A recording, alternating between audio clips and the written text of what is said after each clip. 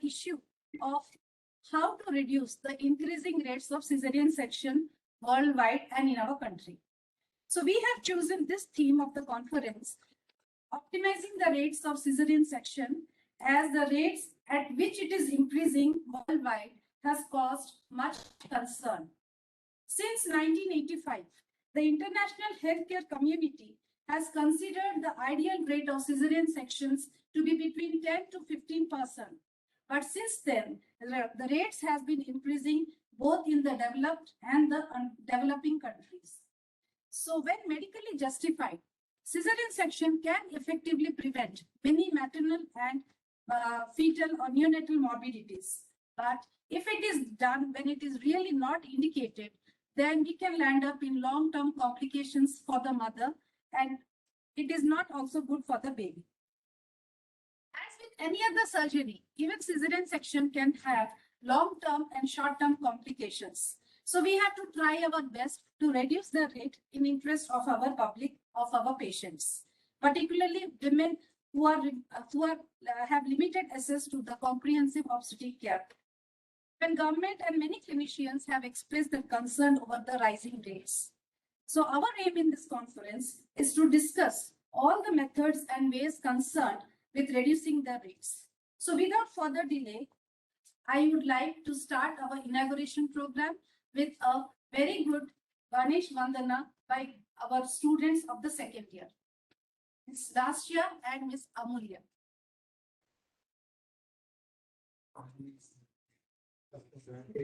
गणनायकाय गणदैवताय गणाध्यक्षाय धीमहि गुणशरीराय गुणमण्डिताय गुणेशाय धीमहि गुणाधीशाय गुणाधीताय गुणप्रविष्टाय धीमहि एकदन्ताय वक्रतुण्डाय गौरीतनयाय धीमहि गजेशानाय बालचन्द्राय श्रीगणेशाय धीमहि गानचतुराय गानप्राणाय गानोत्सुकाय गानमट्ठाय गानोत्सुकमनसि गुरुपूजिताय गुरुदैवताय गुरुस्थाये गुरुविक्रमाय गुह्यप्रवराय गुरवे गुणगुरवे गुरुदैत्यकलक्षेत्रे गुरुसर्वसराराध्याय गुरुपुत्र परित्रात्रे गुरुपाखण्डखण्डकाय गीतसाराय गीततत्त्वाय गीतगोत्राय धीमहि गूढगुरुषाय गन्धमट्ठाय गोजयप्रदाय धीमहि गुणाधीताय गुणाधीशाय गुणप्रविष्टाय धीमहि एकदन्ताय वक्रतुण्डाय गौरीतनयाय धीमहि गजेशानाय बालचन्द्राय श्रीगणेशाय धीमहि. Thank you for the beautiful bhajan, Lasya and Amulya. You have a very sweet voice. So now I would like to introduce the patron of our day, Professor Rahul Narang sir, our academic dean.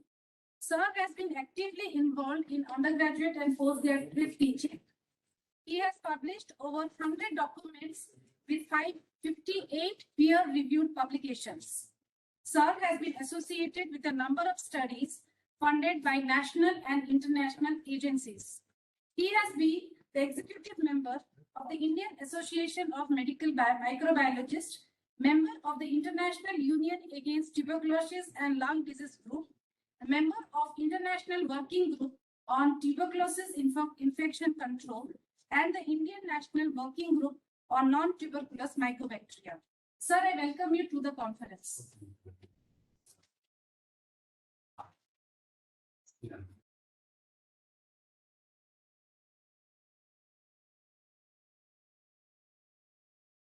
Now, I would like to introduce our medical superintendent, sir, co-patron, Professor Neeraj Agarwal, sir. He is a medical superintendent and professor and HOD of the Department of Community Medicine and Family Medicine. Sir has 20 projects and 45 publications to his credit. He has been awarded with the Innovation Award in the Poshan Ma Award ceremony in 2018 by the Ministry of Health and Family Welfare. Sir was the organizing chairperson of the 6th National Conference of Consortium Against Rabies, CAMCON 2018 by AIIMS Patna. Sir is the president of the Indian Association of Preventive and Social Medicine Bihar chapter and the deputy director of the Indian Journal of Community and Family Medicine 2016 to 19 in AIIMS Bibinagar. Sir was the nodal officer. Deputy editor, director, editor. Sorry, deputy editor. Yes, sorry. Sir was the nodal officer of AIIMS Patna for COVID-19 and he has established the Department of Community Medicine at AIIMS Patna from 2012 to 2020. I welcome you, sir, to this conference.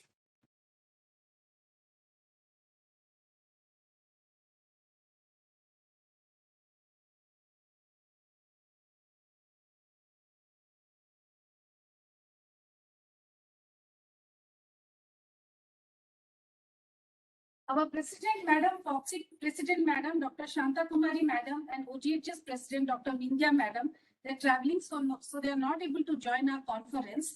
Now I would like to invite to this conference my teacher, my guru, my mentor, my advisor, a dedicated teacher for many of us who is always filled with a class with positivity, makes time for each student, even at any given odd hours, patiently handles all these challenging situations, is committed, devoted, enthusiastic, works wholeheartedly in his profession.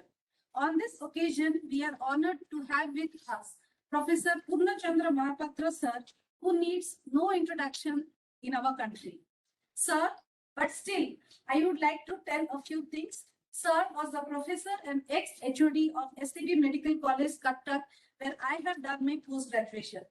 Sir was the president of FOXY in 2011. He was the FOXY representative to SAFOC, South Asian Federation of Obstetrics and Gynecology in 2014-15. He was the president of IMA Odisha chapter in 2018. Sir is the president of Health Sector Service Fund, Bhubaneswar, Odisha 2016, and President Association of Obstetrics and Gynecology of Odisha. He was the founder member of Odisha chapter of ISOPAT, IMS, and Society of Vaginal Surgeons of India. Sir has been felicitated with many awards. He was felicitated as Genius Dr. Mohapatra by the Raurkela Obs and Gynec Society.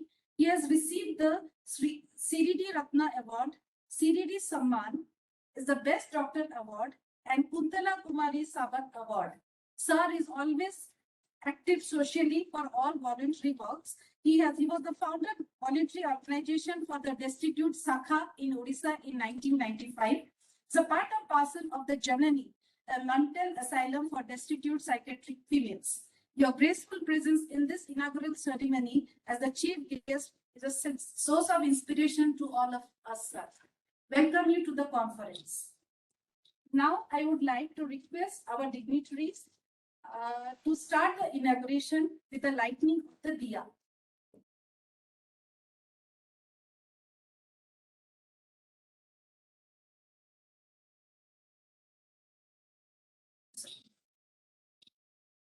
Now I request our Dean Sir, Professor Rahul Naran Sir, to speak a few lines on this occasion and acknowledge us with his valuable words. Superintendent Dr. Neeraj Agarwal, Dr. Mohapatra, ex-FOXY president, guests who have joined us online, Department of OBGY, AIIMS Bibinagar, Hyderabad, participants, students, dear friends. The topic for today's conference, optimizing Caesarean sections and keeping the number to 8 to 10%,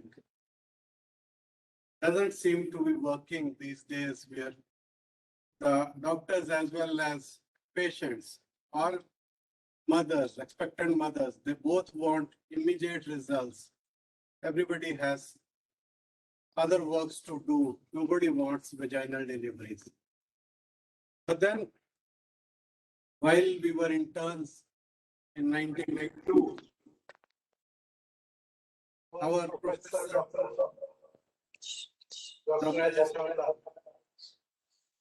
she always insisted on delivering patients, children vaginally, and we were like made to assist deliveries vaginally without any perineal tears.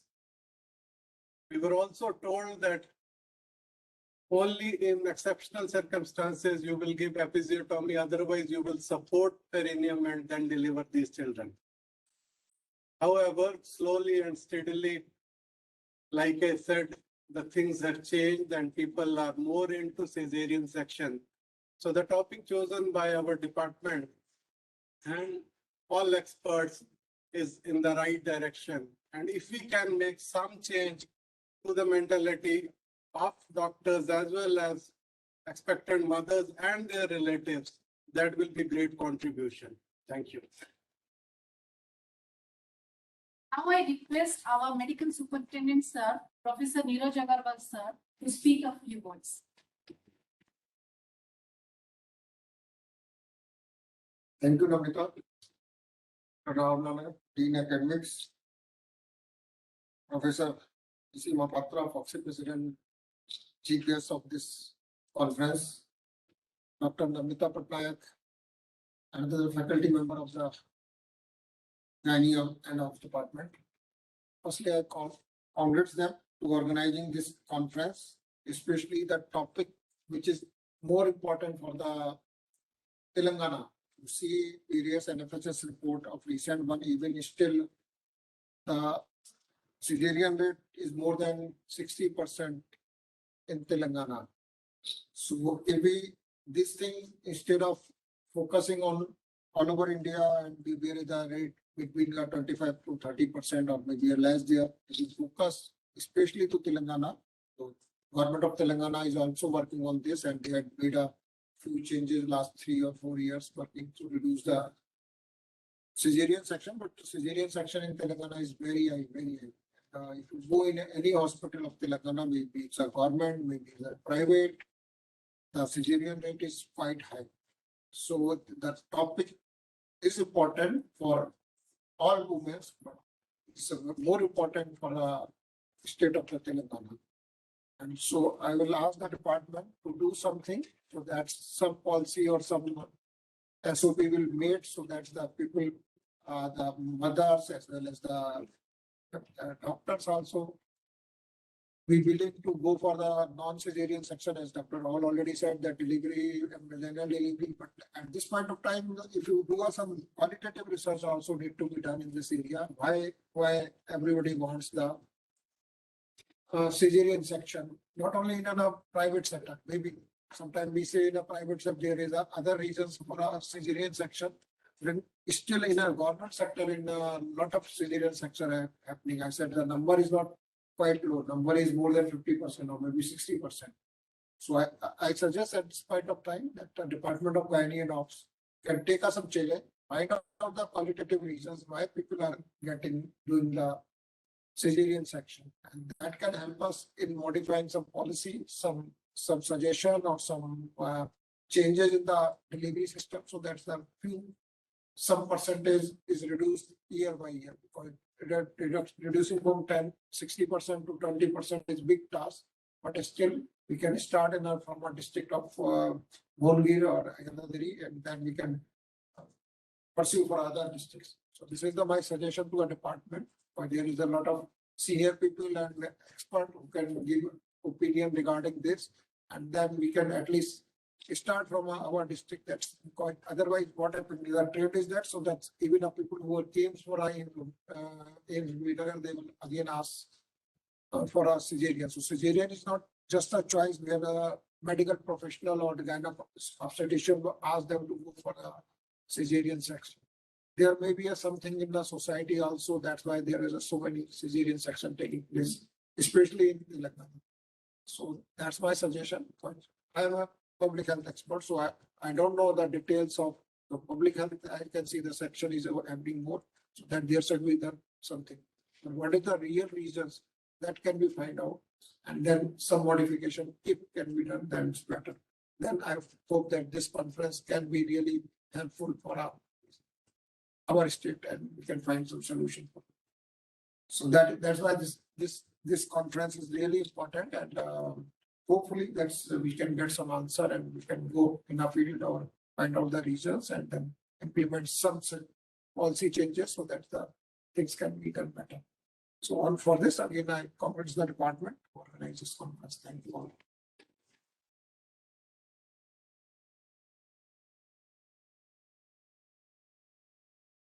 The purpose of this conference is to just create awareness among all the, all are aware of it, but still to highlight the importance why we need to reduce the rates of the cesarean section, which has been growing very fast. It is both for the doctors and also for the public and for the patients. We need to do proper counseling and see that they should understand. It's not the question of tolerating the pain for some time. It is a question of avoiding so many complications in the long run. So in this conference, we have selected many very important and interesting topics so that people can join, all doctors can join, and we can have a very good discussion and inputs from most of our experts and faculties so that we can work upon it and reducing the rates. So now I would like to request or invite our chief guest of the day, my teacher, Professor P.C. Mohapatra sir, Purnachandra Mohapatra sir, for his valuable words. We have been waiting for quite a long time to hear from him. So welcome, sir. Welcome for your talk. Revered Dean of this Premier Institute of AIIMS Bibinagar, Hyderabad, the Honorable Medical Superintendent, the organizing chairperson, Dr. Nabnita Patnaik, once upon a time was my student. Now she's a teacher of mine. I'm very proud of her. All the faculties of this Premier Institute and Department of Obstetrics and Gynecology, the viewers, the speakers, and all the delegates, students, and my dear grand students also. Well, thank you, Nabnita, for overestimating me. Well, I'm really happy today that you have excelled me, and that is the only satisfaction of a teacher. And believe me, waves and waves of corona might come. It has not stopped the academic activities, particularly of gynecology, all over India, by various persons. And this is an example set by you that you have not also stopped the academics, you are enhancing the academics. I'm apprehending that such activities will be pushing us to the academic obesity. Well, I'm very happy today to be associated with this type of educational program for 2 days and discussing the various aspects on the theme of Caesarean section, optimizing the rate. That's very important because this is the need of the hour today. Believe me, 20 years back, when I was going as an examiner and asking the postgraduates, what are the indications of Caesarean? They were beautifully classifying fetal indication, maternal indication, absolute indication, relative indication, contraindication, everything they were just elaborating in details. But now I'm going as an examiner and asking the postgraduates, they're so smart. They tell, sir, the indication of Caesarean is a presence of pregnancy. Presence of pregnancy is an indication of Caesarean. Presence of uterus is an indication of hysterectomy. So the obstetrics and gynecology has been so simplified. I think this is a very important theme where you have taken a stand that the obstetrics has an art as well as a science. I remember I'm not able to find out who has given the real befitting word of obstetrics and gynecology, the tricks of obstetrics and logy of gynecology, the art of obstetrics. The tricks of obstetrics should not be converted only to logy. And that is why, Nabnita, you have really, I congratulate whole the department that you have taken a very good topic and discussing this particular topic for 2 days on various aspects. This is really not only to create an awareness on the subject of Caesarean section and the ideal Caesarean section rate, but on the various aspects of Caesarean, starting from optimizing to the safety of Caesarean and minimizing the complications and maximizing the results. About the rate, I have some skepticism. I think you cannot put a target on the rate. Definitely, we agree that the rates of Caesarean section has been increased. There is no doubt about it. But as our medical superintendent tell, we must introspect, we must find out, critically analyze everything and scientifically analyze everything to find out the cause. And some of the important cause is the medical legal issues and Caesarean section and demand, CSOD. And these are the issues which have tended to that liberalization of Caesarean. I will say that I'm not in favor of giving a 15% to 20% of that, but definitely a scientific reason one should do it, not an unscientific or irrational basis one should do a Caesarean section, and more so on a commercial basis one should do a Caesarean section. That is to be condemned. And therefore, I wish that the whole 2 days program will benefit the viewers of various aspects of this Caesarean section, not only in the rate, but the other aspects of Caesarean section. I have seen the scientific details of that. Beautifully, it has been coined. I congratulate the organizers for this particular conference and wish you all the best. Thank you very much, ladies and gentlemen.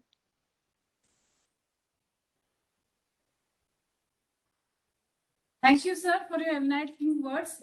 Definitely, we will work on it and try our best so that we reduce the rates to start with in our area to start with, but then definitely it will have an impact on the entire country.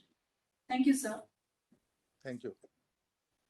So now we would like to felicitate our Dean, sir, and our medical superintendent, sir. And for our chief guest, I will be seeing that I felicitate sir with his memento personally when I visit Odisha very soon. I have been felicitated. I think I have already been felicitated by for the last couple of minutes by your love and affection. That is a very important thing. It is beyond that. Your love and affection of being associated with you is $1 million for me. Thank you, sir. Thank you so much. I now request Dr. Nabnita Patnaik to felicitate our Dean Academics, Dr. Aruna. Thank you. Now I would request Madam to felicitate our medical superintendent, sir.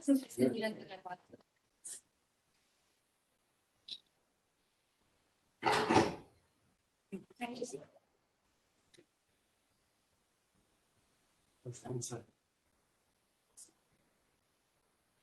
So I convey my thanks to all the dignitaries, chief guests for their valuable words. And definitely we'll be having a very interesting and interactive session. We have planned our conference in such a way so that all the topics from different aspects in reducing the rates can be covered up. And an interesting debate is also there tomorrow where we will be having a very interesting session. So now we will be starting our scientific session.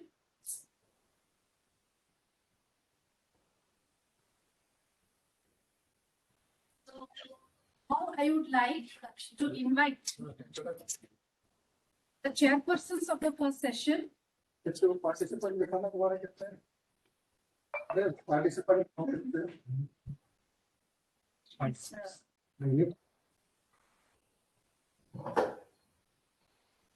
First session, our chairpersons are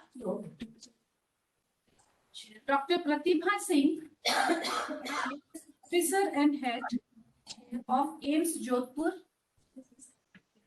and Madam is a member of FOXI, ISCCP, AMASI and IMS. She is interested in gynec oncology, adolescent gynecology, menopause and medical education. Welcome you, Madam. Our next chairperson for the session is Professor Dr. Tushar, who is the professor and head of the Department of SCB Medical College, Cuttack.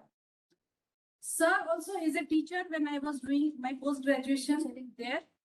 So, sir was the president of AOGO Cuttack, is a chairperson of ICOG 2019 and 20, is a vice president of FOXI in 2010. Sir was the national corresponding editor of the Foxy Journal 2014 to 60, is the peer reviewer of the International Journal of Obstetrics and Gynecology Indian edition. He is the executive committee member of ICOG from 15 to 17. Is the executive committee member of IAGE from 2015 to 17. Sir was the organizing secretary of IAGE National Conference in 2016 and the organizing chairperson of ICOG National Conference 2019. The faculty and resource personnel in more than 500 national and international conferences, seminars, and workshops. He has contributed to more than 20 chapters in many textbooks and published more than 50 publications in national and international journals. He has authored 2 textbooks, Do's and Don'ts in Obs and Gynae and Safe Surgical Procedure. Sir, I welcome you to this session. So now, the first speaker of our conference of this first session is Professor Dr. Anupama Bahadur. She is the unit head of AIIMS Departments of OBG in AIIMS Rishikesh. Madam's areas of interest are reproductive medicine and infertility, minimally invasive surgery, it is robotic surgery, and medical education and high-risk pregnancy. I welcome you, Madam. Madam will be speaking on the topic, Caesarean rates in India and worldwide. Should we be concerned? It's a very important topic which we'll be highlighting on how important it is. We know the rates are high. Madam will be highlighting on that. Thank you, Madam. Welcome to your talk.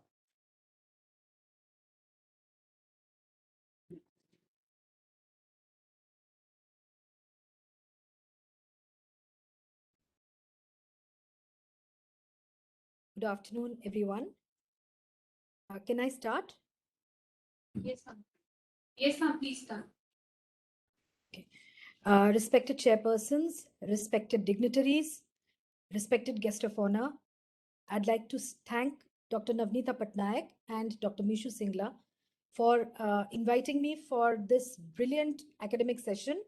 And Caesarean section rates in India and worldwide.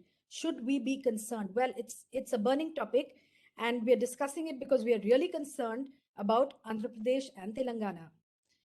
So one of the first major decisions that a woman has to make will be how to deliver her baby. Caesarean section rates, they represent the most significant operative intervention in obstetrics, and it has saved the lives of countless mothers and infants. But its inappropriate use can be a direct and avoidable cause of maternal mortality and morbidity. For this reason, it represents the largest source of controversy in modern obstetrics, and that is what we are going to discuss today. So we all know that the factors that are associated with increased cesarean sections in the present times include shifting the paradigm towards smaller families, greater percentage of births amongst nulliparous, and that is why many of them prefer to choose cesarean section over a normal vaginal delivery, not wanting to go through the pain. Increased average maternal age because people are now preferring their career over a family. Widespread electronic fetal monitoring, which invariably incites us to go in for a cesarean rather than wait patiently for a normal delivery. Breech delivery by a cesarean section. Frequency of operative vaginal delivery has declined over a period of time. There is an increased rate of labor induction. Of course, obesity, increased rates of cesarean in women with preeclampsia, unwillingness to take the risk of a scar rupture in future pregnancy, thereby not going in for a vaginal birth after cesarean section. Plus, there is increased demand of cesarean on maternal request. We have increased assisted reproductive technology coming in the last 40 years, and that is why that is again one of the reasons for an increased cesarean section rate. But the most important, I would say, is the fear in obstetricians of malpractice litigation related to fetal injury during spontaneous or operative vaginal delivery. So in the last 150 years, It has evolved from an operation of last resort to a method of delivery by maternal choice. Having said that, the absolute indications for cesarean section, we all know, are the C's: central placenta previa, contracted pelvis, CPD, well, if there's a cervical or a broad ligament fibroid, vaginal obstruction due to atresia or stenosis, advanced cervical, advanced cancer cervix, and of course the relative indications. Now, as we can see from this graph, there is an enormously increased rates of cesarean section in the Dominican Republic, which is as high as 60%, Brazil 55%. Similar to Brazil is Egypt, 55%, and the US is around 33%. WHO, however, recommends that cesarean deliveries should not exceed 10 to 15% of all deliveries in any country. But see, we all are way, way ahead of the given numbers. What about our own country? Change in the cesarean section deliveries in the states of and Union Territories of India, according to 2015-16 and 2019-20 surveys, clearly shows that Telangana and Andhra are way, way ahead of Nagaland, Manipur, and Mizoram. So it's touching as high as 61% in Telangana, and Andhra is close to a 42. But the rates of cesarean deliveries have more than doubled in India from 8% to 17% in 2016. And as clinicians, it is our foremost duty to bring this down to the WHO recommended rate of 10 to 15%. Now, what does WHO say?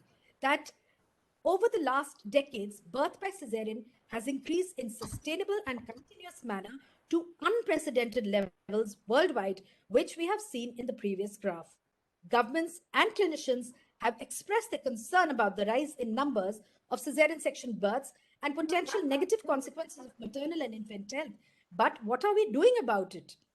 And why is this rise? It is a matter of potential concern. Rise in cesarean section deliveries in government sector is probably due to the complicated cases being referred to public health facilities during the last stages. A crucial factor is neither patient nor the doctor wants to take any risk, as fear of complications can lead to legalities. So we all know that the advantages of a cesarean is lower rates of urinary incontinence, pelvic organ prolapse and sexual dysfunction, lower rates of birth trauma and apnea to the neonate. But what about the disadvantages? There is an increased risk of maternal morbidity like infection, hemorrhage, thromboembolism, just to name a few. And the maternal mortality rates are increasing from a 0.2 per 100,000 to 2.2 per 100,000. There is increased risk of placenta accreta syndrome, as we are witnessing in present times, from 1 per 333 to 1 per 533. Caesarean scar ectopics are on the rise. Uterine rupture in the next pregnancy is again on the rise. And apart from that, longer hospital stay, longer recovery period, all adds to the financial burden. Plus, we all know more likely a repeat cesarean section in the future pregnancy, because nobody wants to take a chance. So the other cons, of course, are PPH, postpartum sepsis, wound dehiscence, wound hematoma, anesthesia complications, bladder injury, just to name a few. The neonate is also has certain problems like transient tachypnea of the newborn, childhood obesity, respiratory disorders, type 1 diabetes, ALL, impaired cognitive development, high rates of autism, and increased risk of neurodevelopment disorders. ACOG, of course, recommends VBAC over cesarean section, and we must stop using this dictum that once a cesarean, always a cesarean. Trial of labor must be given to achieve vaginal birth after cesarean section. So this was an interesting study I found in JAMA, where they looked at the assessment of variation in cesarean delivery rates between public and private health facilities in India from 2005 to 2016. In this study, they mainly covered the surveys that were done by NFHS 1, 2, 3, and 4. And they pointed out that from of 195, almost 2 lakhs of total institutional births in NFHS 4, 11.9% was cesarean delivery in public facilities compared to 41% in the private sector.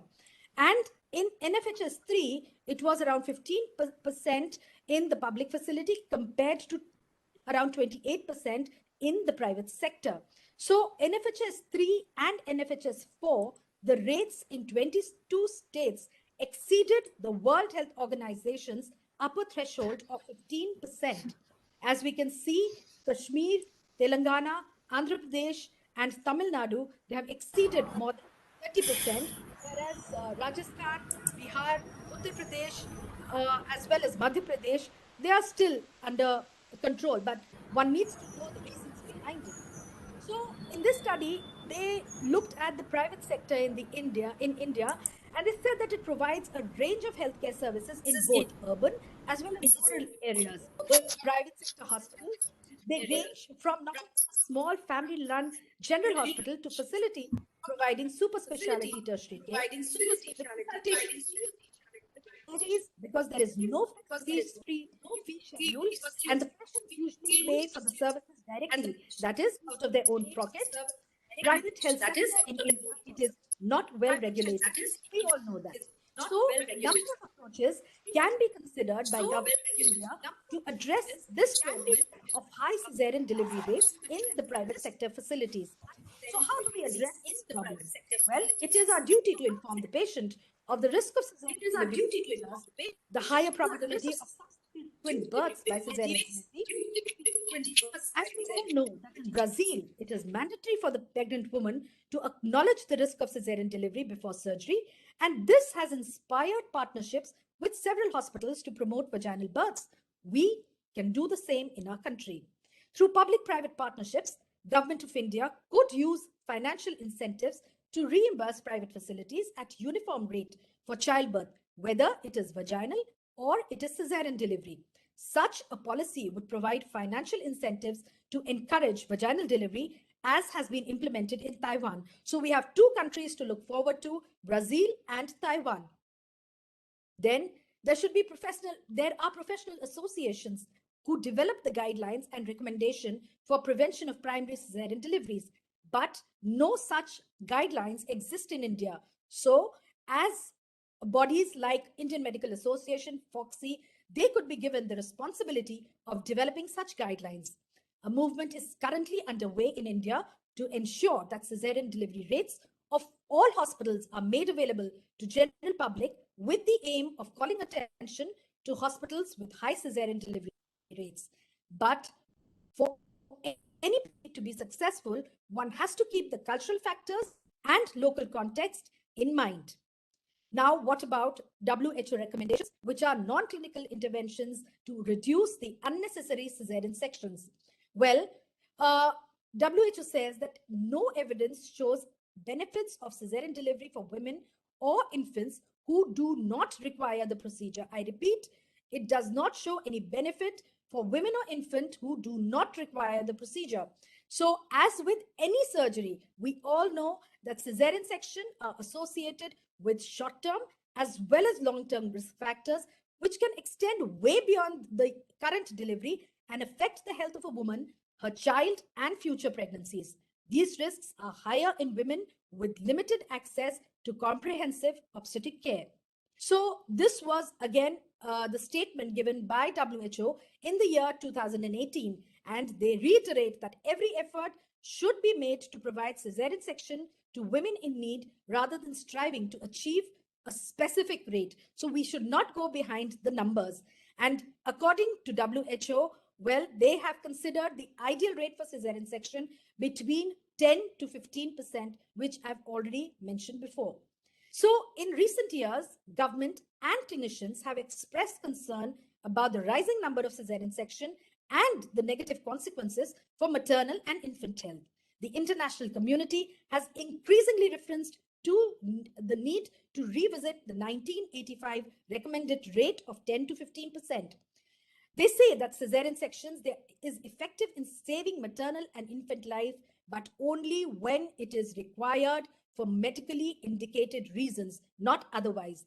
At a population, cesarean rates higher than 10% are not associated with reduction in maternal and newborn mortality rates, and cesarean section rates cause significant and sometimes permanent complications disability, or death, particularly in settings that lack facilities and or capacity to properly conduct safe surgery and treat surgical complications, cesarean sections should ideally only be undertaken when medically necessary.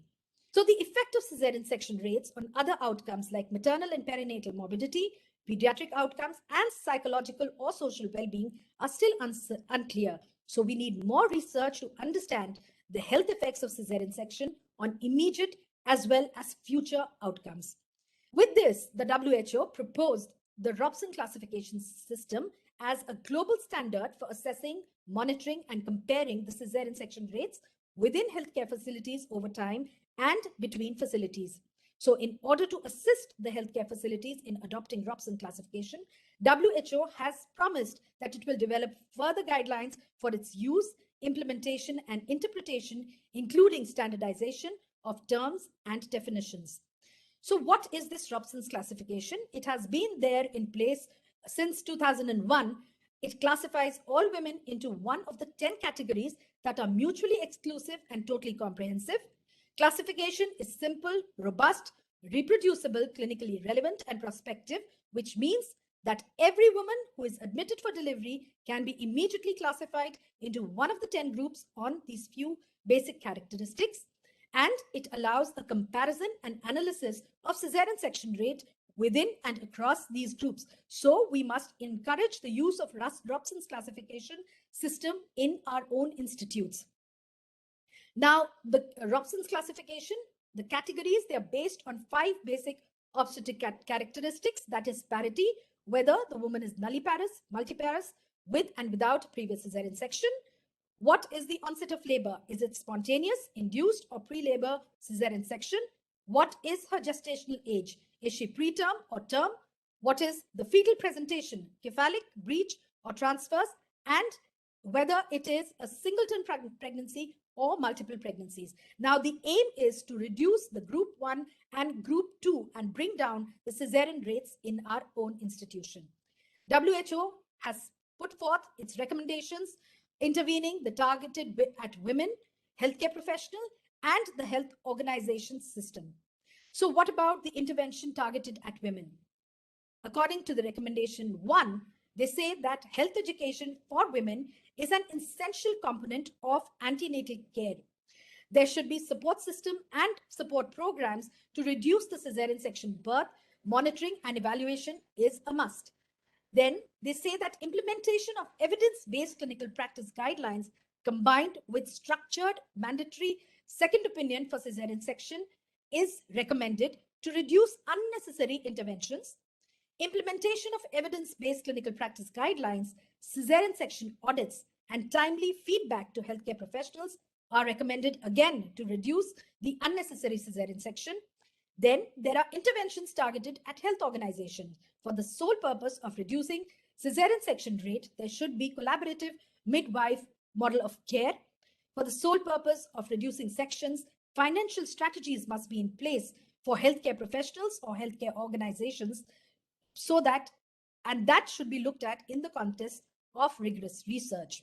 So there are several areas which are the research priorities, and this WHO proposes pragmatic randomized control trials or clusterized randomized trials to bring down the rates of cesarean section by educational interventions targeted at women, audit and feedback using the Robson classification, insurance reforms, as I already mentioned, equalizing physician fees for vaginal birth and cesarean section, and collaborative midwifery obstetrician model of care. Now, this is a very interesting article from our own hospital in Delhi, where they have looked at the reducing the cesarean section rate in an urban hospital serving women attending privately in India, a quality improvement initiative. To quote unquote, a hospital in Delhi was also caught up in the cesarean epidemic with a cesarean rate of 80% for its 421 deliveries in 2001. A trigger for action came in the form of a formal complaint in 2001 by a woman who felt pressurized into having a pre-labor cesarean section for a medically unjustifiable indication. Therefore, they embarked on a journey to reduce this rate with the objective of improving the quality of care and attempting to demonstrate that cesarean section could be safely lowered in a private urban Indian healthcare setting. So when it can be lowered in a private healthcare setting in Delhi, why can't we adopt it all over our country? So from almost 80% in 1 year, they brought down their cesarean rates to 40%. The target was 25%, but over a period of the next 10 years, they found that the rate was still 50%. So what did they do? They created units for full-time salaried consultant obstetricians, started auditing their cesarean cases, continued the audit, but frequently declined after 2005. They sent the consultants to observe care in other maternity and midwifery units and invited the experts for providing guidance on care practices. They started collaborating with other institutes and started presenting their data on cesarean section in cesarean audits as well as perinatal meets. They looked at the Robson's Group 1 and Group 2 to bring down their cesarean section rates. Again, they invested in their junior obstetricians. They went on to interpret the abnormal fetal heart rates properly, drafted clinical guidelines for management of labor, drafted clinical guidelines for antenatal care, began group practice, and focused on promoting trial of labor after cesarean section. And believe it or not, by 2018, they brought down their cesarean rates, what was 79% in 2001 to 18% in 2018, which is absolutely commendable, I would say. So with determined systematic efforts, it is feasible to substantially reduce cesarean section rates in private healthcare setting of a middle income country like India, where oversight of medical practice tends to be weak. Interventions such as moving to full-time attachment of consultants, joining a collaborative, improving labor ward support, providing resources for data collection, and committing to change over a long period could be adopted by other hospitals in their own journey of moving towards a medically justifiable cesarean section rate. And this is a very important message that has come from this paper. So what are the take-home messages from this talk today? Antenatal counseling, focus on low-risk first birth mothers, that is Robson's Group 1 and 2, monthly cesarean section and perinatal audits, consensus on management of abnormal fetal heart rate, promoting vaginal birth after cesarean section, shared decision-making for challenging cases, drafting clinical guidelines for management of antenatal care, and as Dr. Mohapatra has clearly mentioned, presence of pregnancy is not an indication for cesarean section. So, pregnancy and childbirth are momentous events in the lives of women and families and represents a time of intense vulnerability. Access to skilled healthcare during pregnancy and childbirth is very important, and quality of such care is crucial. Women should be provided with information which is evidence-based and accessible regarding their mode of birth. Thank you. So I must congratulate Dr. Anupama. She has done a wonderful job. She has completely justified her topic and elaborated so beautifully about the NFHS survey, the WHO steps being taken, and lastly, highlighting a private study which was done in a private hospital. I absolutely congratulate her. She has done a wonderful job for this topic.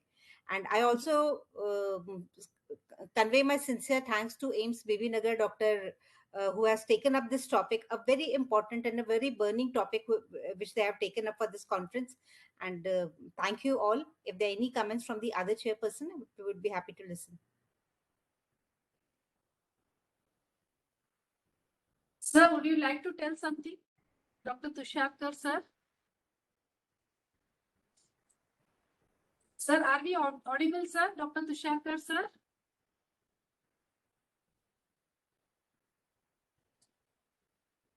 So let's move to the second topic of the day. Thank you, Dr. Anupama, for your very beautifully presented topic.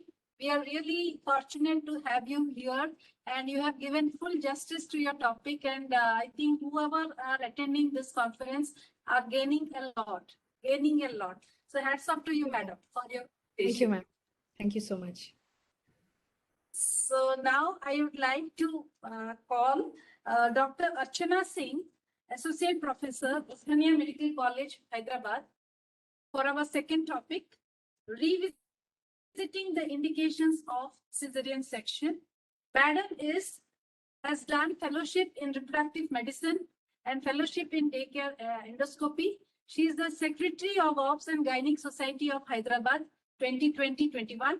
She is Associate Professor at present at Osmania Medical College and also a consultant at Yashoda Hospital, Hyderabad. She is having a very brilliant academic career with a gold medal in MBBS and has received National Award for Best Paper in MCH Care in the year 2012 and in AICOG Banaras, and received National Award for Best Paper in Geriatric Gynecology in 2013 in AICOG Bombay, and she has received Youth Leader Award at South Zone Yuva Foxy 2015 at Mysore, and she has also received the National Award for Best Paper in Geriatric Gynecology in AICOG 2018 in Bhubaneswar. Her areas of interest are high-risk pregnancies, adolescent health, non-distant vaginal hysterectomy, which is very important, and minimally assessed gynecology. I welcome Dr. Archana to start her talk on revisiting the indications of Caesarean section.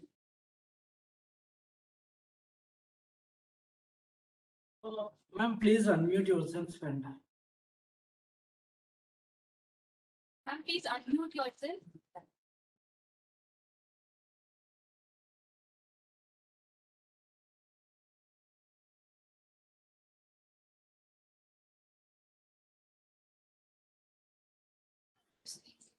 Am I audible? Yeah, you're audible, madam. Now you're audible. My screen is saying. No, ma'am, please share your screen. Your screen is not visible.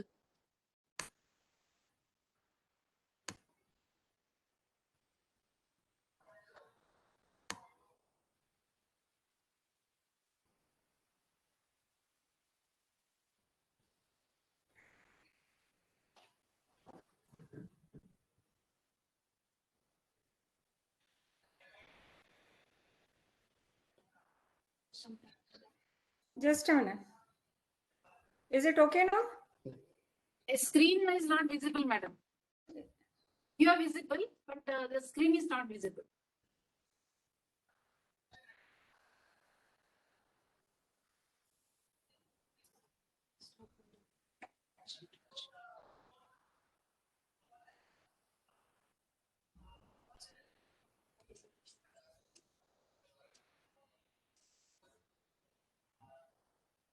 Hello. Madam, your screen is not visible. Just try.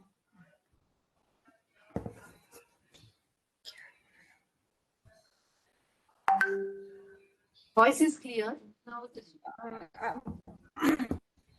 What I will do, I will send slides to you. From there, can you do, and I will speak. share. Yes, madam. I just, Now Just check. I think it is coming. yeah, It is visible. Yeah. Can make it full screen. Madam. yeah. So before we start, I will ask one thing. What is the most common famous thing in Hyderabad beside biryani? The IT sector and the health infrastructure. But unfortunately, as Dr. Anupama has said, that now we are infamous for the number of Caesarean section which we are doing. So let us see if we can reduce the indication of Caesarean section, and we can set an example for the country. Caesarean section, the most common obstetric surgery, is life-saving procedure for both mother and baby. For certain clinical conditions, such as placenta previa and uterine rupture, we know that Caesarean delivery is the safest route.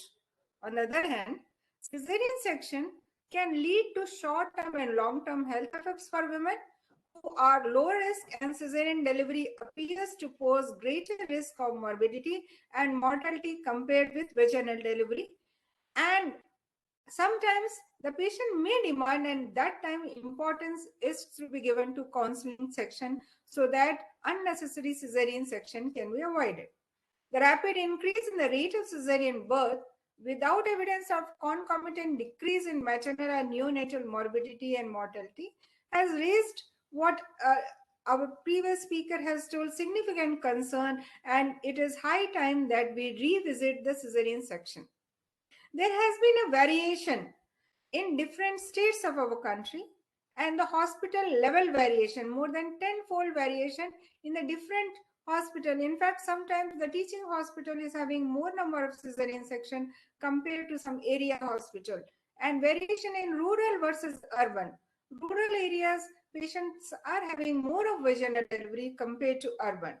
And there are potentially modifiable factors such as patient preference and practice variation among hospitals, system, and healthcare providers, likely which can contribute to the increasing cesarean delivery and which can be modified. So let us, before we know about the revisiting the indications, we know the most important indication for cesarean section can be, one of the reason is repeat previous cesarean section, because many hospitals, many doctors may not be having the facilities of dealing with unprecedented uterine rupture which happens, or the neonatal morbidity which happens with uterine rupture, and hence once the previous cesarean section patient comes, we are going for repeat cesarean section. So the aim should be to reduce the primary cesarean section.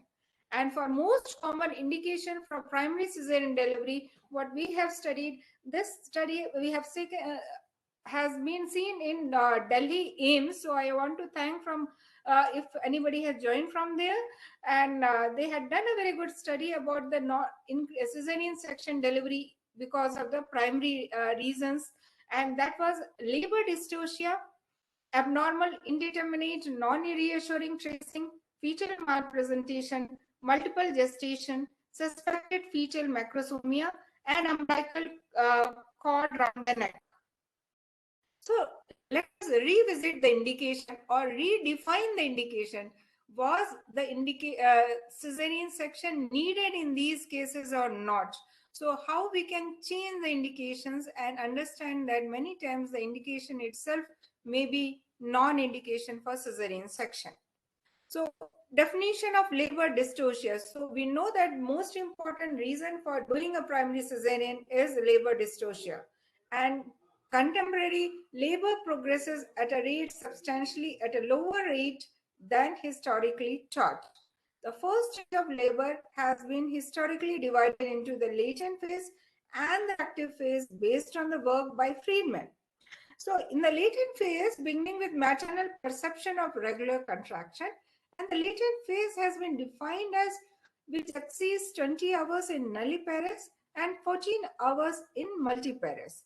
But now it may be prolonged without any reason. And then is that an indication for cesarean? Let us see.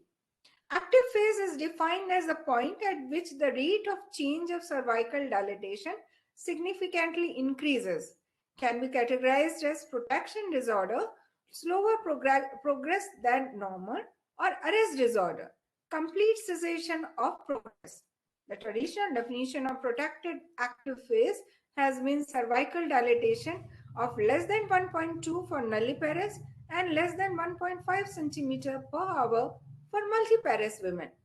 So it has been defined an active phase of arrest as the absence of cervical change for 2 hours or more in the presence of adequate uterine contraction and cervical dilatation of at least 4 centimeters.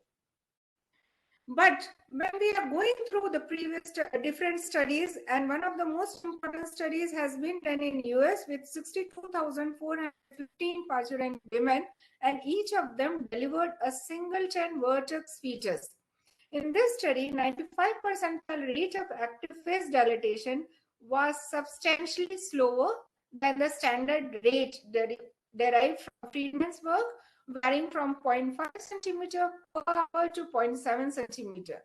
And for multiparous also, it was delayed from 0.5 to 1.3 centimeter per hour, although the labor had latent phase long, but the labor progressed later quickly.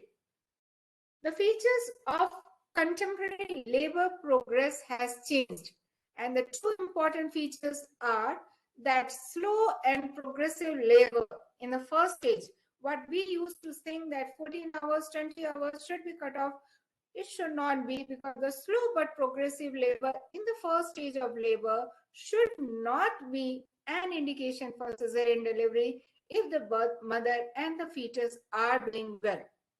Researchers also found that of women who received at least 4 additional hours of oxytocin delivered vaginally, and in nulliparous women, a period of 8 hours of augmentation resulted in 18% cesarean section rate and no case of birth injury.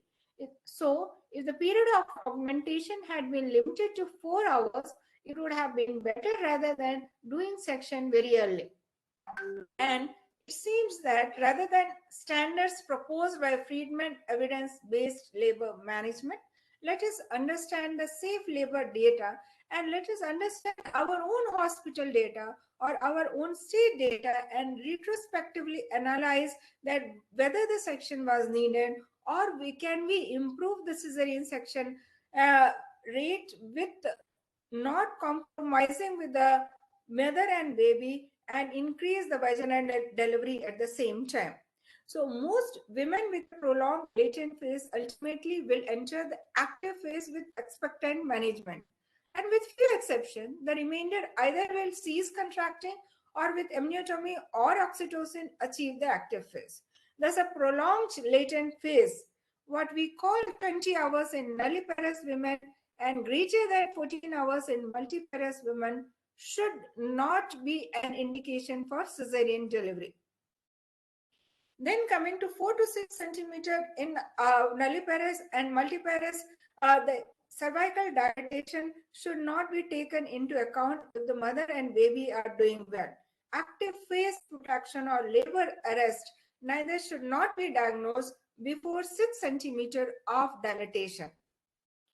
Spontaneous labor more than or equal to 6 centimeter dilatation, 4 hours or more of adequate contraction, 6 hours or more of inadequate contraction, and no cervical changes should be taken as arrest of labor in the first stage. Now, when we are seeing that first stage, first progress of labor we have to monitor, and if there is no progress for 14 hours or 20 hours, but mother and baby are doing well, we should not immediately take cesarean section. Now coming to second stage, here also if there is no appropriate duration of second stage, but there has been a study of 1862 women enrolled in an early versus delayed pushing trial, and a longer duration of active pushing was not associated with adverse neonatal outcome even in women who push for more than 3 hours. So it is time that we can understand that 2 hours cutoff should not be taken, and we can go for 3 hours also if there is no problem and the mother and baby are doing well. The second most, then coming to the second most common indication for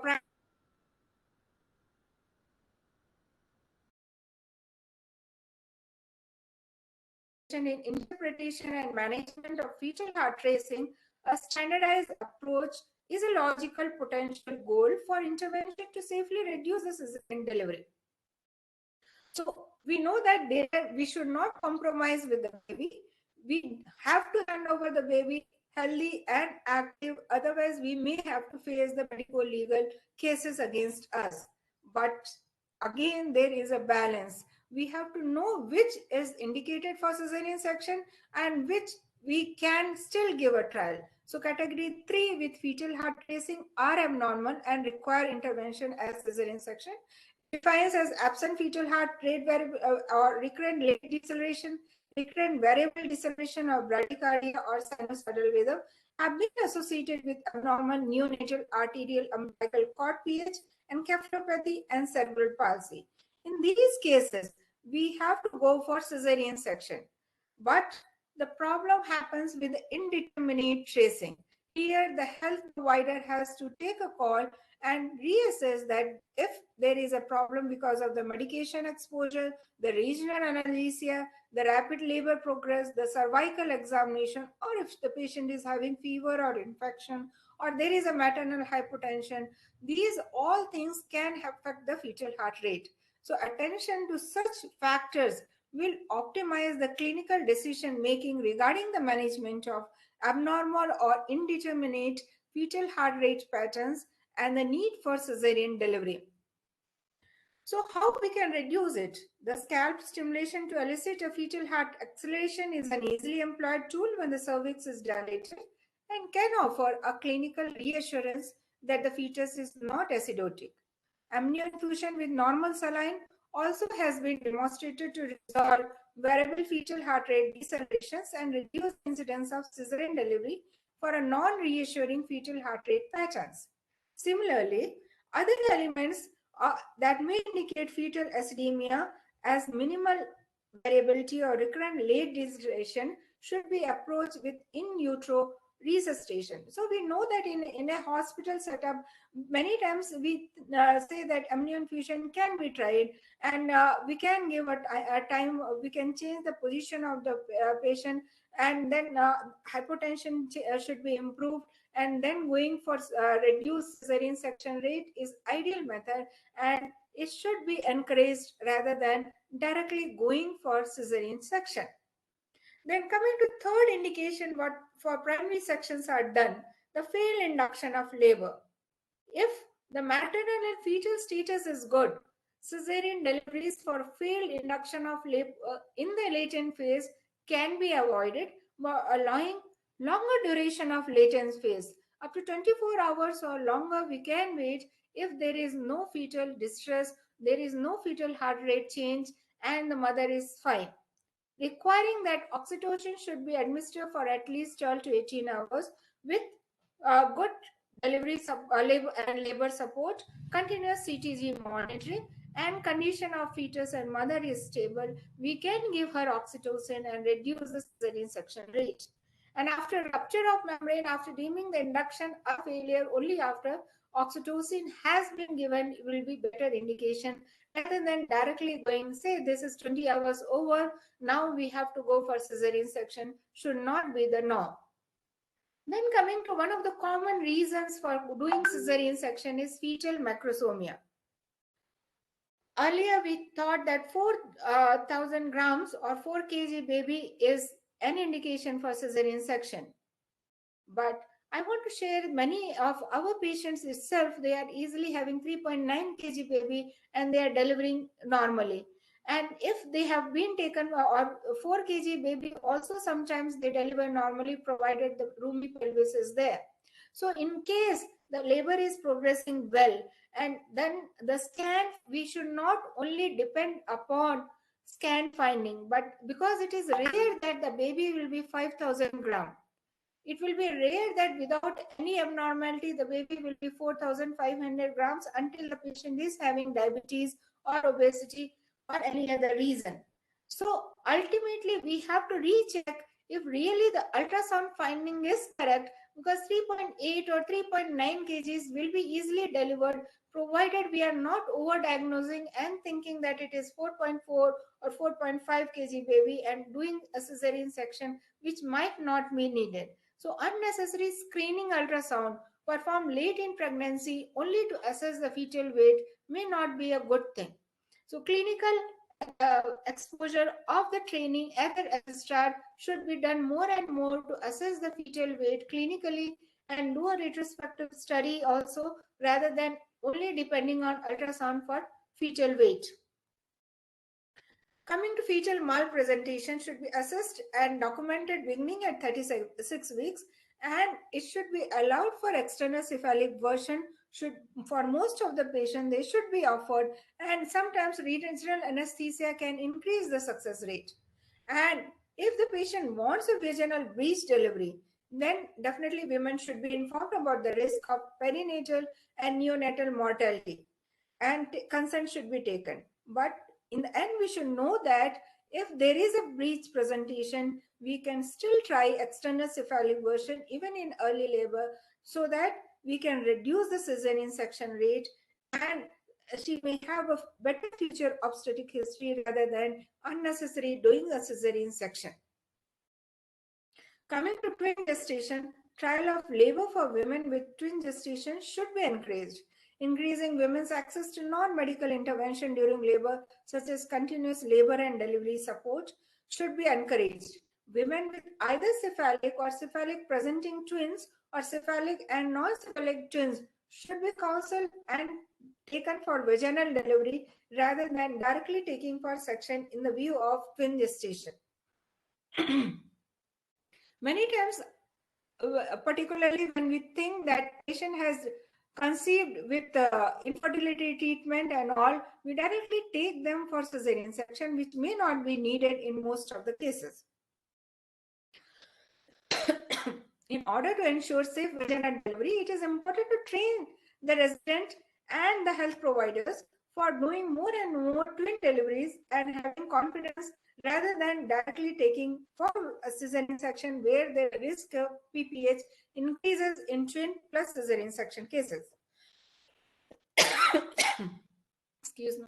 Given the favorable benefit risk profile for the administration of maternal acyclovir, let us understand that herpes simplex directly is not an indication for cesarean section. Efforts should be made to ensure that women with a history of genital herpes, even in absence of outbreak, can have suppressive therapy within 3 to 4 weeks of anticipated delivery, and at latest at or beyond 36 weeks of gestation. Caesarean delivery is not recommended for women with a history of herpes but no active genital disease during labor. So to conclude, decision to do cesarean section should be individualized, should be done timely in needy patient, but unnecessary cesarean section should be avoided. In modern era of safe obstetrics, cesarean on maternal request and cord around the neck have emerged as newer indication for cesarean section.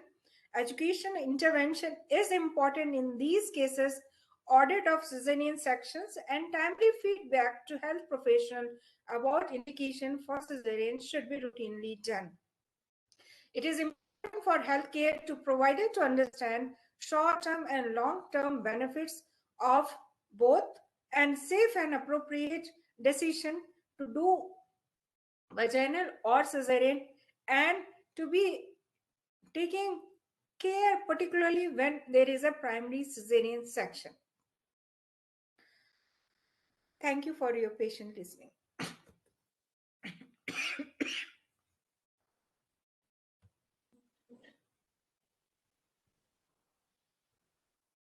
Thank you, Dr. Archana, for the elaborate talk. There were so many points which, particularly in the process of labor, we needed to be clarified. You have given so much clarification on many points. Thank you. Madam Pratibha, madam, your opinion, please.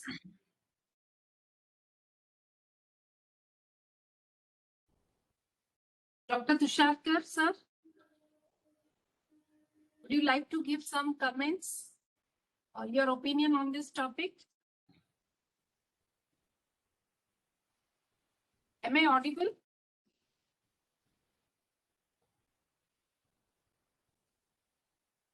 Okay, we will be having some question and answer discussions at the end of the session. So I would request to request the speakers to be there for the question answer session. So now we will be proceeding for the next stop, deciding the route of delivery in fetus with congenital anomaly, which is a very important talk to be given by Dr. Mishu Mangla. She is assistant professor here at AIIMS Bibinagar. She has more than 35 publications in various national and international journals, peer-reviewed in-depth journals. She is a reviewer for many journals, including BMJ and International Journal of Women's Health. Her areas of interest are fetal medicine, high-risk pregnancies, ultrasound in obs and gynae, and she is a member of SFM, Society of Fetal Medicine, FOXY, and ISEOG, and GODS. So now I request Dr. Mishu to start the talk.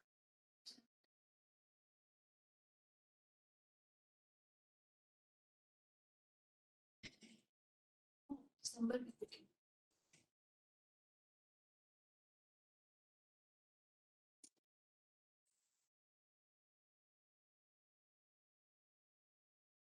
I thank Madam for the kind words of introduction. My topic today is deciding the route of delivery in fetus with congenital anomaly. The outline will be discussing why cesarean versus vaginal is important, that we have already discussed in much detail, so I won't go into this.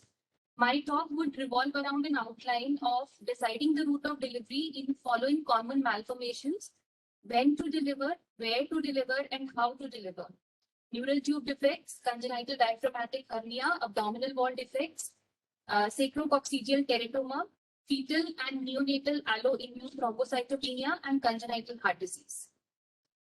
Birth defects, we know that they lead to approximately 20% of all neonatal deaths worldwide. The situation in India is much worse because out of this total, 25% of the global neonatal deaths are occurring in India. The latest data that we have is of 2010, which says that out of these 10% of neonatal deaths in India were due to birth defects. And birth defects as a cause of neonatal mortality are emerging because there are many national programs in place to reduce the neonatal mortality due to sepsis, pneumonia, intrapartum complications. So the role of birth defects as a cause is definitely increasing.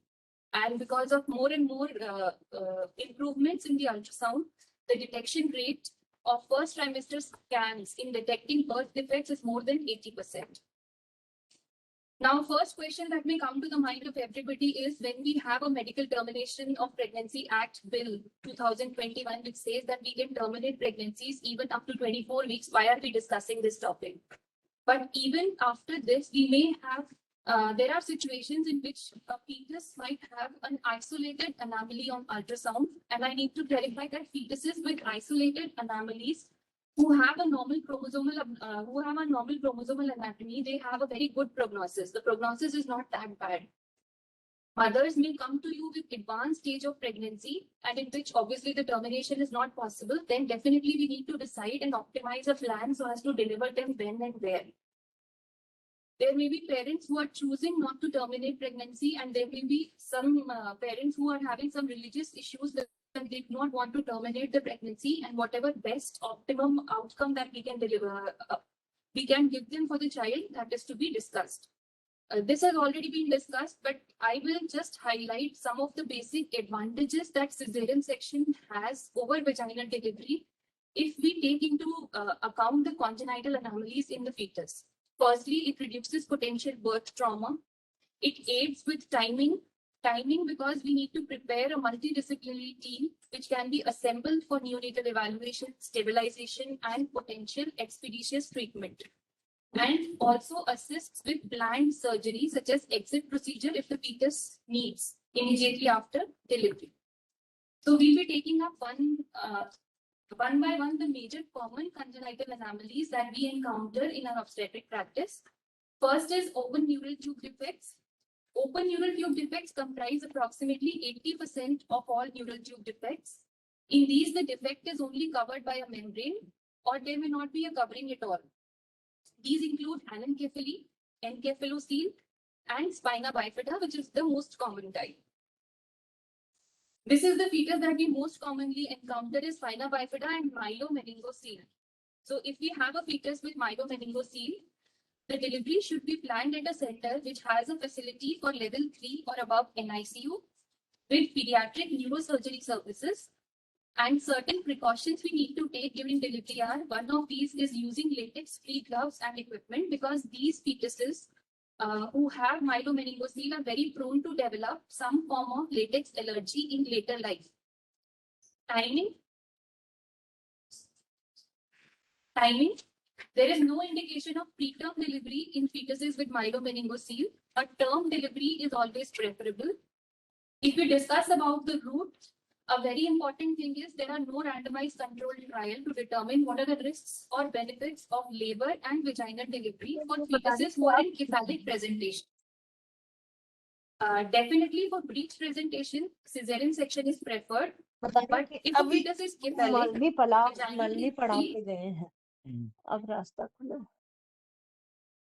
delivery is reasonable if the head is of near normal size and the myelomeningocele is such that it is not going to cause dystocia and there are no obstetric indications for cesarean.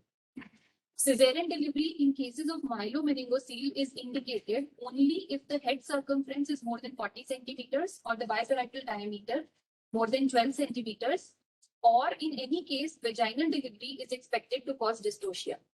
A routine caesarean, therefore, is not indicated in fetuses with neural tube defects. No, this is not moving.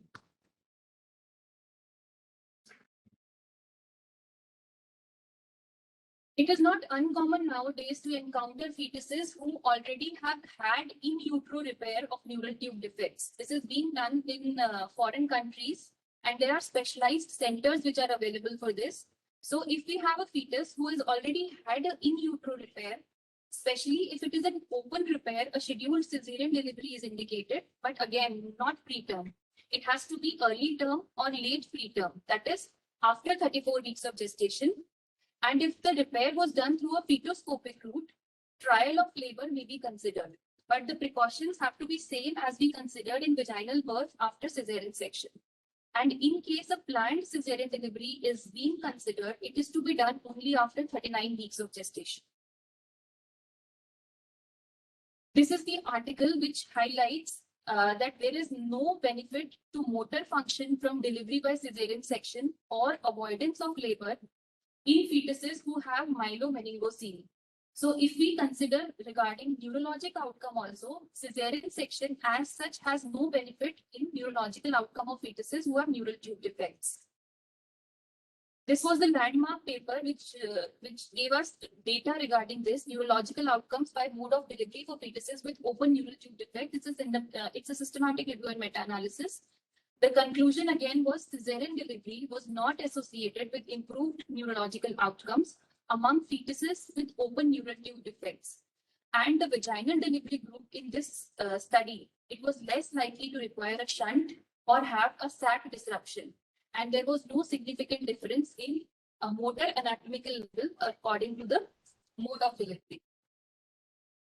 Then we have, if a fetus has encephalocele, there are no data regarding outcomes with vaginal versus cesarean, but the mode of delivery should be based on postnatal prognosis. If we are considering a good prognosis, it's a small encephalocele, especially in a chromosomally normal fetus. Then vaginal delivery may be a safe option if the lesion is small and unlikely to cause dystocia. And cesarean is prudent definitely if the encephalocele is large and likely to cause dystocia. This is another common abnormality. I won't say this is an abnormality. This is actually a soft marker which is detected on the second trimester scan. In fetuses with ventriculomegaly, usually they do not have hydrocephalus. There is a difference between hydrocephalus and ventriculomegaly. Ventriculomegaly is usually not due to obstructive causes. In these fetuses, the head circumference is normal. And again, cesarean is indicated only for obstetric implications or in cases where head circumference is more than 40 centimeters or biparietal diameter is more than 12 centimeters. And there is no role of cephalocentesis if you are considering that the fetal prognosis is good. If you do amniocentesis or a CVS and find out that the fetus has some chromosomal abnormality and which is not viable with postnatal life, only in those cases, so as to avoid a cesarean delivery, cephalocentesis can be considered. Next common is congenital diaphragmatic hernia. Where should fetuses with CDH be delivered? They should be delivered at a center which is expert in neonatal cardiopulmonary stabilization, which has facilities for ECMO and corrective surgery. Optimal mode of delivery, although it is uncertain, but cesarean section has not been found to have any benefit over a vaginal delivery. So best method for delivery in these fetuses will be a planned induction of labor at 39 weeks. And cesarean should be reserved only for standard obstetric indications. This is a paper which studied the optimal mode of delivery in prenatally diagnosed congenital diaphragmatic hernias. They found that neither the mode nor the time of delivery seems to affect the overall outcome in patients who are prenatally diagnosed with CDH, although the outcome is strongly associated with gestational age.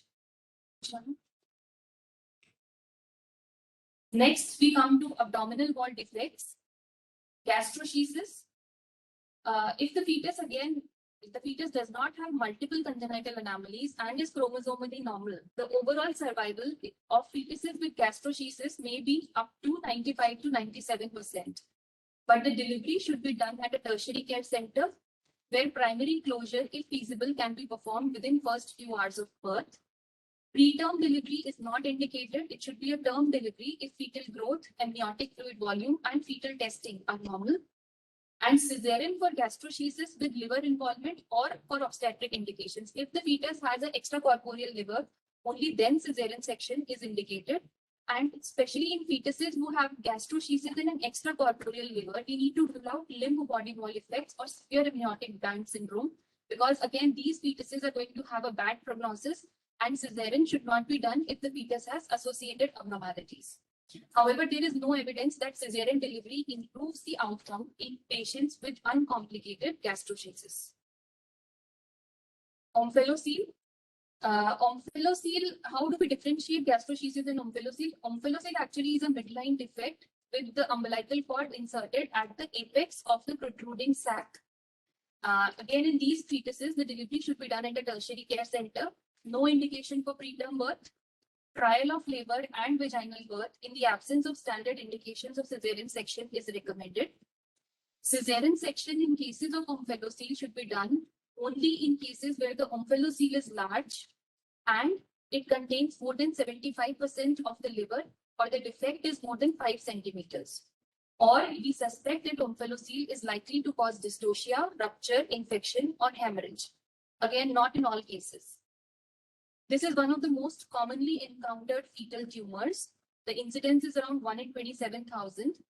Fetuses with small tumors which are less than 5 centimeters can be delivered vaginally. Cesarean section is indicated after 36 weeks of gestation in high-risk cases and in cases who require ex utero surgery. High-risk cases include those who have fetal high cardiac output failure, tumor hemorrhage, non-reassuring fetal heart rate tracing, polyhydramnios, or fetal hydrops. And preferred, actually the size of sacrococcygeal teratoma usually is large. So cesarean delivery using an exit procedure when possible is indicated for high-risk cases after 28 weeks of gestation, especially if this is leading to high output cardiac failure. Body stalk anomaly.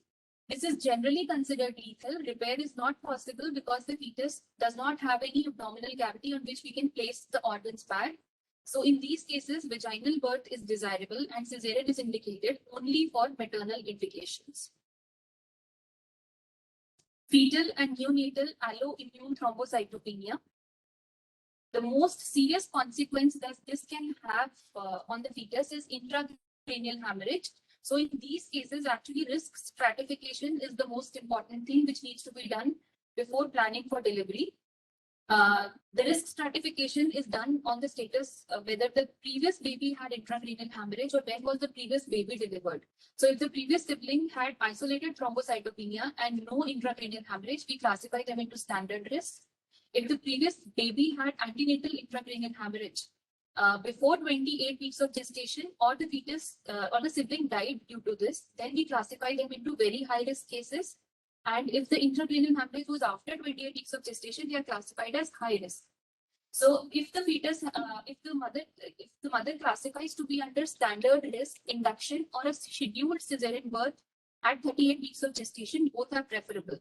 But in cases who are extremely high risk or high risk, cesarean delivery is preferable because it decreases the risk of having intracranial hemorrhage. And in case parents insist for a trial of labor, this is to be done only after ensuring that after fetal blood sampling, the platelet count is more than 1 lakh.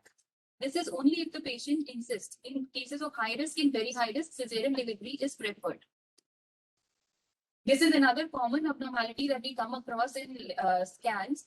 So congenital heart disease should always be delivered at a level 3 NICU facility with expertise for pediatric cardiology. This is especially important for duct-dependent lesions and critical cardiac lesions. Timing, preterm delivery is not indicated. Actually, preterm delivery is associated with a worse prognosis if we take the combined prognosis into view. And cesarean section is indicated only for certain types of congenital heart disease that I will be discussing in my subsequent slides.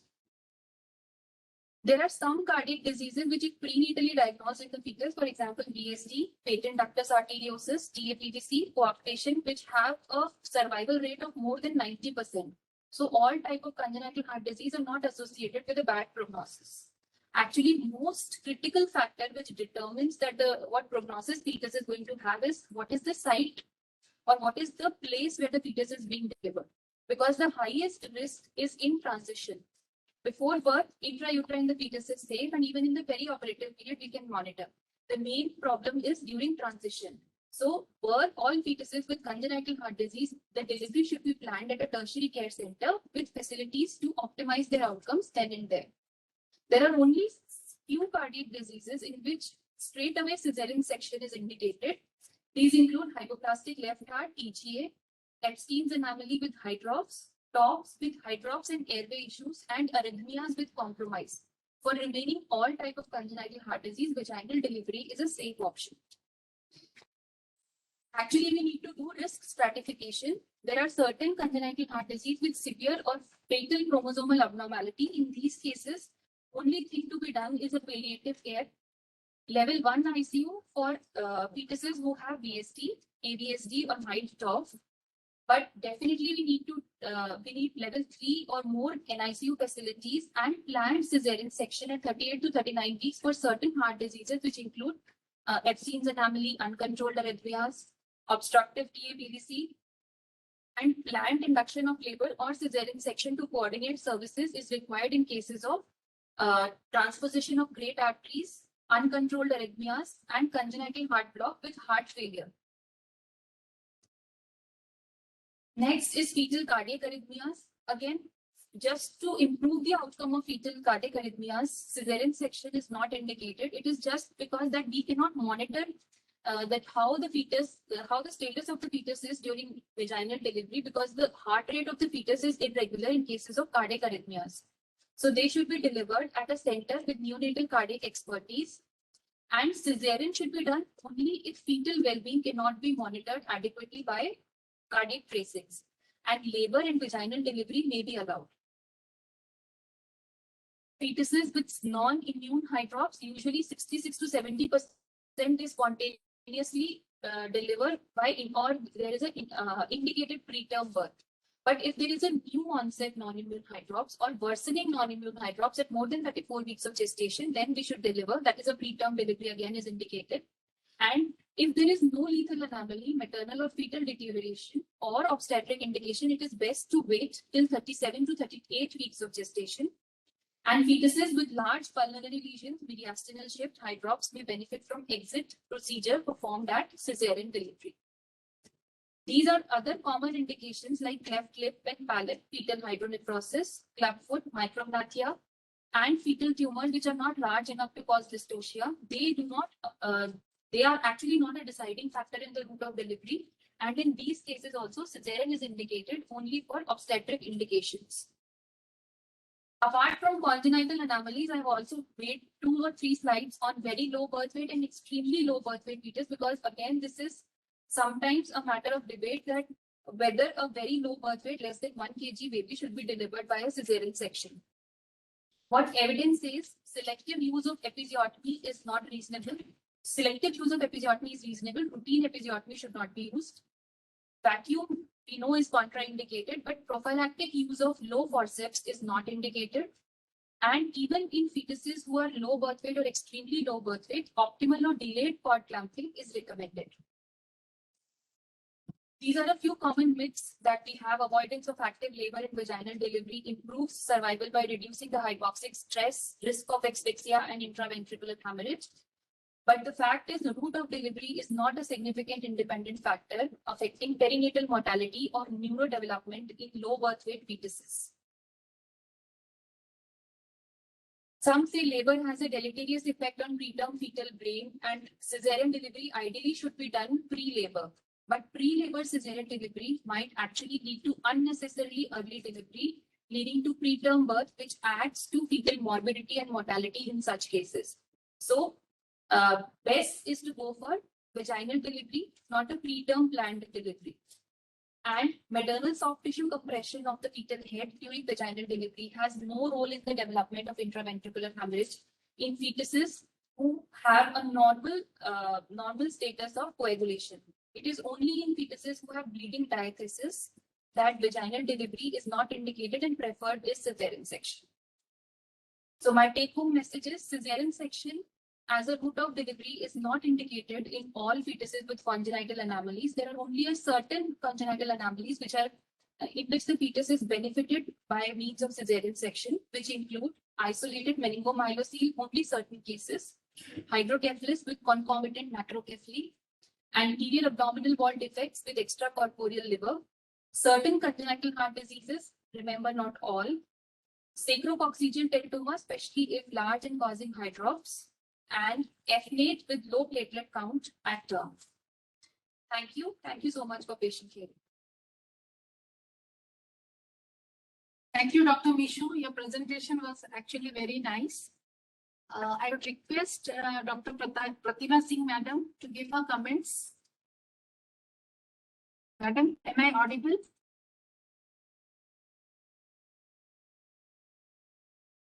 Dr. Tushar? Yeah, Sir, can I have your comments, please? yeah. They have the speakers have dealt the topic very nicely. They were to the point, and I can say that their update is really valuable to all the audience, as well as in fact there was some disconnection in between. Link was not there, so I could not. I was disconnected in between. So Sorry, I think, sir. yeah. So we have a question for Dr. Anupama. What are the cesarean section rates at your institute, madam? Are there any measures or audit programs? Thank you, ma'am, for the question. Well, our cesarean section rates, I can't tell you the numbers exactly, but definitely high because we have a lot of referred population. So we get referrals from Muzaffarnagar, Bijnor, from, high up in the hills. Then we have another hospital in Rishikesh itself. So they keep referring us cases whenever there is some CPD or if they don't have a blood bank, etc., etc. So I really can't point out at the numbers because I'm very bad at numbers, to be very honest. But yes, our cesarean rates are definitely high. But you can tell what would be the roughly percentage. No need of telling the exact number, but what would be the percentage of the cesarean section? Am I audible?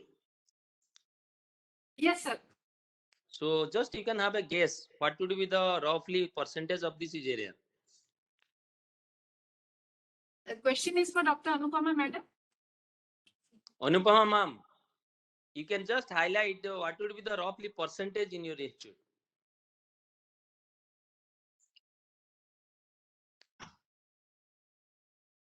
Madam, is it audible, madam?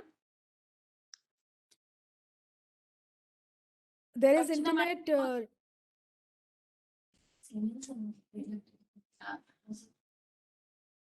I think I am audible. Anupama ma'am, are you listening? Madam, are you able to hear? Sir, there is. Sir, I can't hear. Can't hear. Be the percentage. Or roughly on her percent- behalf, can I give the answer? Because more and large in the government Yes, sir. hospital, Go ahead. particularly in tertiary care hospital, where she Yes, is ma'am. working in our hospital, what we are seeing, it is not coming less than 50, 55, near about it is coming.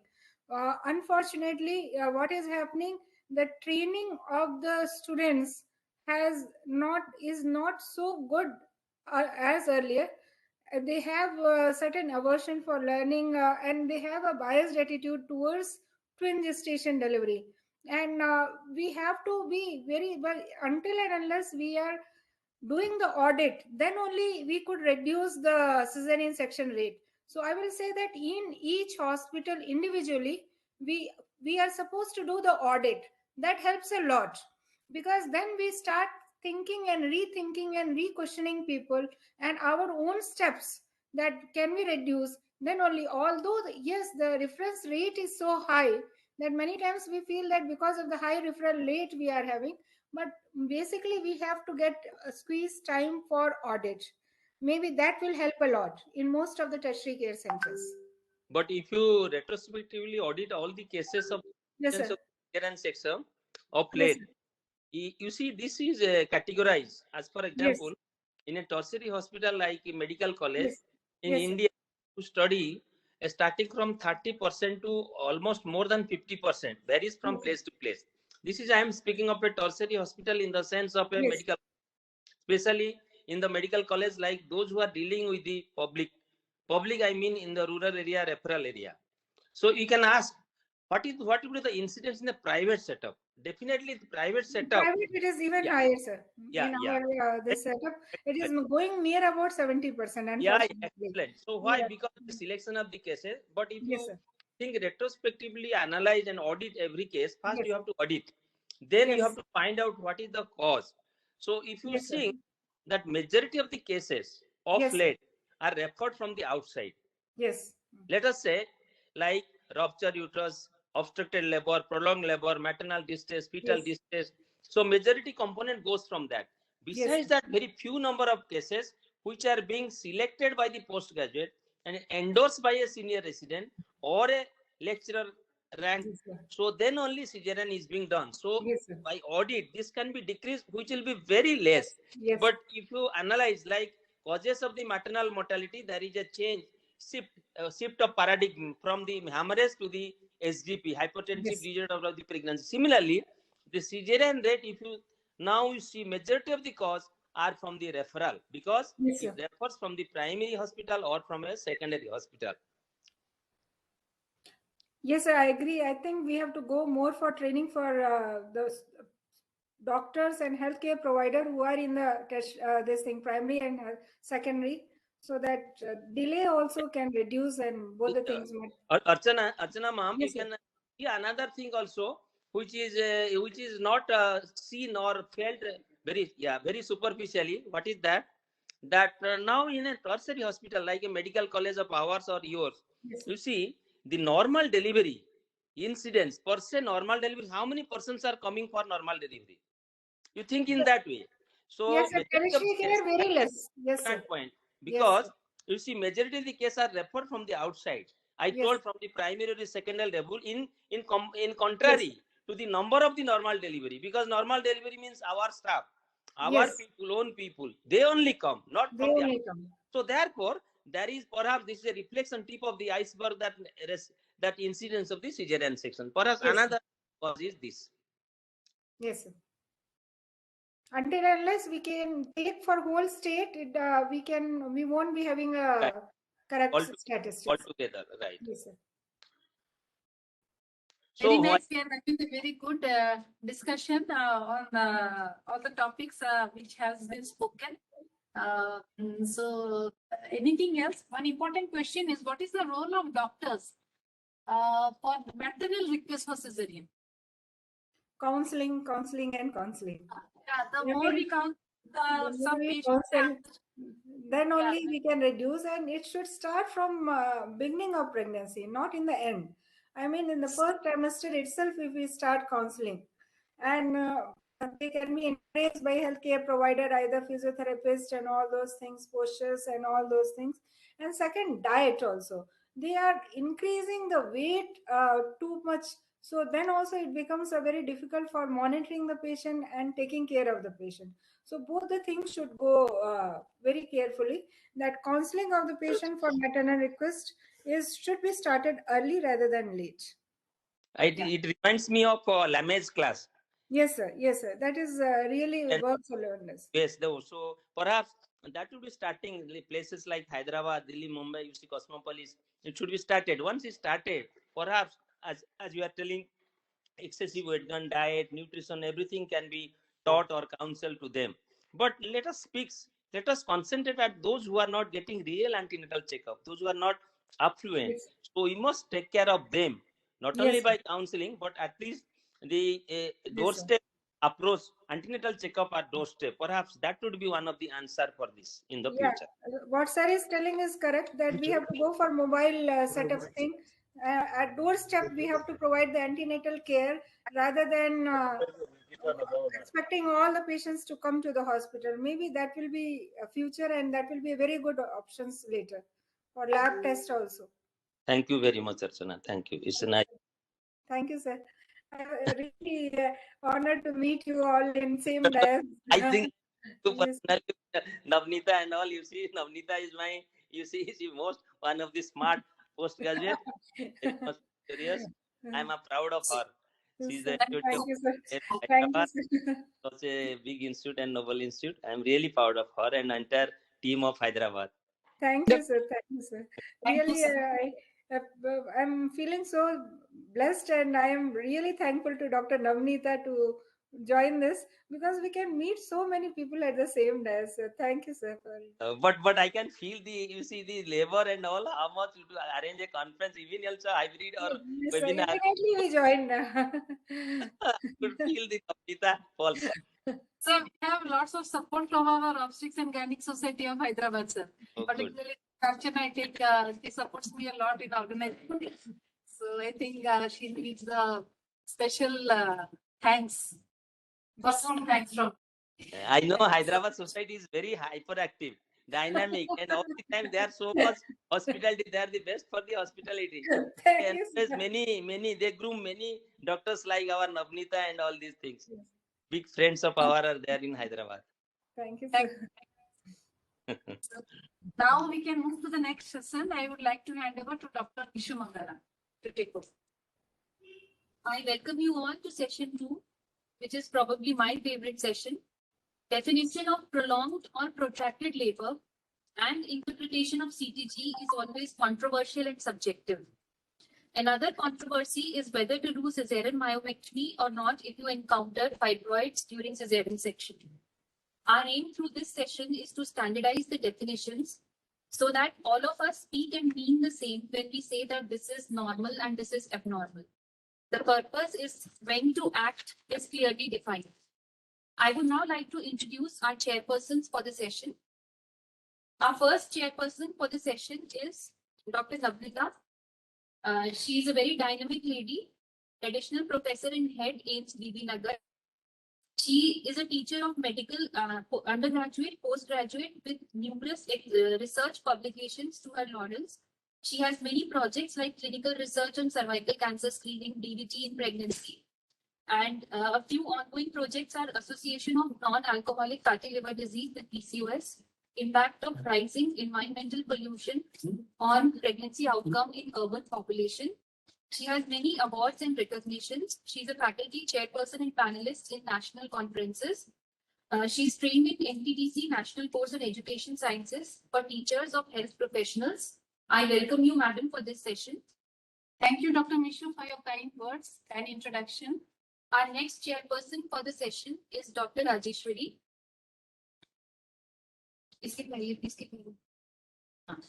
Madam is professor and head Nilofer Hospital for Women and Child Health. She is a postgraduate teacher and examiner with teaching experience of more than 25 years. Her areas of interest are high-risk pregnancies and social obstetrics. She has various papers in national and international journals, and she is trained in medical education curriculum by NMC. We welcome you, madam, for this session. Thank you. Thank you for the nice introduction. Next slide. Next slide. Speaker.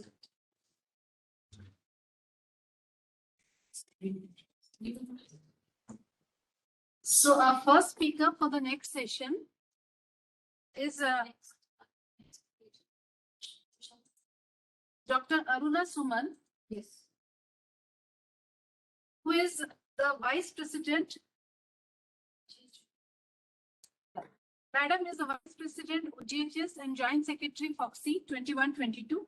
She is also an Associate Professor in Osmania Medical College.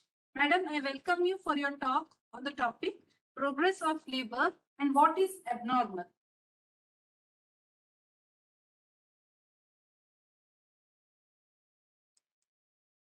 Madam, are we audible? Madam, you can start sharing your screen, please.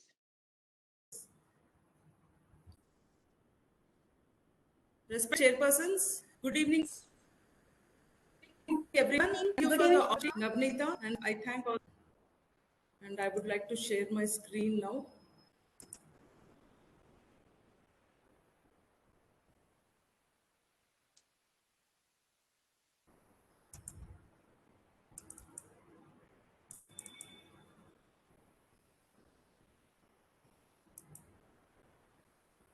Are you able to see my screen? Yes, madam. The screen is not. We are able to see you. Okay. Yeah, thank you. Okay, coming to my topic straight. We all know what is normal labor. And your screen is not visible. Then, what is it? My screen is not visible? Yes. Yeah, screen is not visible, madam. Okay. Okay, coming straight to the topic. I have to cover many things in 10 minutes, whatever is important.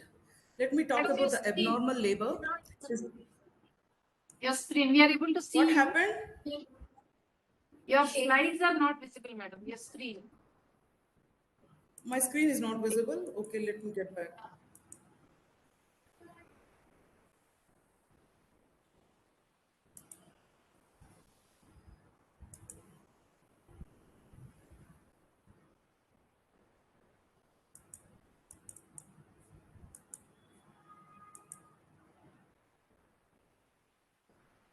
Yes, ma'am. Now it is visible.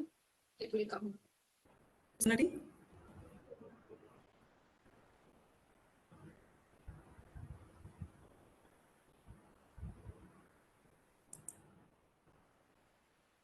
Now you are able to see my screen, right? Go ahead.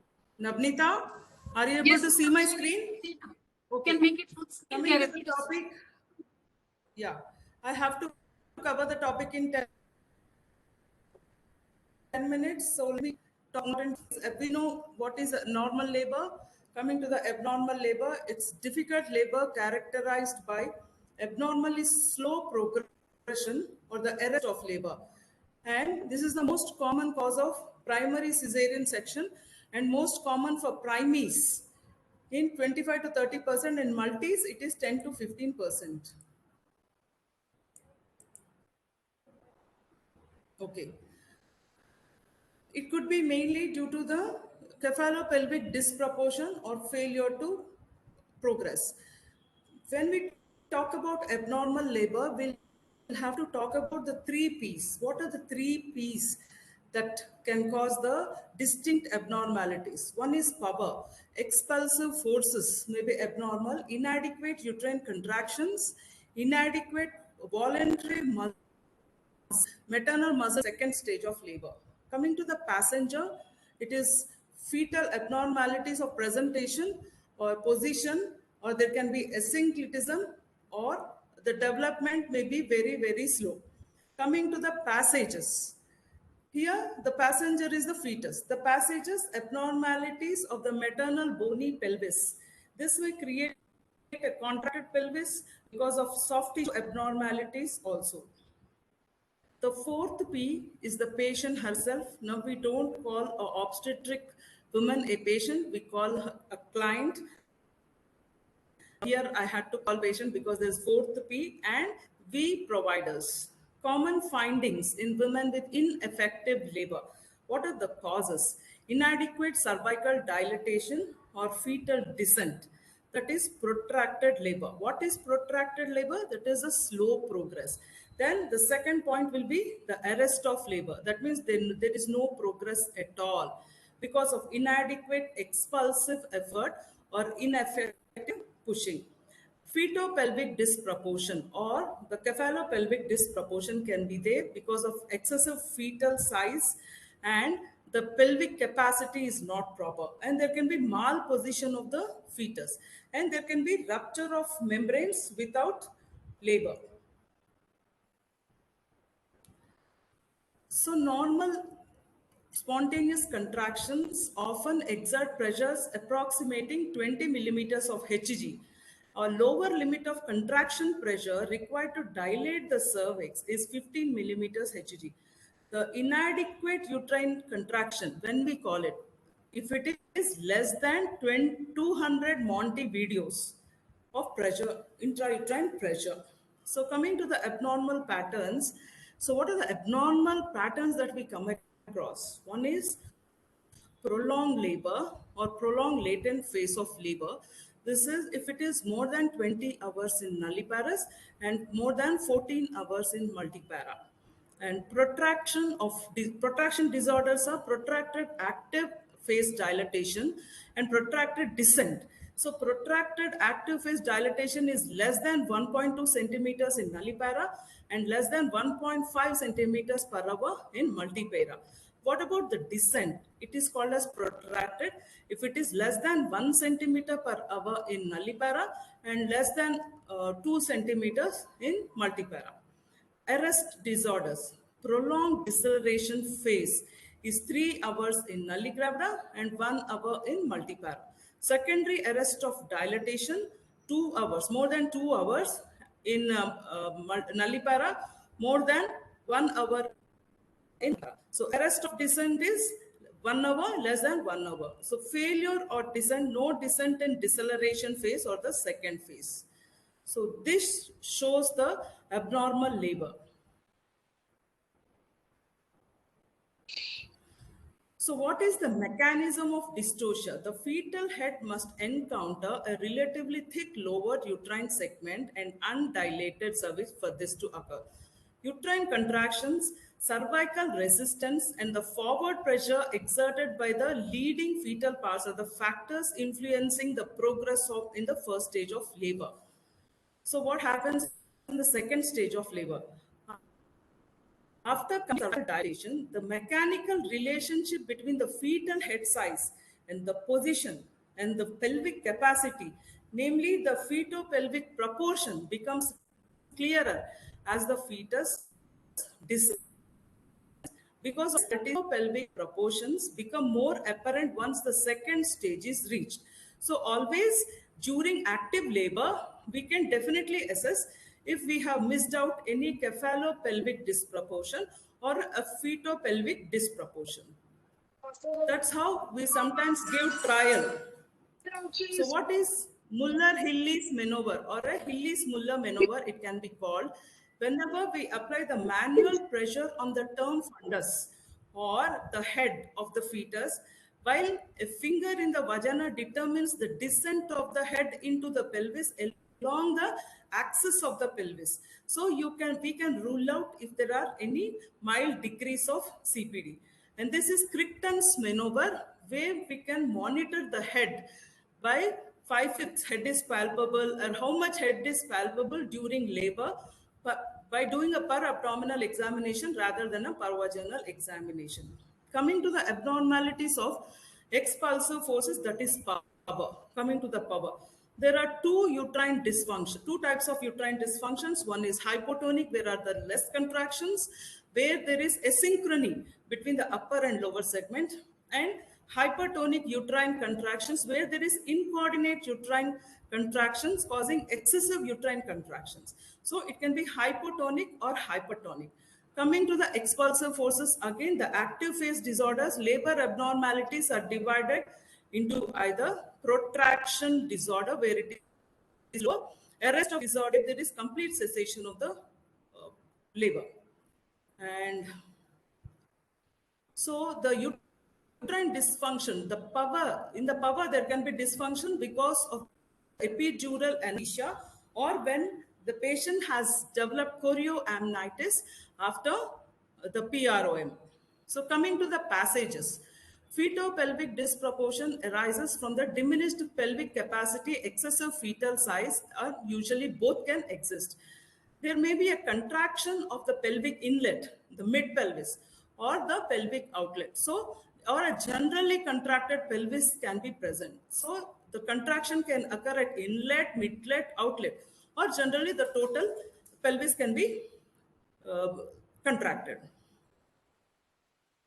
So, this is also called as a malposition of the fetus, where there is anterior asynclitism or a posterior asynclitism, where the fetal head adapts to deliver. It will negotiate when it negotiates into the pelvis. So coming to the disproportion, feto-pelvic disproportion, contracted inlet. The pelvic inlet usually is considered to be contracted if its shortest anteroposterior diameter is less than 10 centimeter, greatest transverse diameter is less than 12 centimeters, and the diagonal conjugate is less than 11.5 centimeters. In a contracted pelvis, the entire force exerted by the uterus acts directly on the proportion of the membranes that contact the dilating cervix. Early spontaneous rupture of the membranes is more likely. So whenever the woman is coming to us with early rupture of membranes, early spontaneous rupture of membranes, definitely we have to exclude the cephalopelvic disproportion. After membranes rupture, absent pressure by the head against the cervix and lower uterine segment disposes to dilatation may proceed very slowly or not at all. In women with contracted pelvis, face and shoulder presentations are encountered 3 times more frequently, and cord prolapses 4 to 6 times more often when the inlet is contracted. So definitely we have to do a proper pelvic assessment when the patient is in labor, or sometimes initially when we were postgraduate students, we used to do almost at 37 weeks. Now the logic is we have to assess the pelvis when the patient sets into labor. So midplane contraction. This is more common than inlet contraction, causes transverse arrest of the fetal head, and this should be managed properly, diagnosed properly and managed properly. Then only we'll be able to save the woman from the complications of prolonged labor. Now, midline contraction, the suggestion of contraction sometimes can be interfered as the spines are prominent, the side walls are converged, sacrocystic notch is narrow, that is, it is not admitting 2 fingers. Now coming to the outlet, interischial tuberous diameter of 8 centimeters or less, often associated with the outlet contraction. And usually it is associated with mid-pelvic contraction. So coming to the passenger, there are abnormal presentations which can cause the abnormal labor, like in face presentation. And actually the etiology is like this. Preterm infants with their small head dimensions can engage before conversion to vertex presentation or a position. Marked enlargement of the neck or coils round the neck may cause extension. Fetal anomalies and hydramnias, anencephalies, etc. are the causes of face presentation, and Caesarean delivery is frequently indicated. And dangerous maneuver should not be attempted. Now coming to the bro presentation, usually we should be able to diagnose it correctly when we do a thorough clinical examination only during labor once in 4 hours. Definitely we'll be able to diagnose it. In early labor, sometimes there is a chance of missing it, and definitely more chances of doing an operative delivery, that is a cesarean section, is more common. And there can be a transverse lie, especially in a multi-para woman. There are many causes for this. So usually we do external cephalic version can be done, but in our institution, we do directly a section. Sometimes we tried, but as there are almost 45 to 60 deliveries in our institution, we usually never do this external cephalic version. So if the transverse lie is neglected, there can be a neglected shoulder presentation, which is very, very pathetic. Sometimes we receive mothers like this with this kind of presentation, which is a neglected shoulder. It's very difficult to manage. Somewhat we have, when you want to do a cesarean section in these patients, we have to do little higher incision and in the lower segment only, but little higher up incision should be given, or a vertical incision. There can be compound presentation. Sometimes we'll have to diagnose it when the hand and head is present. Most of the times we'll be able to push the hand up and deliver. Slight fundal pressure will be necessary. Complications with dystocia or the abnormal labor are uterine rupture, abnormal of the lower uterine segment during prolonged labor, When disproportion is so pronounced that there is no engagement or descent, lower segment becomes increasingly stretched and rupture may follow. And we'll have to diagnose it. We all diagnose a rupture. Sometimes it's very, very difficult also. Sometimes it will be delayed in an institution. Prompt management is necessary. Laparotomy should be done according to the case. We have to always individualize the case and do it. And fistula formation is very rare nowadays.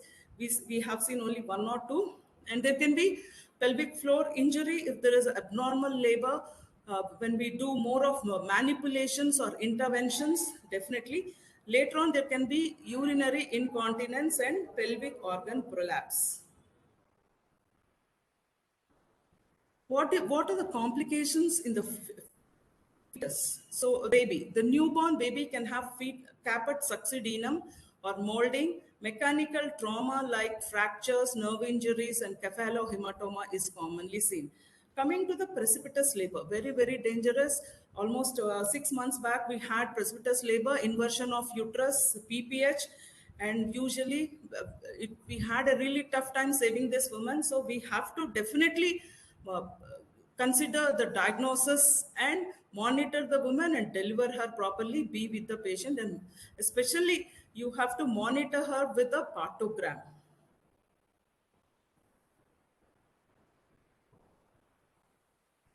So finally, I would like to say the proper assessment, good antenatal care, assess the patient, risk stratification, intrapartum monitoring should be done properly with the partogram, and early diagnosis of CPD, cephalopelvic disproportion, malpositions, malpresentations is important, and timely intervention in an institution is very, very difficult, and we have to do it definitely.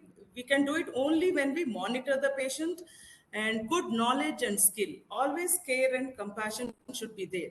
So the pelvic assessment using a partograph and monitoring the women properly and the fetus will definitely save the mother and the fetus. Thank you.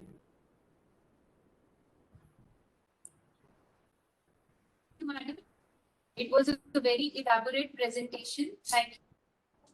I would now request our chairpersons for their expert comments. Dr. Rajeshwari, madam, are you there? Yes.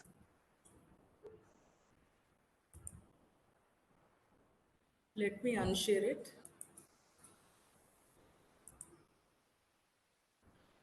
Madam, you have to unmute yourself, I think. You're not audible to us.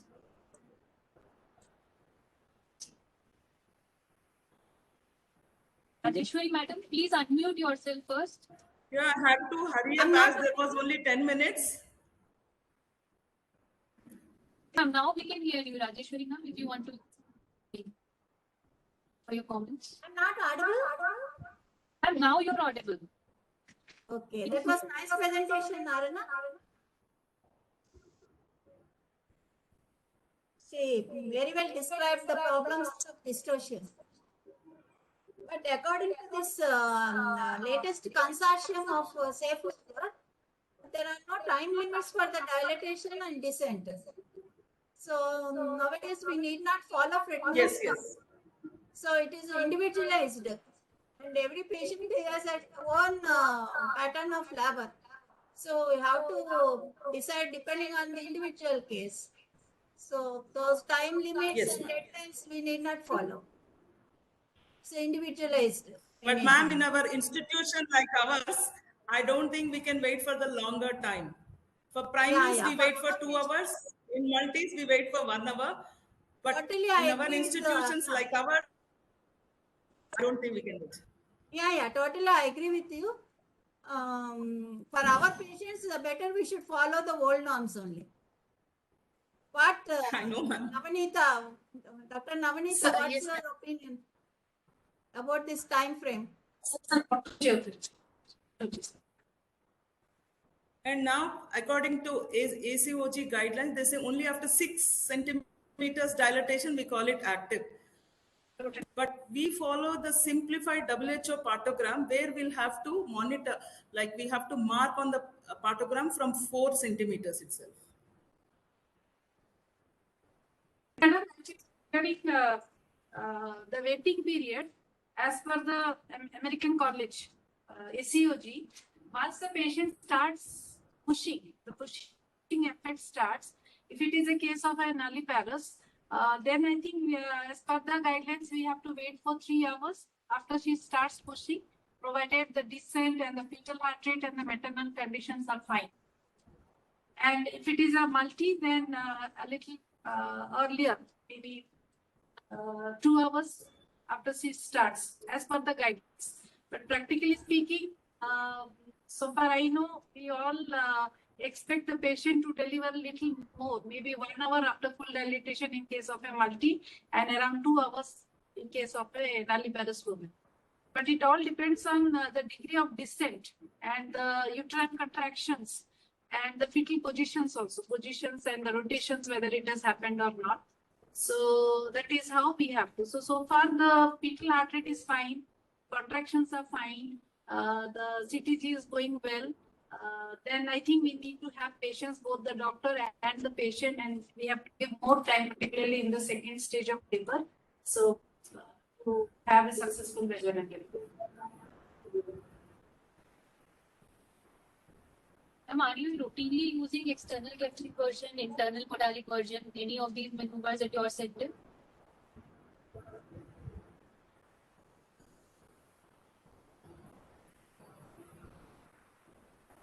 Ours is a very busy center, Nabnita, so we usually don't venture out. Sometimes for the teaching purpose, we do it, but not routinely we follow it because we have too much of patient load. And we have a elective section there because we have a lot of referrals. And I proudly say our Caesarean section rate is only 40%. It's always between 35 to 40%, even though it's a referral center. That's when we do give a lot of for SCAR, and we do VBACs. If you see the overall rate in Telangana, I think 40% is quite good. The Telangana, it is around 60 to 70%. So if you compare that, then 40% is quite good. We can reduce further. Yes, but so, during COVID times,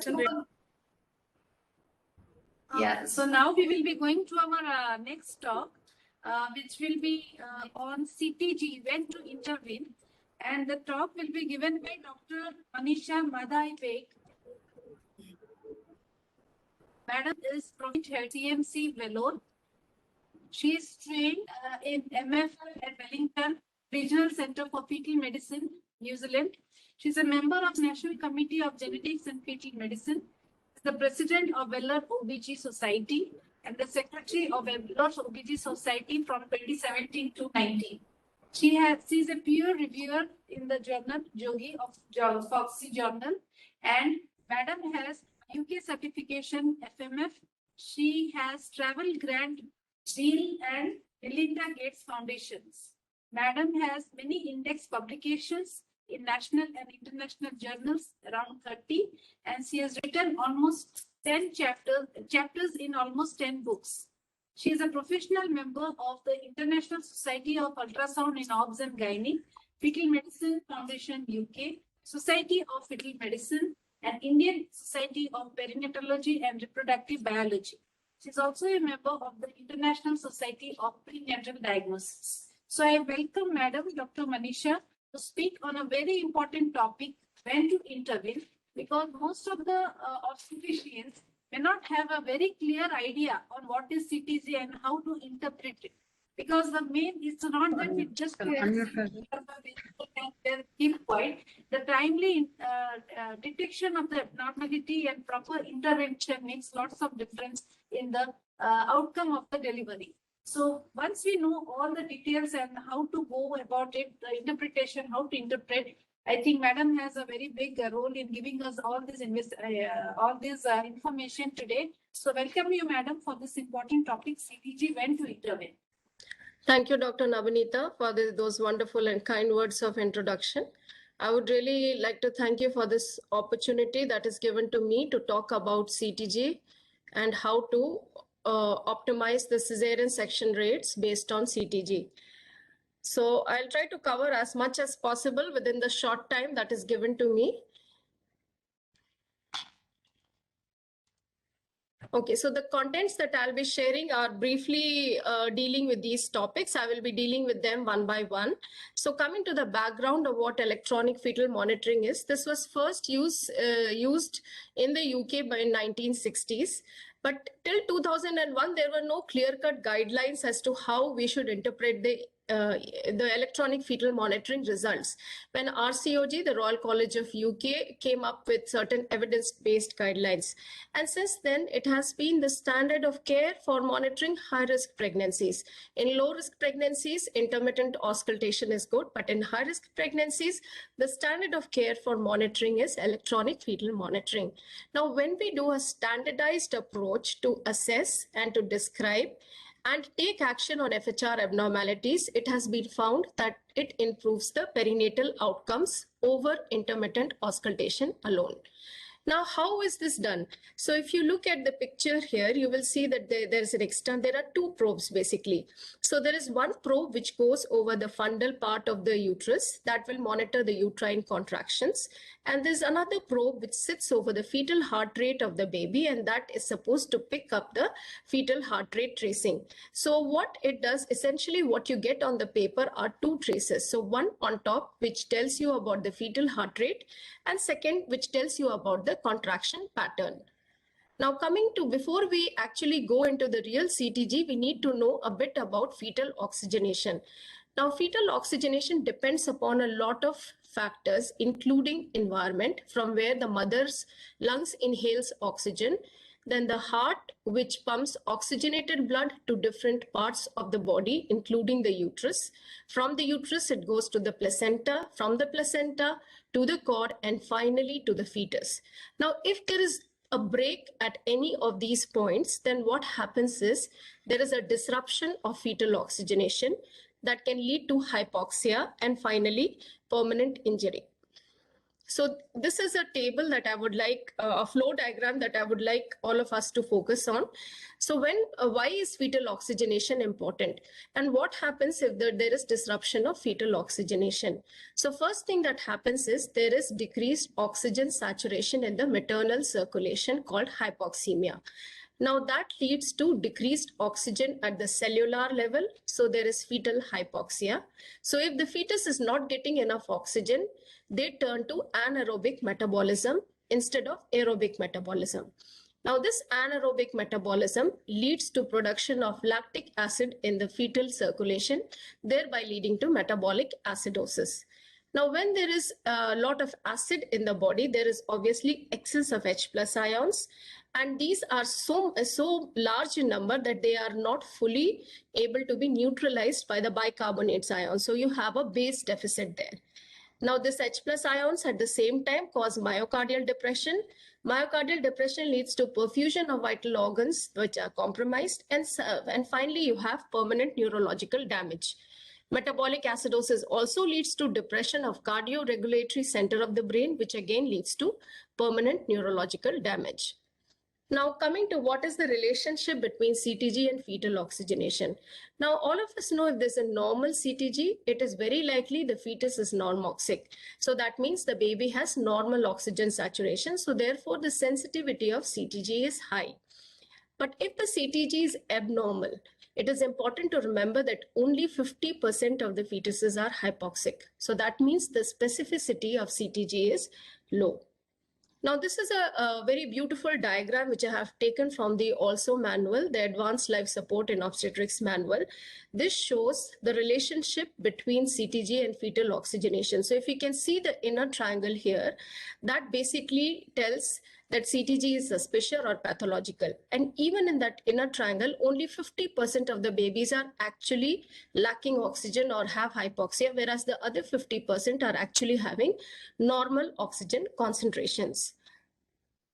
So then we come to misinterpretation and interpretation of CTG. How do we misinterpret CTG or how do we interpret CTG? Now, certain things we must remember when we are interpreting CTG. What are the factors that lead to misinterpretation? First thing is difficulties in pattern recognition, especially when the postgraduates are on the floor managing laboring women. They are not able to identify the pattern of CTG or the fetal heart rate abnormality that is being shown to them, and therefore certain cases are missed. Interpreting CTG without a clinical context, this I find is a very common problem that we face, especially when the postgraduate will come with you with a CTG, and when you ask them about the clinical background of the patient, they are not aware. So this is something that is important. Interpreting CTG without clinical context is something that is a very common factor that leads to misinterpretation. Then, of course, there are other things like poor inter-observer agreement, especially between two people who look at the same CTG. One might find the CTG reassuring, whereas the other might say it is non-reassuring. There are certain technical factors to be considered. For example, if the probe or the monitor is having some fault, if the recording speed is 3 centimeter per minute instead of 1 centimeter per minute. Now, this is a very important thing to remember, because if you have a speed of paper moving at 3 centimeter per minute, the variability will appear as a poor variability instead of the normal variability. So when you say that the fetal heart rate abnormality variability is low, then you must check first the speed of the paper with which it is being moving. Second thing is recording maternal heart rate instead of fetal heart rate. This again can be a very common problem, especially if there is maternal fever and tachycardia. It can very well be misinterpreted for fetal heart rate. And oftentimes the baby might just be IUD and it's a maternal heart rate which is being picked up. Now, very slow fetal heart rate, oftentimes it is doubled, and that can be interpreted as normal. Or if very fast fetal heart rate, it is halved and it again is interpreted as normal. So these are some of the technical factors that can lead to misinterpretation of the CTG. Now, this is probably the most important slide of the entire talk. When we talk about interpretation of the CTG, it is very important for us to remember this mnemonic. So it is called Dr. C. Bravado. DR stands for defined risk. So first we talk about the clinical context. So the woman is defined whether she's a low risk pregnancy or whether this is a high risk pregnancy. Then we talk about contractions. We talk about the frequency and the duration of contractions. Then we talk about baseline rate, whether the baseline rate is showing bradycardia or tachycardia or it is a normal rate. Then we talk about variability, whether variability is good or poor. Presence or absence of accelerations and decelerations. If present, we need to define the nature of decelerations. And after assessing the entire thing, we give an overall impression, which is represented by O. So Dr. C. Bravado is something that this mnemonic should be used each time we interpret any CTG. Now, defining risk. Why is defining risk important? Why is it important to know the clinical context before we interpret the CTG? We must remember that pregnancies which have got uteroplacental insufficiency or a growth-restricted fetus, their response to hypoxia is much more severe than much more blunted in comparison to that of a normal fetus. Why? Because they are already having reserves which are much less in comparison to a normal baby. So they are already chronically stressed out. They have inadequate glycogen stores. So even the minute insult is going to tip off the balance and lead them into profound hypoxia. So this is very important to remember. Whereas if the fetus is well grown or appropriately grown, they are able to bear a slightly greater degree of insult without having profound hypoxia. So this is important to remember, and that is why defining risk is so important. Now, coming to contractions, always remember to look at the bottom line. We said that the bottom panel of the CTG represents the contractions. Why these are important? We see the frequency and amplitude of contractions and the interval between two contractions. As the previous speaker alluded to, the normal contraction pattern is usually 3 in 10, usually lasting for around 40 to 45 seconds. Well, we have what is known as hyperstimulation, which is more than 5 contractions in 10 minutes. That is called tachysystole. or we can have contractions which are lasting for more than 2 minutes, which is known as hypertonus.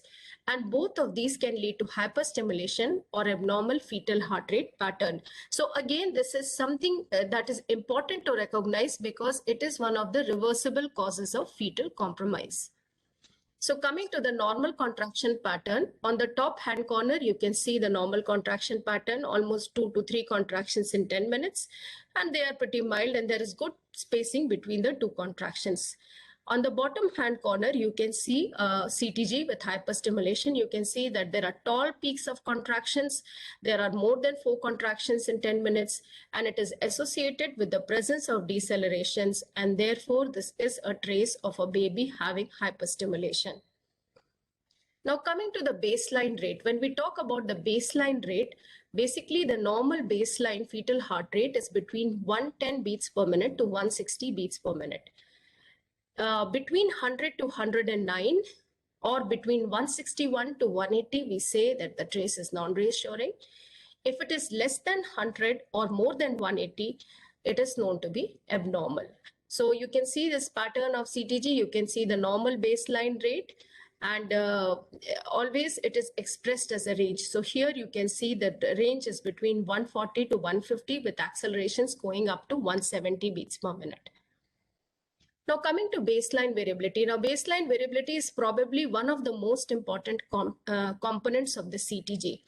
And why it is important is because it tells you that the autonomic nervous system of the fetus is intact, it's working. The normal baseline variability is around 5 beats per minute and it should be there up to 40 minutes. If it is non-reassuring, means the baseline variability has come down, it is less than 5 beats per minute, but the duration is 40 to 90 minutes. If the trace is abnormal, then the baseline variability is less than 5 beats per minute for more than 90 minutes. So greater the duration of poor variability, the more is the abnormality. And why we said the baseline variability is important, because when there is fetal hypoxia, remember we said there was metabolic acidosis, and we also said that this suppresses the cardioregulatory center of the brain. And because of this, what happens, it reduces the fetal heart rate variability. Therefore, baseline variability, if it is abnormal for prolonged periods, you have to think of fetal hypoxia in the background. So again, the top corner, you can see a normal CTG with normal baseline variability with good variability, and we can see accelerations and a normal baseline rate. Whereas in the bottom corner, you can see that there is hardly any variability. It is less than 5 beats per minute. There are no accelerations, no decelerations. Therefore, this is a trace where the fetus is likely to be hypoxic. Coming to accelerations, basically these are positive deflections in the fetal heart rate of more than 15 beats per minute, which is lasting for more than 15 seconds. One thing about accelerations is in an otherwise normal CTG, if you do not have accelerations, that is of uncertain significance. We cannot say that absence of accelerations in an otherwise normal CTG is abnormal. So that is one thing that we must remember. Now coming to one of the significant portions of the CTG interpretation, decelerations, which are of different types. The early decelerations, the late decelerations, and the variable decelerations. Now, early decelerations are usually shallow decelerations that are seen usually in the late first stage or second stage of labor. They are usually benign. And why are they caused? Because of the head compression. The head compression leads to vagal stimulation. Vagal stimulation causes depression of the fetal heart rate, and therefore you see this dip each time you have a contraction. So the characteristic feature is that they correspond with the contraction such that they are known to be mirror images of the uterine contraction. They start with the contraction, they dip with the contraction, the nadir of the deceleration corresponds to the peak of the contraction, and they disappear as soon as the contraction disappears. Now coming to late decelerations, these also somewhat look like early decelerations, but the difference here is they are almost always pathological. And if they are running for more than 30 minutes, they are suggestive of fetal hypoxia. You would not see these kind of decelerations in an otherwise normal CTG. These are always accompanied with other non-reassuring features. For example, your poor variability, lack of accelerations and other things. And if you see a deceleration like this, then it is invariably a late deceleration, usually seen in cases of uteroplacental insufficiency, in FGR fetuses, in abruptions and other cases. So how do you differentiate between early and late? First thing is early decelerations are associated with reassuring features. Late decelerations are always associated with non-reassuring features. So if you can see the CTG here, the variability is poor. There are no accelerations in this trace, and you can see that there is a shallow deceleration which is happening just after the contraction is gotten over. So these are late in relation to the uterine contractions, and therefore it is a late deceleration. Now coming to the most common form of decelerations, these are known as variable decelerations. These are essentially due to cord compression, and their relationship with contractions are variable. So they might occur with contractions, they might not occur with contractions. There are two different types of variable decelerations. One are known as the simple or the typical variable decelerations. Then you have the atypical or the complex variable decelerations.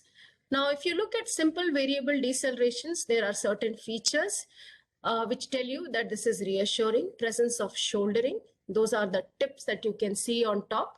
The small increase in the fetal heart rate before the deceleration. So that is called shouldering. Then they have good variability, they have quick recovery, and they are usually non-recurrent. So these are features of a typical variable deceleration. Now, atypical variable deceleration, on the other hand, are associated with loss of shouldering. They are associated with late component or delayed recovery, a biphasic pattern or a W pattern, recovering with an overshoot, poor variability with deceleration, or they are severe in nature. That is, they follow the rule of 70. The deceleration goes down to 70 beats per minute and recovery is more than 70 seconds. So if you can look at this picture here, you can see the one in the center is the pure variable deceleration, the simple variable deceleration, which is V-shaped with quick recovery. There are shouldering on either side and good variability. Now, if there is a loss of shouldering, or if there is exaggerated shouldering, or if there is a late component that there is delayed recovery of the deceleration, or if it recovers with an overshoot, meaning after the deceleration, the fetal heart rate has gone into tachycardia. So those features are non-reassuring. Again, late component meaning there is a delay in recovery, and also a biphasic pattern, that is a W pattern, that before the deceleration actually recovers, the fetal heart rate actually recovers to the baseline, it dips again, and that is known as the W pattern. So here I have put two CTGs which represent atypical variable decelerations. The top hand corner, you can see that there are variable decelerations. They are recovering late and they are recovering with an overshoot. So there is a kind of an overshooting there. So that is, and there is no definite baseline here. So these are atypical decelerations. Then in the bottom hand corner, you can see that there are decelerations where the fetal heart rate has dipped, but before it could recover to the baseline, it has again dipped. So these are the typical biphasic or the W pattern decelerations, and these are atypical or complex variable decelerations. Now, why it is important to identify typical and atypical variable decelerations is because typical decelerations is where you have some time to wait, whereas atypical variable decelerations are pathologies where you cannot wait. So when we come to a when do we get worried about typical variable decelerations? You get worried about typical variable decelerations if they are recurrent, that is more than 50% of the contractions, and they last for more than 90 minutes. Whereas atypical decelerations, you get worried if they are there for more than 30 minutes. So these are the time limits. We don't generally look at the time frame so much, but one thing we need to remember is typical variable decelerations are decelerations where you have some time frame to act, whereas if you have atypical variable decelerations, you need to act quick. Now again, this graph here, it shows the base deficit or the decline in the base deficit, that is the increase in the base deficit that happens with mild, moderate or severe variable decelerations. So if you can see here, the starting point is -2. That means the base deficit is -2. Now, if there are mild variable decelerations, then the decline or the fall of the base is not very much. It's a very shallow decline. So from -2, it goes to -4. But if there are severe variable decelerations, you can see that the decline is so rapid and so steep. So from -2, in no time, if there are severe variable decelerations, it goes down to -10 or -12. And for a definition, remember when we said about hypoxia, we said that profound hypoxia can lead to base deficit. And if you have any value which is more than -12, then the baby is definitely hypoxic. So that is why we are so worried about atypical variable decelerations, because in these cases, if they are existing, the base deficit decline is very, very fast. So again, this is just to show recurrent atypical variable decelerations. We use the term recurrent if they are occurring for more than 50% of the uterine contractions. So that is, this is a case of cord prolapse where there were recurrent variable decelerations in early labor. Now, coming to sinusoidal pattern, there is basically regular oscillation of baseline heart rate in a sine wave fashion. There is smooth undulating appearance, no baseline variability. There is acceleration, there is deceleration, no acceleration or deceleration, and these are almost always pathological. So this is some pattern that all of us need to recognize, because the moment we see this, it is almost always pathological. This is called a sinusoidal pattern. And you can see here that there is just a sine wave kind of a thing. There is no variability to it. There is no acceleration to it. There are no decelerations to it. And it is almost always associated with hypoxia. Okay, now coming to the classification conundrum. So we looked at various FHR patterns. Looked at the various FHR patterns. Now we like to look at the classification. How do you classify a CTG as abnormal or reassuring, non-reassuring or pathological?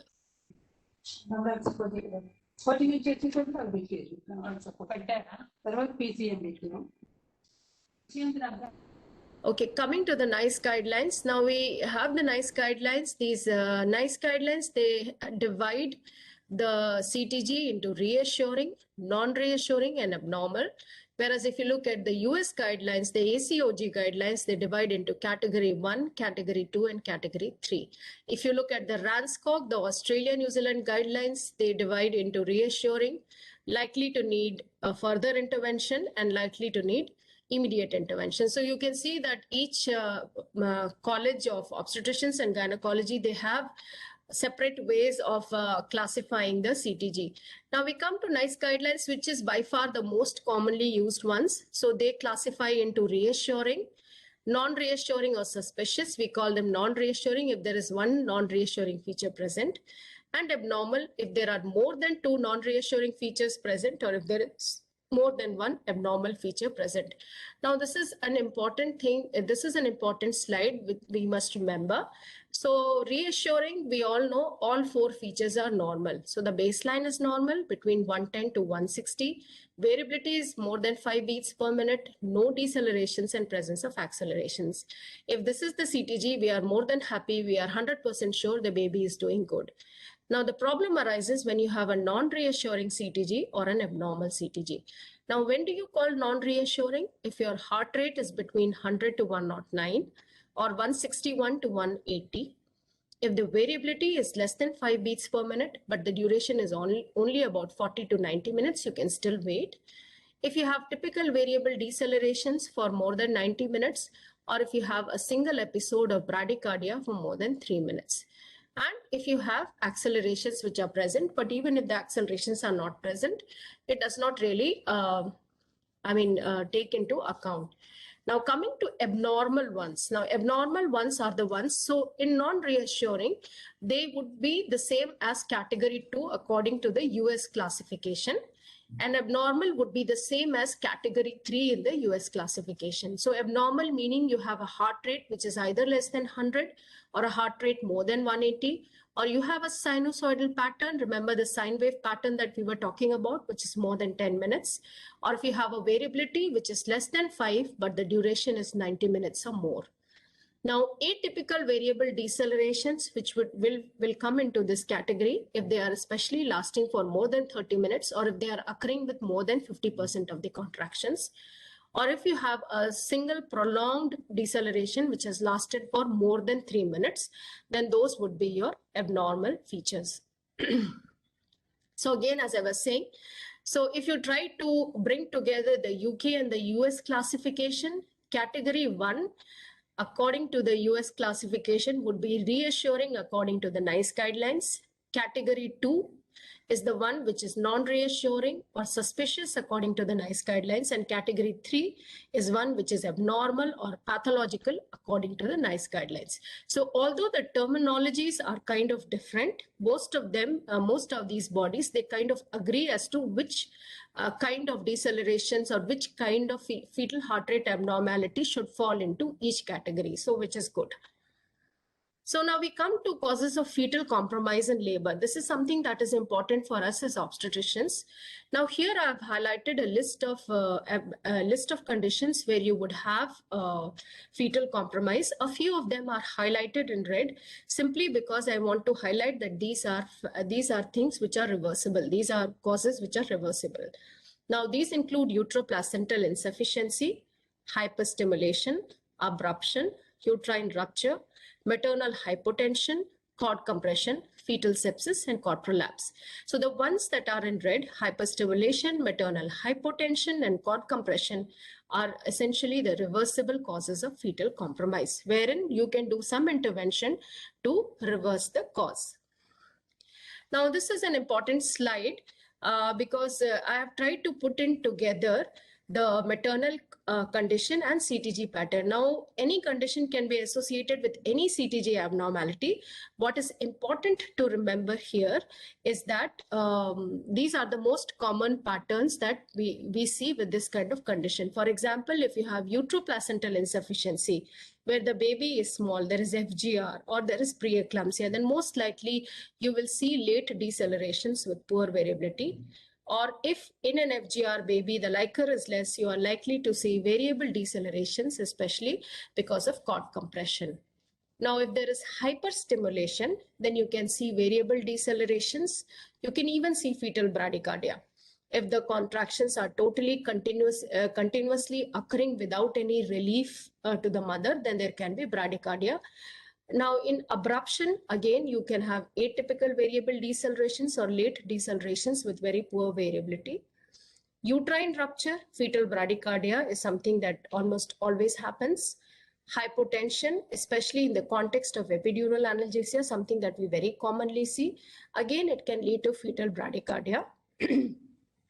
Cord compression due to any cause, either due to leaking or less liquor or whatever the cause, it always presents with variable decelerations. Fetal sepsis or chorioamnionitis presents with poor variability with fetal tachycardia or complicated tachycardia. Complicated tachycardia is nothing but when you have a fetal heart rate of more than 180 beats per minute and there are decelerations associated with that tachycardia, that's called complicated tachycardia.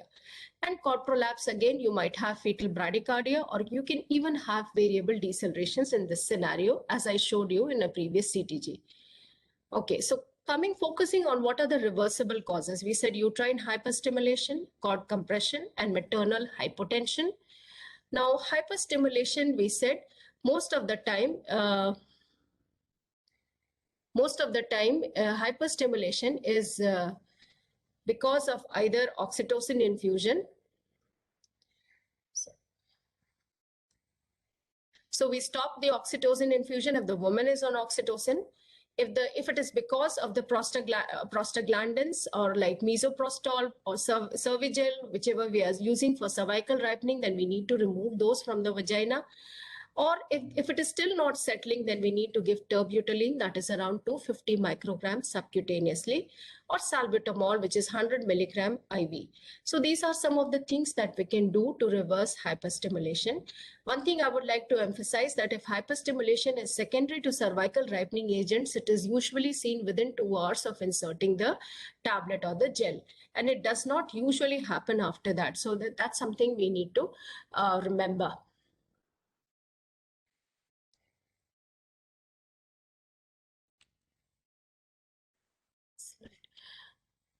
So the next thing, sorry, there's some problem. The slides have got stuck.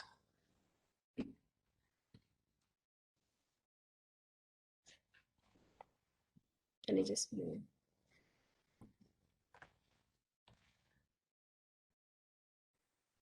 Okay. So cord compression is another thing that we need to remember. Now, cord compression is another one of the things which can lead to variable deceleration, as we said. So how can we, it's again one of the reversible causes. So how do we take care of that? We can change the maternal position. So we know that what happens is when we turn the mother in the left lateral position, when you prop up the mother, then sometimes what happens is the pressure is taken off the cord, and therefore it can help with the variable decelerations that are associated. Sometimes the mother might be dehydrated, and therefore giving some IV fluids might help with the hydration, and therefore again help in this.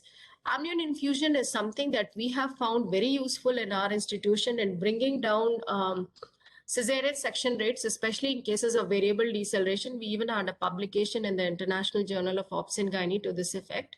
And I would just like to highlight, it's a simple method that we can do, and we can avoid Caesarean sections because of variable decelerations if they are. So basically the aim of amnion infusion is to relieve severe variable decelerations that are due to compression following rupture of membranes. So if there is no liquor around the baby, the cord gets squished between the baby and the uterine wall. So what are we trying to achieve by doing the amnion infusion? We are trying to give IV fluids which go intraamniotically via a K60 device. It's a simple plastic tube that goes in, and then you connect it to the IV fluid, that is such as ringer lactate, and then the rate of infusion, and this through the IV fluid goes in via the K60 into the intraamniotic space. So we give usually ringer lactate, which is 500 ml over half an hour, and then we give it over 2 hours. So this is how it works. So you can see that there is a tubing that goes into the intraamniotic space following the rupture of membranes, and this tube, the other end is connected to an IV set and IV fluid, and that IV fluid goes into, it's set at a higher level, and it flows into the intraamniotic space, trying to build some amniotic fluid around the baby, therefore trying to relieve the compression. Now, certain contraindications for using this is, so we have to choose our patients wisely before we embark on this procedure. So first is chorioamnionitis. If there's previous LSCS, again, there's technically a small increased risk of rupture uterus, so we do not do in previous LSCSs. If a woman has come with preterm PROM, we generally don't do, but term PROM patients we can do. Pre-eclampsia or eclampsia, again, a small minimal increased risk of abruption, so it is not done. And if it is meconium stained amniotic fluid, there is a possibility of a fetal distress, and therefore we do not do this technique. Now, coming to the third cause of reversible cause of hypotension is maternal hypotension. Now, most common cause that we encounter in our setup is when women are having epidural analgesia and there is a drop in the blood pressure that can lead to fetal bradycardia. So what is the thing that needs to be done? We stop the epidural infusion, intravenous fluids are rushed in, and change maternal position. We put her left lateral or we prop her up. Usually before starting the epidural, the woman is preloaded with some IV fluids, so that that will help with the maintenance of BP and does not allow the blood pressure to fall rapidly. But having said that, sometimes we do come across women, once we start the epidural, they're not drinking well and things like that, then the blood pressure tends to drop. And then we need to take these things into account. Okay. So coming to fetal blood sampling, I must tell that this is not done in our institution, but this is just one of the ways in which to increase the specificity of CTG. Remember, we said at the beginning of the presentation that if we have a pathological or an abnormal CTG, then there is still a 50% chance that the baby has normal oxygen saturation and 50% chance that the baby might be hypoxic. So now how do you actually pick up? If you start doing cesareans for all abnormal CTGs, then your cesarean rate will be very high. So this is a way of kind of triaging which babies require immediate delivery via C-section or which babies we can wait. But it was also important to remember that if this facility is not available in your institution or in the place of practice, then we should not wait for this to happen. And we should in fact deliver the baby depending upon the severity of the CTG that you reckon. Now, there are certain contraindications for doing this. Again, any form of maternal infection like HIV or hepatitis or herpes, which can lead to transmission. Fetal bleeding disorders like fetal neonatal alloimmune thrombocytopenia, or if the baby is less than 34 weeks, then usually this is not done.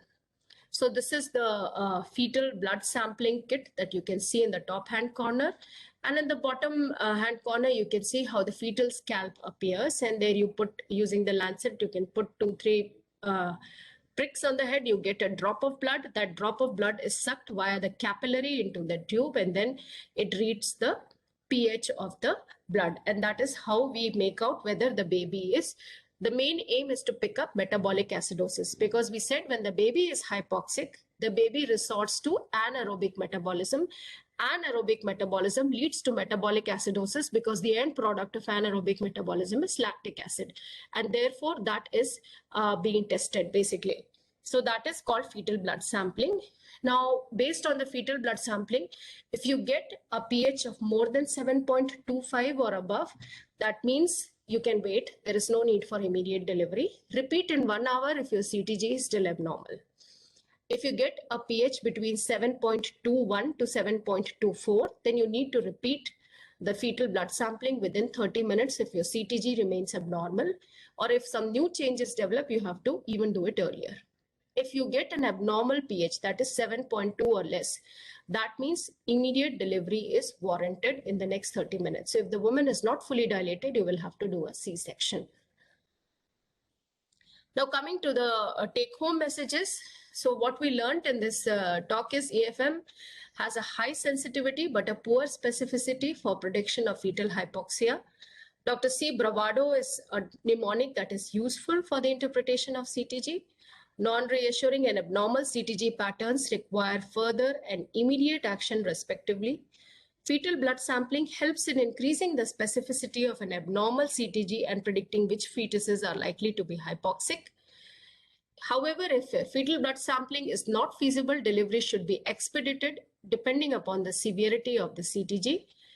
Causes of fetal compromise in labor can be reversible or non-reversible, and the reversible causes, we must try to do things to reverse them. Thank you for a patient listening, and thank you so much for giving me this opportunity.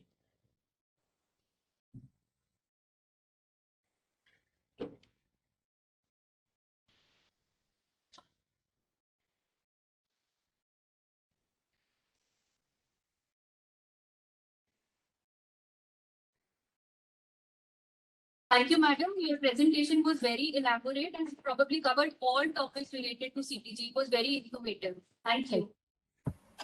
Madam, we have a question. First, can we have our chairperson for the comments, please? Rajeshwari, madam. Thank you, Manisha. So beautiful presentation. Thank you. It's very much useful to the postgraduates who have been participating in this session. Well done. Beautiful. Thank you. And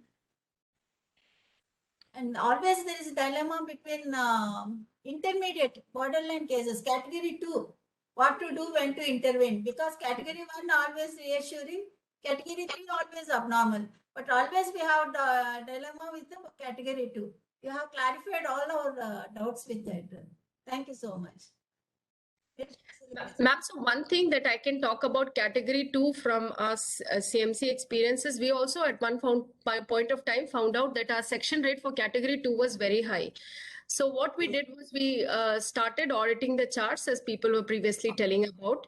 And second thing is we had 2 consultants to see and decide whether this actually requires a C-section. And that really has brought down our rates, you know, having a fresh pair of eyes to look at the CTG, look at the background, look at the progress in labor, and then decide, okay, this might not actually require immediate delivery and we can wait for some time or put an instrument if she is fully dilated, you know. So that really helps actually. And of course, the audit is the most important thing, and the importance of audit cannot be, more emphasized than what has already been done. True, true. Always you should not leave it on postgraduates who are reviewing the CTG graphs. Always it should be audited by senior faculty. Yes, ma'am. Take home message here. Yeah. So don't leave it on postgraduates. And are you routinely doing CTG for all pregnancies or only for high-risk pregnancies? In CMC, we have CTG machines for all pregnant women, yes. But that literature now says that if you are doing it in low-risk pregnancies, the rate of cesarean section is increasing. So, what is your recommendation? Should we do it because of the things that I just told, we do for low-risk pregnancy only if they are in induced labor, for example, oxytocin or things like that. In spontaneous labor, we try not to use it. But again, because we have a busy labor room setting, we have almost like 2,000 deliveries in a month. In a busy labor room setting, we do tend to use the CTG for all women. But again, our intervention rate is decided by a consultant and not by the postgraduates. Thank you. Thank you. Particularly the postgraduates have to be very, they should be very clear about the conditions that may be associated with poor outcome. They should be able to identify and recognize that part. So that at that point of time, they need to inform the seniors, and accordingly the decision can be taken. Yes. So the pattern recognition is very important here. That is most important rather than the pattern recognition. And that is something that we have to keep telling, because every time there is a fresh batch of postgraduates and then we have to start from scratch. And then again, they go off and they become good. And then again, there is a new batch. So it's an ongoing thing actually, but auditing and teaching and having a consultant on site call 24/7 is what has helped reduce our C-section rate. Our overall C-section rate for our institution, even though we are a referral unit, is around 30%. Very good, very good. Very good. And one more thing, madam, apart from diagnosing or detecting the abnormality, we have to keep in mind the total clinical background of the patient. Yes, whether very it true. is whether it is a hypertensive or whatever. Yes. After all, clinical background also matters when we take the decision regarding what to do next. Yeah. So thank you, Dr. Manisha. Whatever I was expecting from you, I got 100%, because CTG is a very important thing. Many institutes use it and many don't. So they should know how to use them so that it is very, very helpful and effective for our patients' management and reduce the morbidity, mortality, and required rates also can be reduced, which is the theme of our conference. Thank you so much. Thank you, ma'am. Thanks.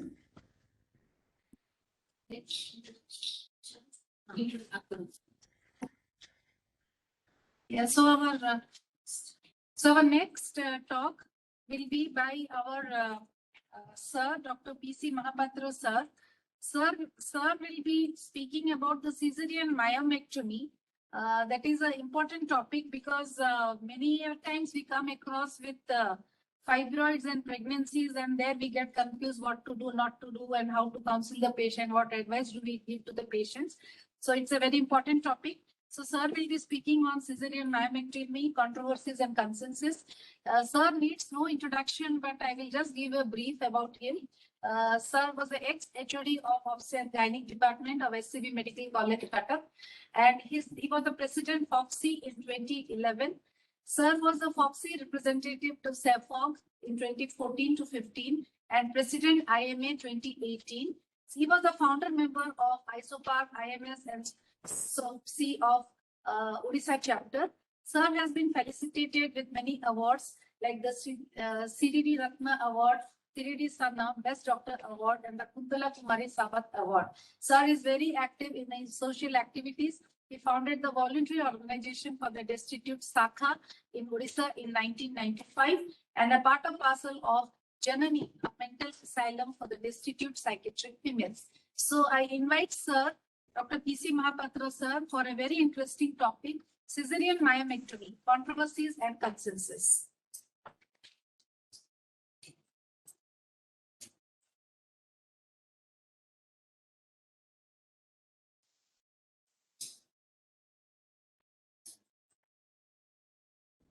Sir, please unmute. So please unmute.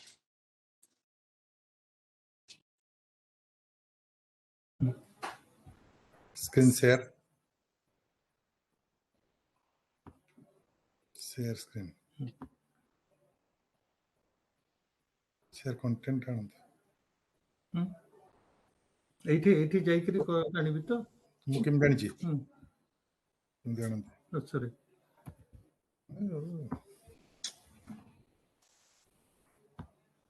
କୁଆଡେ କୁଆଡେ ନେଲେଣି ଆପଣ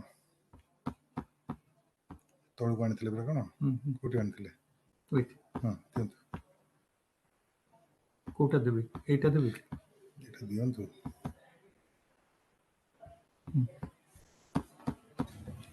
Is it visible? Not yet. Sir, your slide has to be visible, sir. We are able to see you and hear you. No, my slide is visible. Sharing. Screen share. Not yet.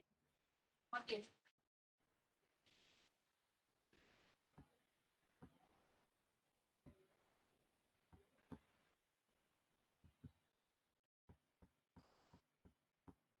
Is it now visible? Oh, sir. Screen is not visible, sir. ये सब problem होची सब कर दे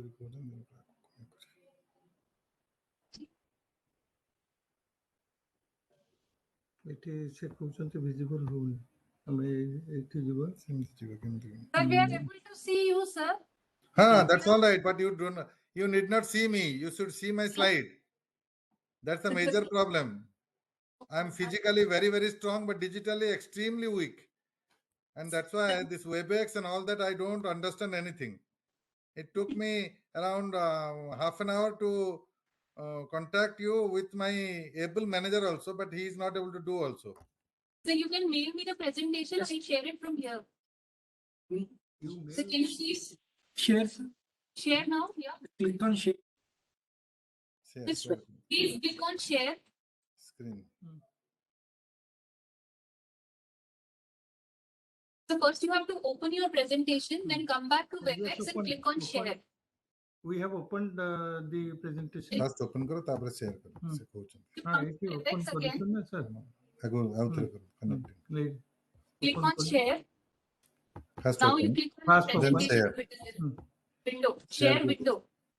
it is There will be an option to share. Note comment share तो नहीं थी Now to add notes share window is up open. हाँ जी यहाँ पे window. Yes, window. Share window.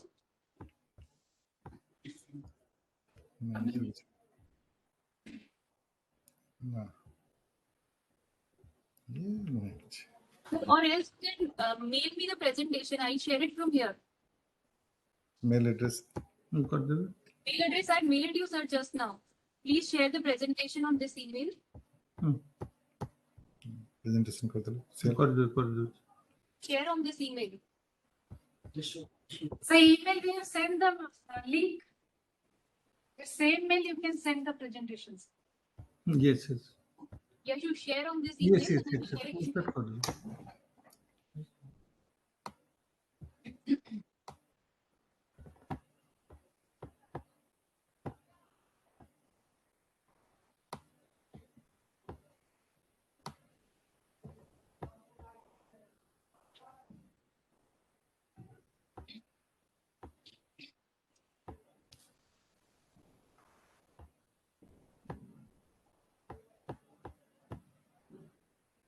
desktop रे आपन एटा थिला Caesarean myomectomy हां सेठी से ऊपर नहीं second हां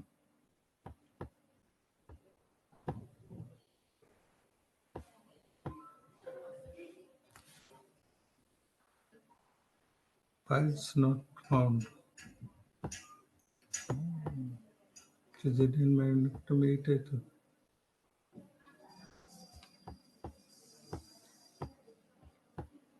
ସିମ୍ପଲ ଜିନିଷ ଗୋଟେ ଥିବ ନିଶ୍ଚୟ। ଆସିଲା ଆସିଲା ଆସିଲା ଆସିଲେ ସେଠି ଆସିବା ଦରକାର ନା। ସେଠି ଆସିବ, ଏଠି ଫରୱାର୍ଡ କରିଦେଲେ ଯିବ ଆଉ।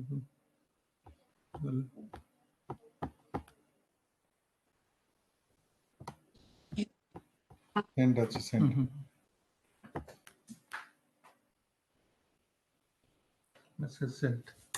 ଆଉ ଗୋଟେ ଆର ଦିଟା ବି ପଠେଇବି ନା କଣ? ସବୁଟା ଗୋଟେ ଜାଗାରେ ଅଛି, ଆଉ ଆର ଦିଟା କଣ? ନାଇଁ ନାଇଁ ସେଇଟା ମୁଁ କରିଦଉଛି, ଆଉ ଥରେ କରିଦଉଛି। କିଛି ଲାଭ ନାହିଁ। ମୁଁ ଆର ଦିଟା କରିଦଉଛି ସାର୍ ଫରୱାର୍ଡ।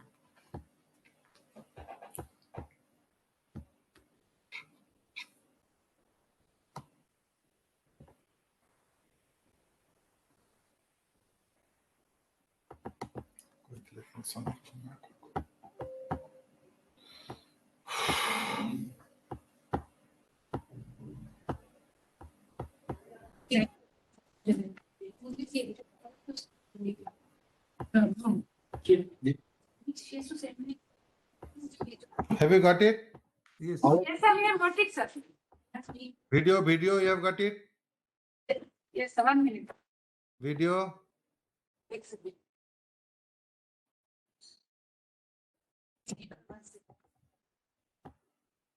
সেকেন্ডটা পঠিয়ে দিন।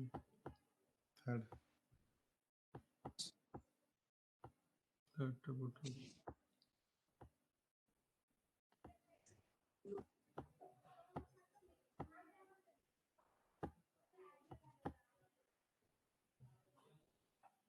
এটা যাଉଛି।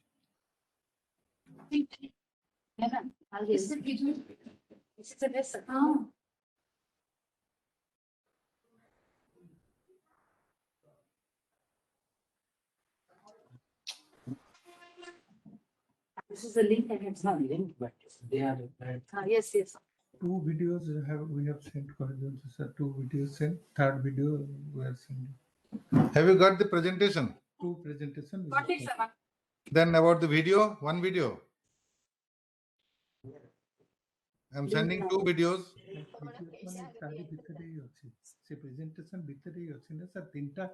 Inside the presentation, you can see 2 videos. Is there or not? It will be there, sir. File ଗୋଟେ ପଠେଇଲି ନା। ସେଇ ଗୋଟେ ମୁଁ 3ଟା ଯାକ ପଠେଇଛି, ସେଇଟାକୁ ଖୋଲିଲା ମାନେ ପାୱାର ପଏଣ୍ଟରେ ସେଗୁଡ଼ା ସବୁ ଆସିବ। ଆପଣ କହିଦିଅନ୍ତୁ 3ଟା ଯାକ ମୋର ଯୋଉ ପ୍ରେଜେଣ୍ଟେସନ ମୁଁ ପଠେଇଥିଲି ସେଠି ଦେଖିଦେବେ। 3ଟା ଯାକ ପ୍ରେଜେଣ୍ଟେସନ ପଠେଇବି।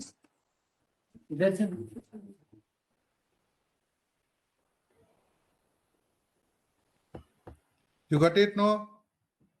Sir, ପଠଉଛି।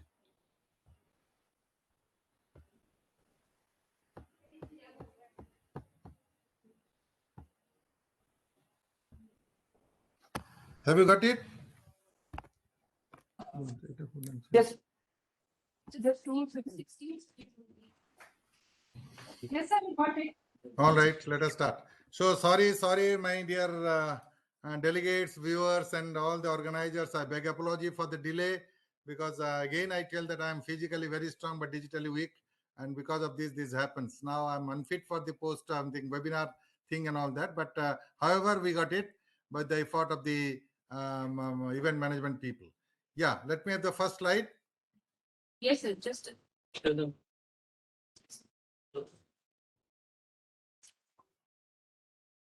Share will.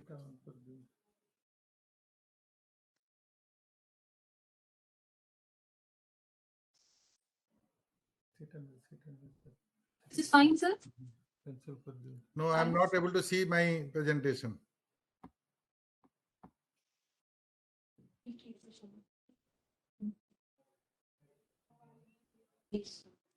Can you see the presentation? Sir, once. I'm not able to see.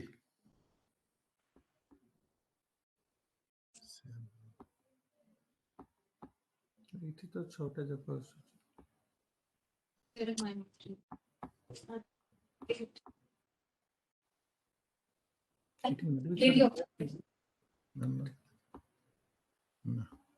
ଏଠି ଆସିନି।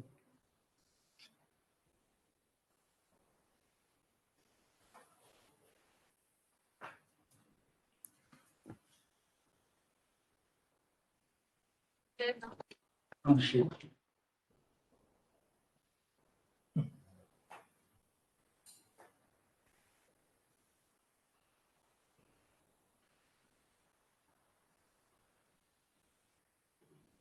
Yeah.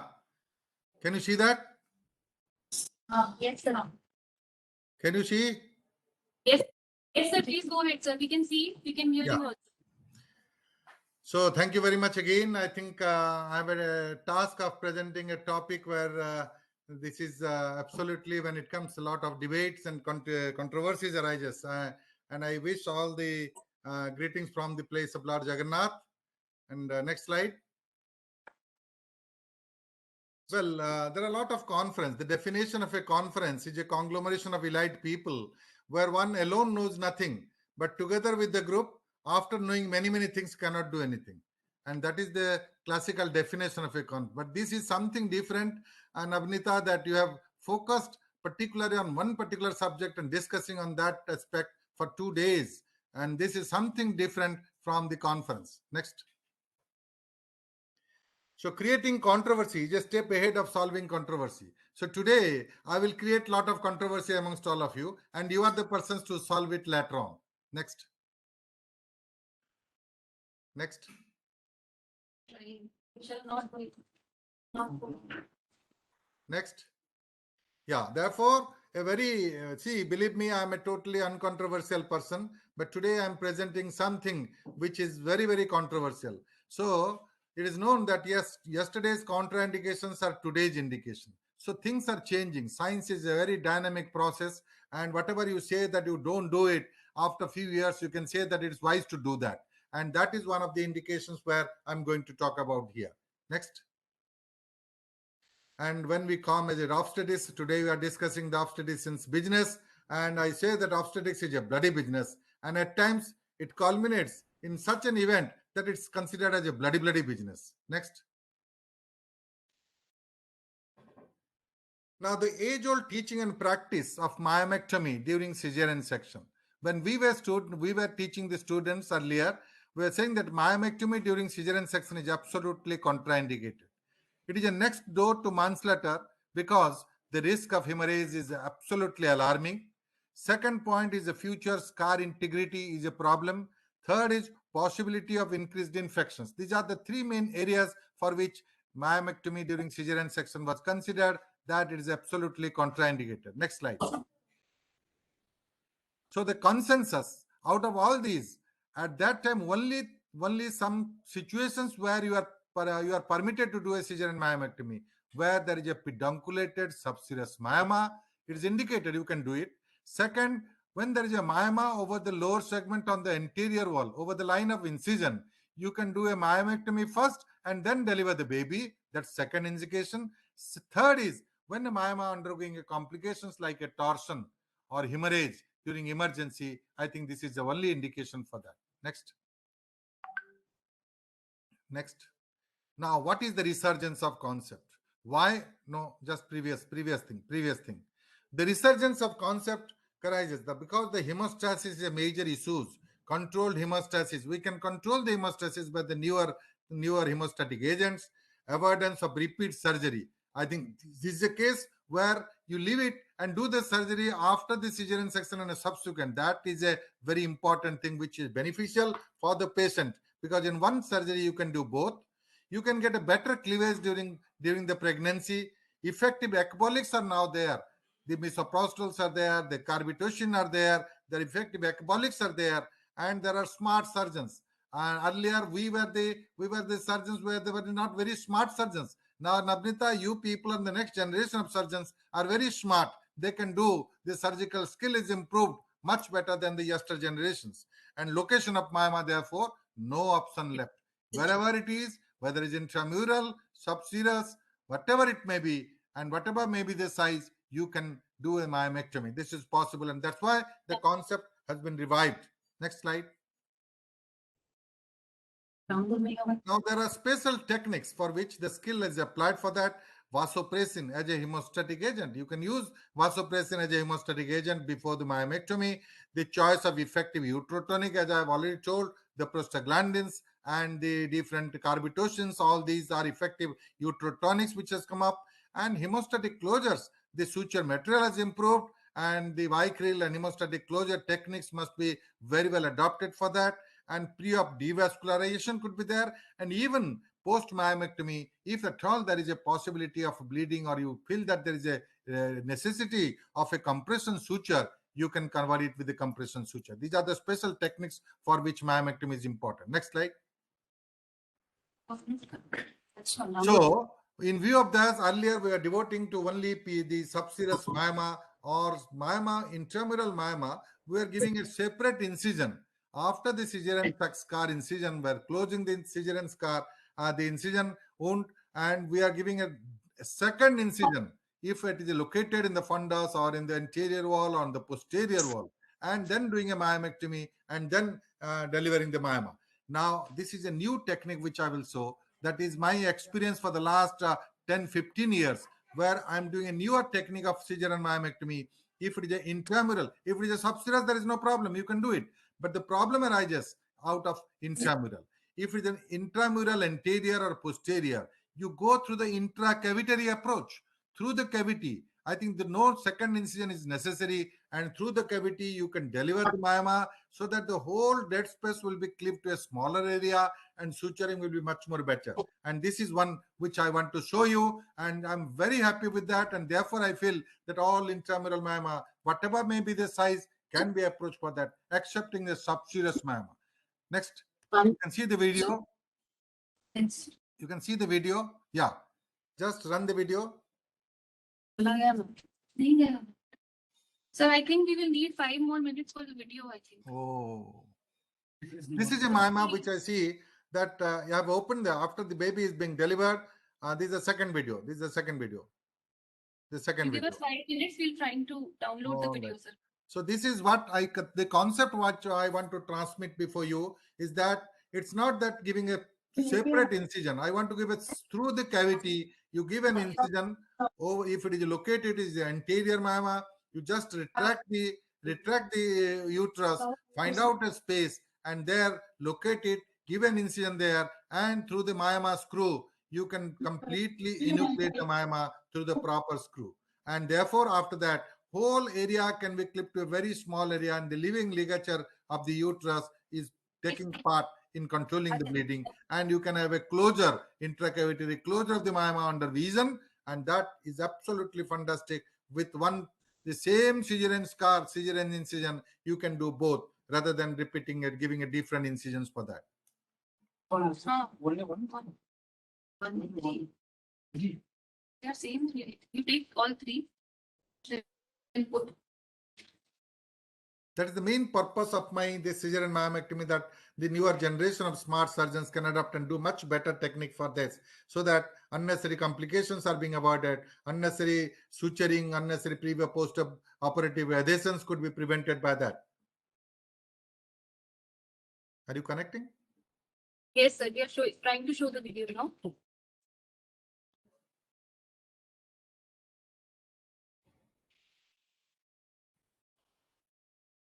Chalo, Ramma. Oma. Nandini.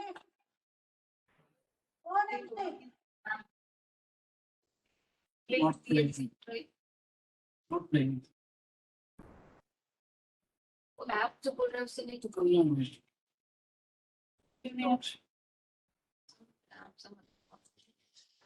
Sapna. Sapna. Sapna. Okay, so now we have the video on. Yeah, you can see that I have given an incision, gone through the proper cleavage. Can you hear me? Yeah. Yes, sir. Yeah. You can see it's very easy. It's not a very difficult task, and the smart surgeons can do much better than what I have done this. So now in the myoma screw, you find out, and after finding a good cleavage, you find out, and a big myoma. This is a myoma. You can see clearly that how with the clear space, you can go to the proper cleavage and deliver a big myoma very, very uneventfully. And this is absolutely facilitating that we are avoiding a second scar and second incision for that. This is my very, very favorite approach of intracavitary myomectomy, which I've done a couple of cases, more than 50 cases I've done almost with that without any significant complications with that also. So the main thing is that you identify the area, whether it's anterior or posterior, and give an incision there and go through the proper cleavage and shell out the myoma completely in that cleavage so that the bleeding will be minimum also. And there is no need of, again, vasopressin for that. And now we find that the whole myoma can be shelled out completely with that. And then you can find out that this is an area where the tissues and the additional tissues can be excised for that. And then you can find out the whole area of the scar. And the bed of the myoma can be visualized with that. There's a big myoma of about 15 centimeter diameter, which is being shelled out for that. Then the next step is that you just find out where is the edge and where the cavity.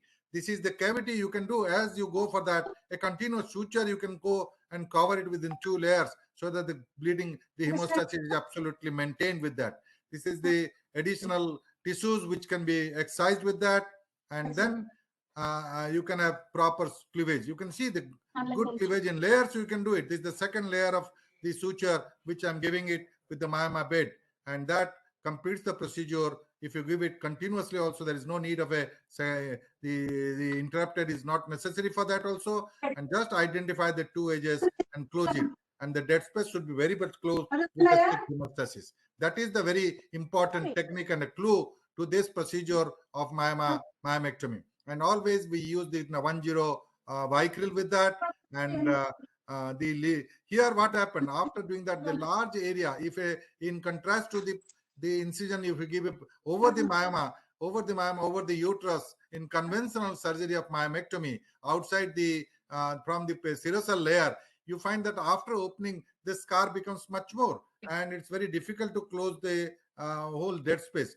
But here, in case where we go for a cavitary myomectomy, after the uterine muscle contracts, the whole area of the dead space is so much closed that even few sutures can help in closing it completely for that. And remember that in myomectomy, whether you do any myomectomy, whether it's Caesarean or during the in the interval myomectomy also, the only problem is a good hemostasis, and that can be very well managed with that. And after the procedure, you can close the uterine wound as usual by this Caesarean scar. And the first layer and second layer, 2 layers, we close it and then do the procedure. Thank you very much. The next video, you can have it, or if it is not there, then we can close it here. So the concept I've given that, yes, this is a case where Caesarean people are afraid of that, and yesterday's contraindications are today's indications. And I absolutely agree with the fact that, yes, the newer generation of surgeons will have a newer technique for expansion of the procedure and change the dimensions of the knowledge and dimensions of the surgical techniques for that. Thank you very much. Thank you. Thank you.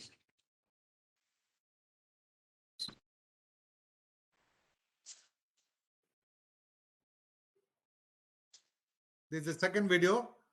If it is not opening, then leave it. The same procedure. This is the earlier was the posterior wall. This is the anterior wall. So retracted and all that. The only problem I see if it is a more close to the serosal layer. So remember, it takes 5 years to know how and where to do the surgery, but it takes 25 years to know how and where not to do the surgery. Next slide. Next slide. And Francis Bacon's statement, I always remember. Previous one. Read not to confirm. Next previous one. Read not to contradict and confute, not to believe and take for granted, not to find and talk and discourse, but to weigh and consider. And I will just request all of you, this stimulus I have given you, the idea I have given you, the concept I have given you, you just try and prove that how, whether it's a bad or good. If it is good, then accept me. If it is bad, then reject me. Thank you very much. Thank you, sir. Thank you. Whenever you speak, speak something very, very extraordinary, and we are all eager to listen to you. Sorry for the inconvenience today we had. So otherwise, we enjoyed your talks. A lots more to learn from you. And I expect the same from other delegates and faculties also. Thank you. So thank you, sir, so much. Sorry Thank for you. the Thank you. Sorry, I'm really sorry that no, sir, I it's burdened okay. you. Thank you. Any questions from the audience? I have one question, sir.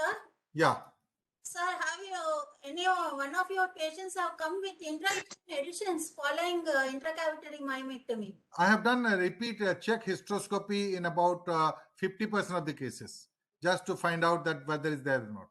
I think absolutely clear. There is no problem for that. I just imagine, I contemplate this with the hysteroscopic myomectomy. In hysteroscopic myomectomy also, if you are good in job as surgical technique also, you can't get, the chances of synechia is not there. And provided there are two walls, therefore in anterior there is a myoma, posterior there is a myoma. If you do simultaneously both, there could be a chance of adhesions for that. Excuse me, sir. Yeah. Sir, did we see you using chromic adgult? No. It's always a vicryl. Okay, that's what I just noticed that, so I thought that maybe I'll come. No. Thank you. Sir, one more question, sir. Yeah. Can we use PPIUCD as for prevention of addition synechia formation? I don't find that PPIUCD will be for prevention of synechia, because normally in case where we are doing a hysteroscopic myomectomy also, I never use the IUCD for that. People say that IUCD can prevent it. IUCD is, I don't use that, and rather the chance of infection is more common there. Camera.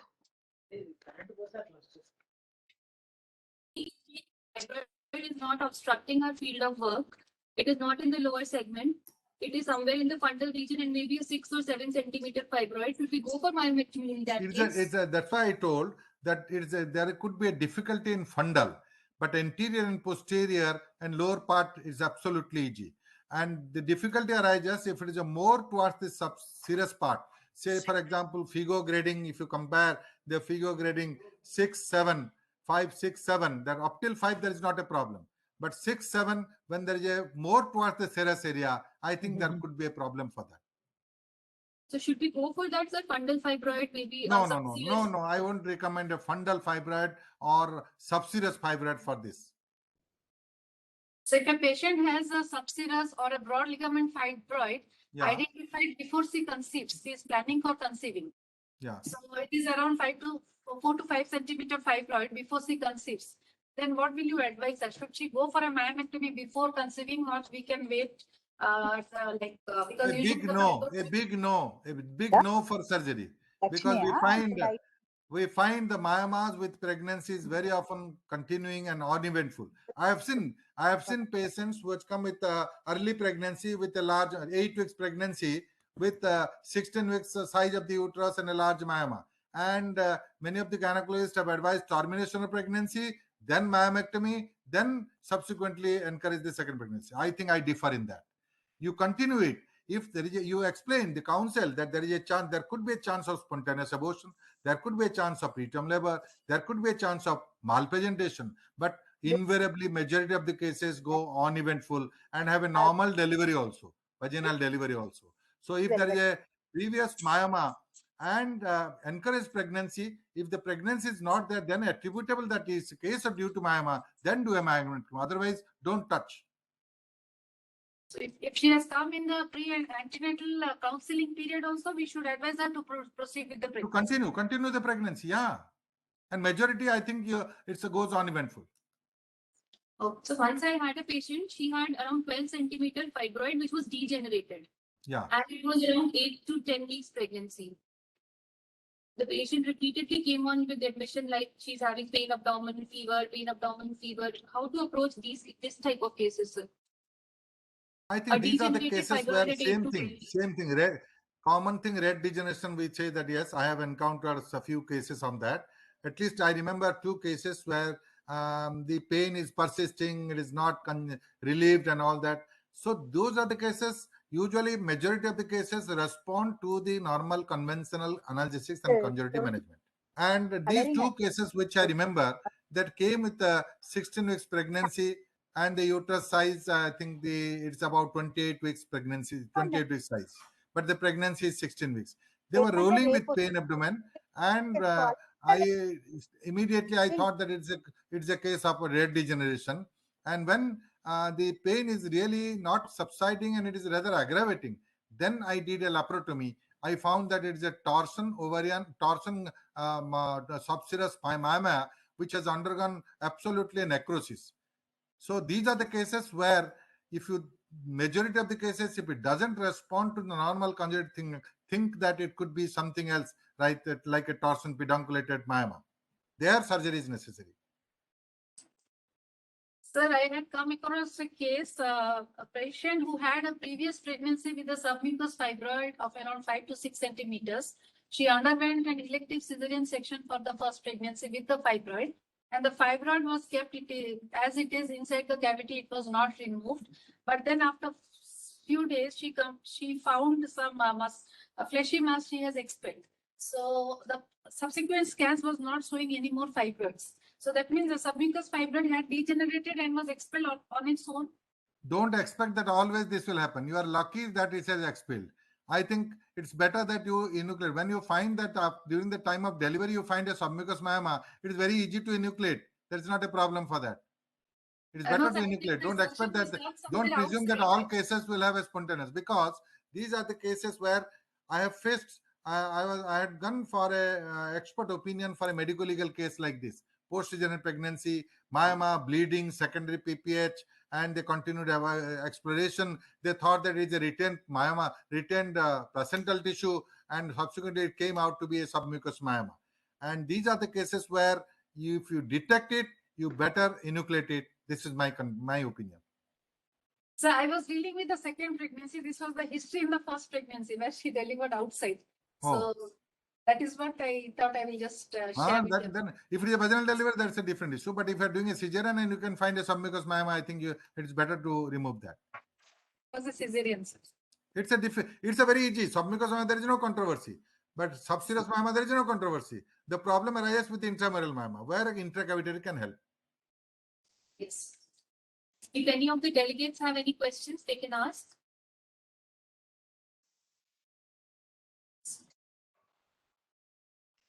So one question for Dr. Aruna Suman, madam. Should pregnant women in latent phase should be kept at home or should be hospitalized?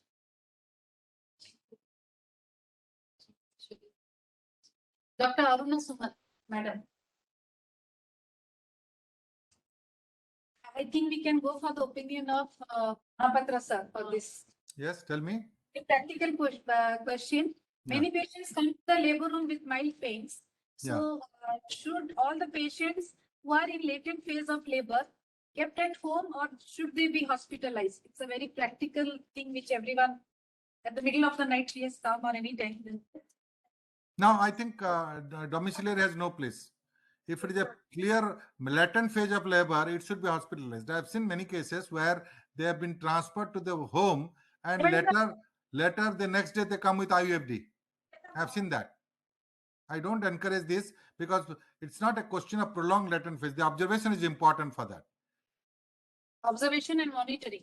Yeah, that's very important. If you observe, if you admit the patient, you can monitor very well. Sir, but many times we have seen that patients don't have the patience to wait for such a long time, and maybe some interventions may be done if it is not required also. Yeah. So that lead to some decisions that may need a cesarean section or whatever. For prolonged latent phase, cesarean section is not necessary unless it is associated with some CTG abnormality or some oligomnias and other thing. That is a different issue. Otherwise, it's not necessary. Thank you, sir. So we have one more question. Yeah. We have one more question. Sir, from Dr. Bhavani Kaman, what is the concerns regarding the active phase? Is it at a 5 or 6 centimeter as per studies? When does the active phase of labor starts? That is the question.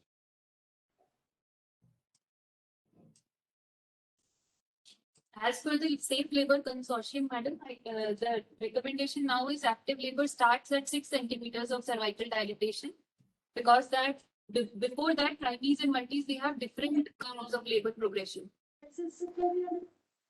But anybody can go into active labor even before 6 centimeters also. But after 6 centimeters, it is active labor. So any more questions?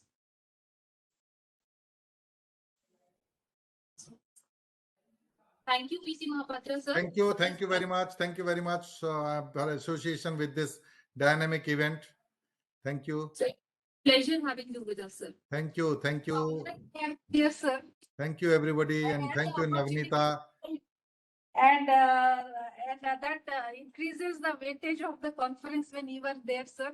Your talk is there and your discussions are there and your sharing of your inputs, that matters a lot. Thank you, sir. The signatures that you activity,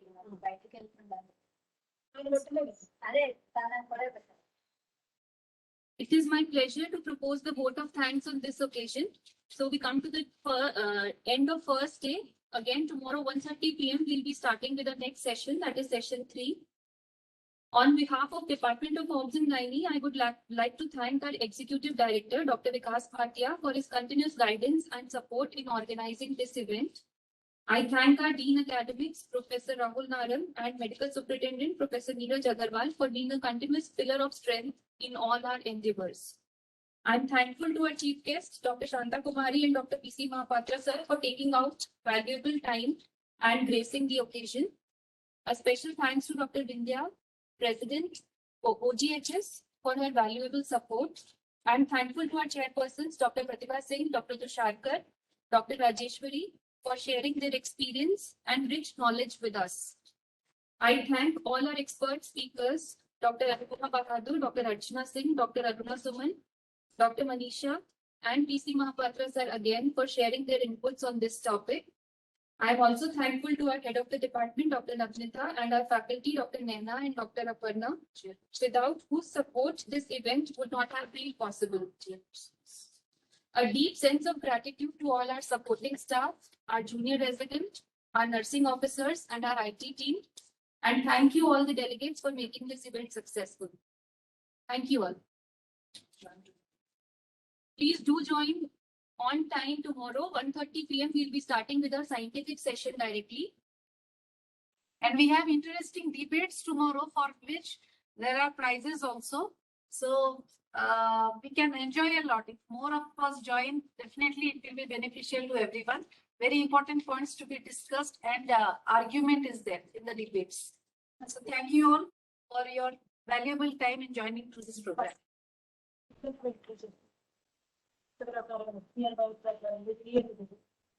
Third debate. The topic is once a Caesarean, always a Caesarean.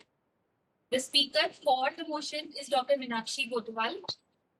Dr. Meenkashi is Associate Professor of Gynae, AIIMS Jodhpur. She is editor of Open Access Journal of Cancer and Oncology. She has published more than 60 papers in various national and international peer-reviewed indexed journals. Her focus of interest is fetal medicine and high-risk pregnancy, and she has 3 book chapters also to her credit. I welcome Dr. Meenkashi for her talk.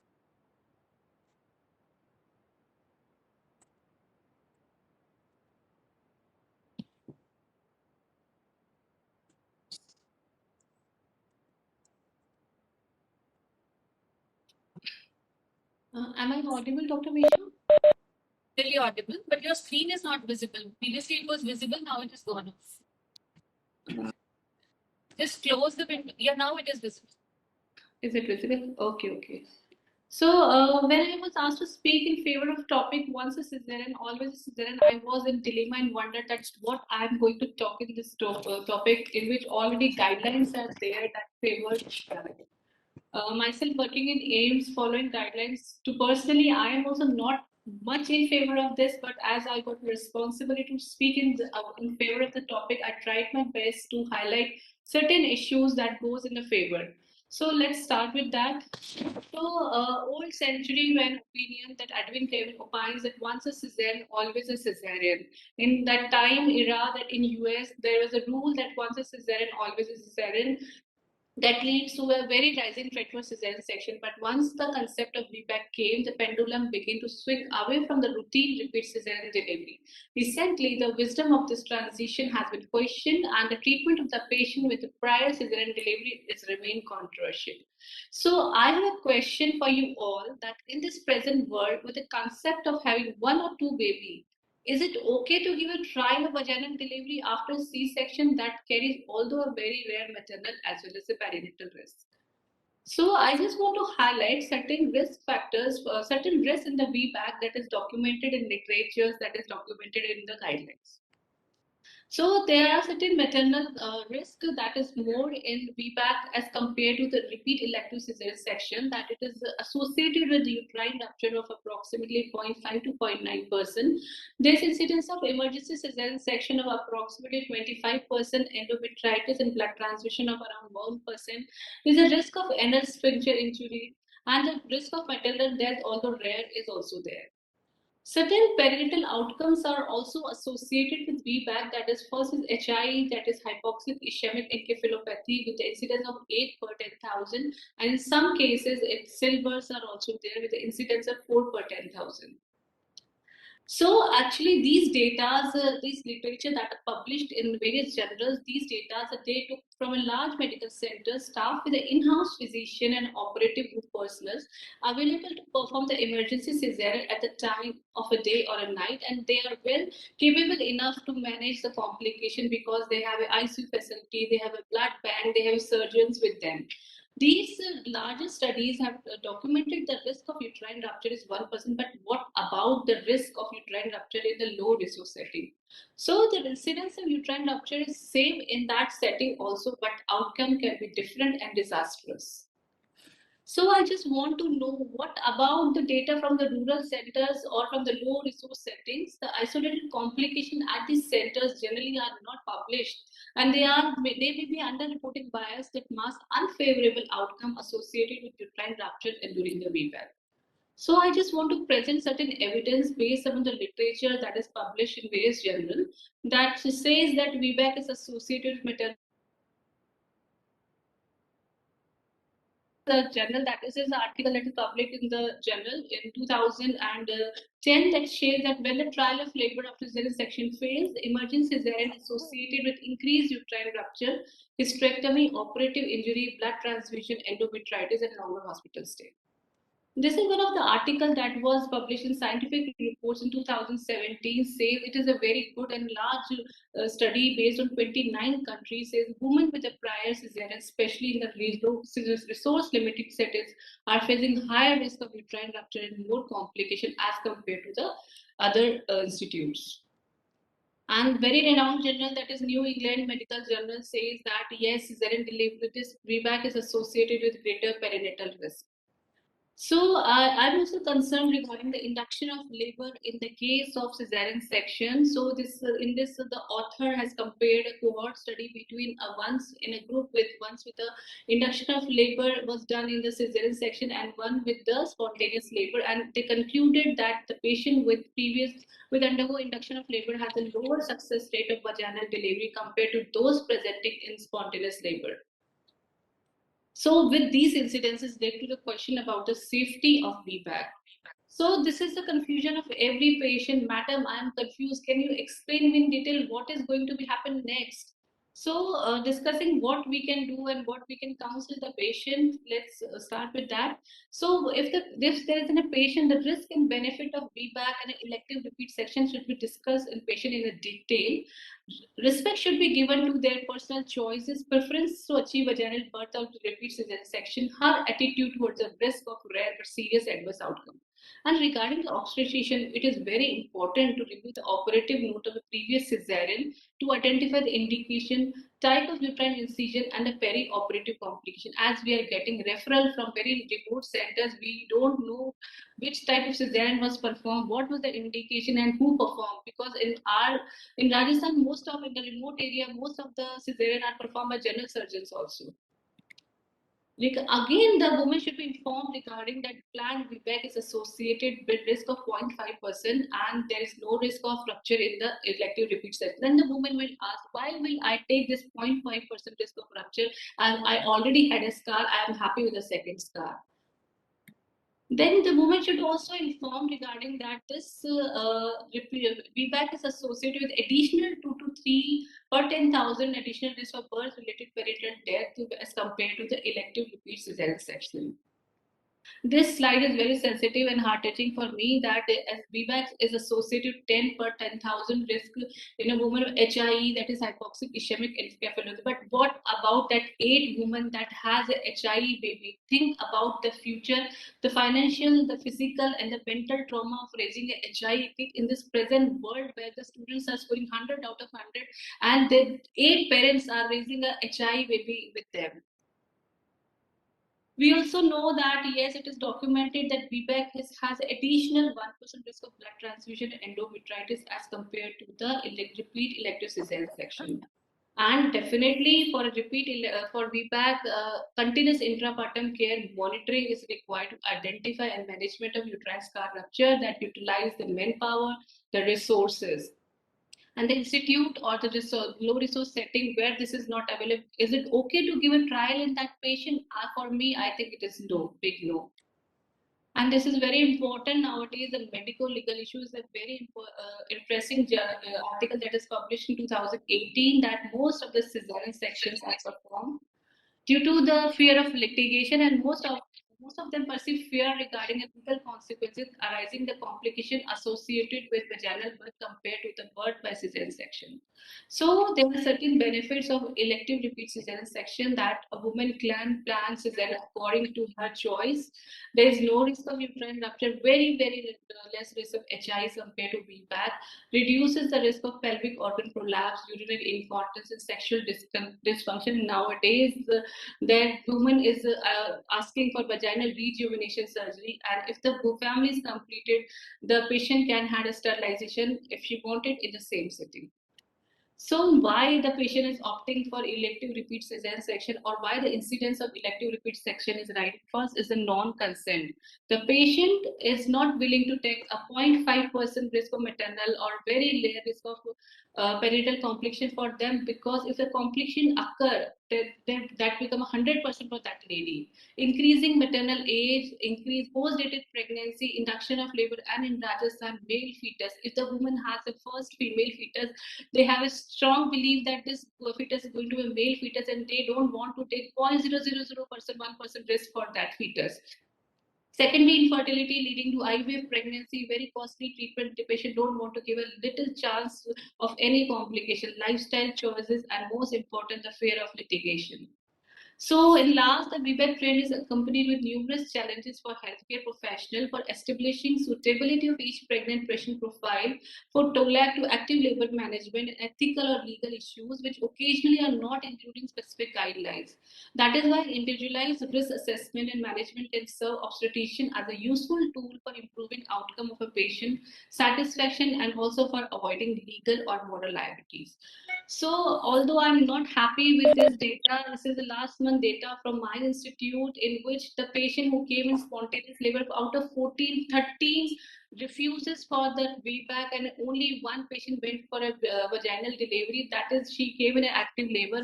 Rest 13 patient refuses for the.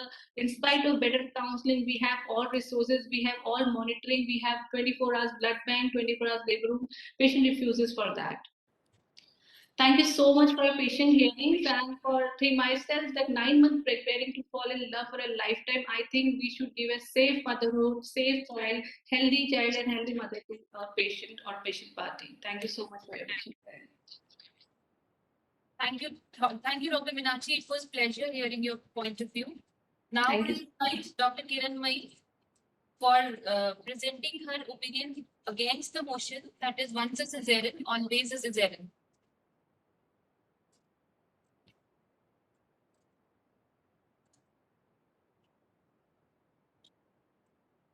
Madam is Associate Professor, Osmania Medical College, Hyderabad. She is coordinator for Foxy Veera Initiative, that is Stop Violence Against Women. She is Vice President and Secretary, Singhani Society, Hyderabad. Madam is scientific convener. She was scientific convener for AICOG 2011 Hyderabad. She's Chairperson, Adolescent Health Committee, OGHS. She's a postgraduate teacher and examiner. She has many awards also to her credit.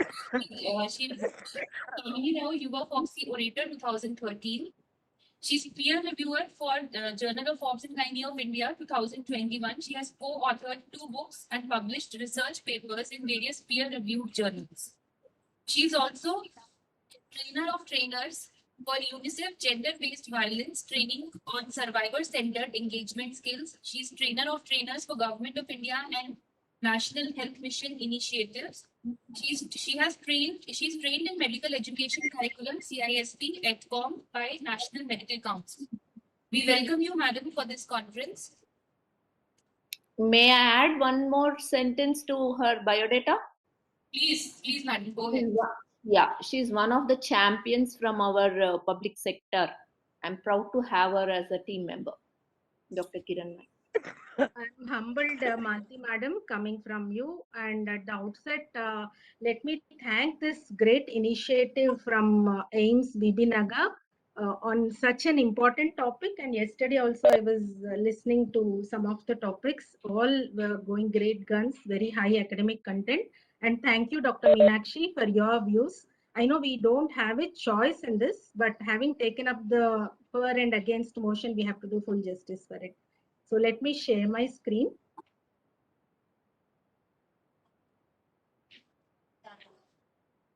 Oh, 1 second. Yeah. Okay. So, yeah, I'll start with again the 1916 Edward Craigen's infamous statement, once a Caesarean, always a Caesarean. So,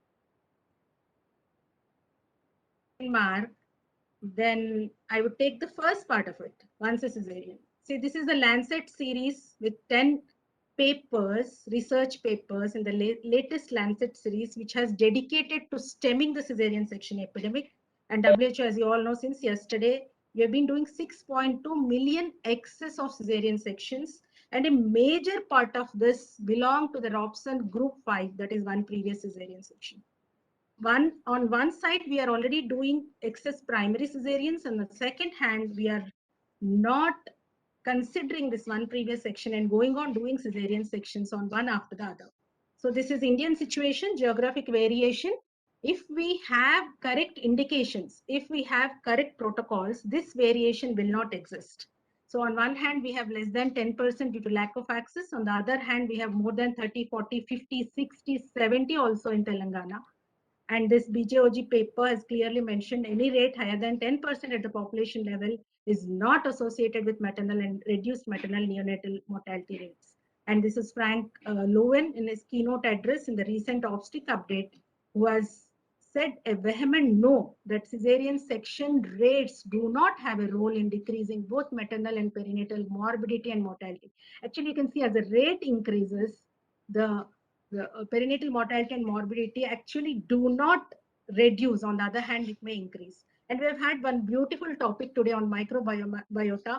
The Caesarean section is the most considered now the most disruptive events during early life, leading to a loss of key members of the core microbiota, leading to not immediate, but I'll be considering and stressing upon long-term effects on both mother, which we see in the form of PAS, that is placenta accreta spectrum, and on the baby also. We are harming the baby, we are not benefiting the baby. If you see these two important situations, each one of us want to save maternal lives. Each one of us is committed to the goal of reducing or eliminating the preventable maternal mortality. When we speak of that, then this placenta accreta and the hysterectomy rates, the odds ratio go to more than 4 and 5% in repeat cesareans. So when once a cesarean, always a cesarean, this became a reality in US. When you see in this 15 years, 1.5 decade, where the rates have increased to 73%, both primary, not just primary, repeat cesarean, as my opponent has told, once a cesarean, always a cesarean, then the repeat cesarean rate increased to 120.9%, and the TOLACs, which had reached 43.9%, had reduced to 7.8%. Then what happened now? In the USA, the increasing cesarean section rate in the FIGO position paper in 2018, as recent as 2018, though there was a weak but definite association with the increase in maternal mortality in the great USA. On the other hand, my friend has told that in where there is no access, where there are low resources, the TOLAC may be dangerous or it may not be appropriate. But when you see in the African countries, these cesarean sections where they are done, where there is absence or facilities for other things like instrumental vaginal delivery, delay in doing the procedure, or a hospital acquired sepsis, when you don't have these things in rural sector or in poor resource settings, these situations, the cesarean section is going to do more harm than the vaginal delivery. So it is not simple. As we have sold cesarean section as something very simple, convenient, painless, with very lucrative and attractive things for both the obstetrician as well as the client, which is not so. So again, I reiterate that when once a cesarean, always a cesarean, and one more cesarean and one more, then the result is this placenta accreta. So my opponent told in this scenario of two babies and all, then how many times the woman has opted for sterilization or LARC in the second cesarean? How willing are you to ligate tubes at the second cesarean?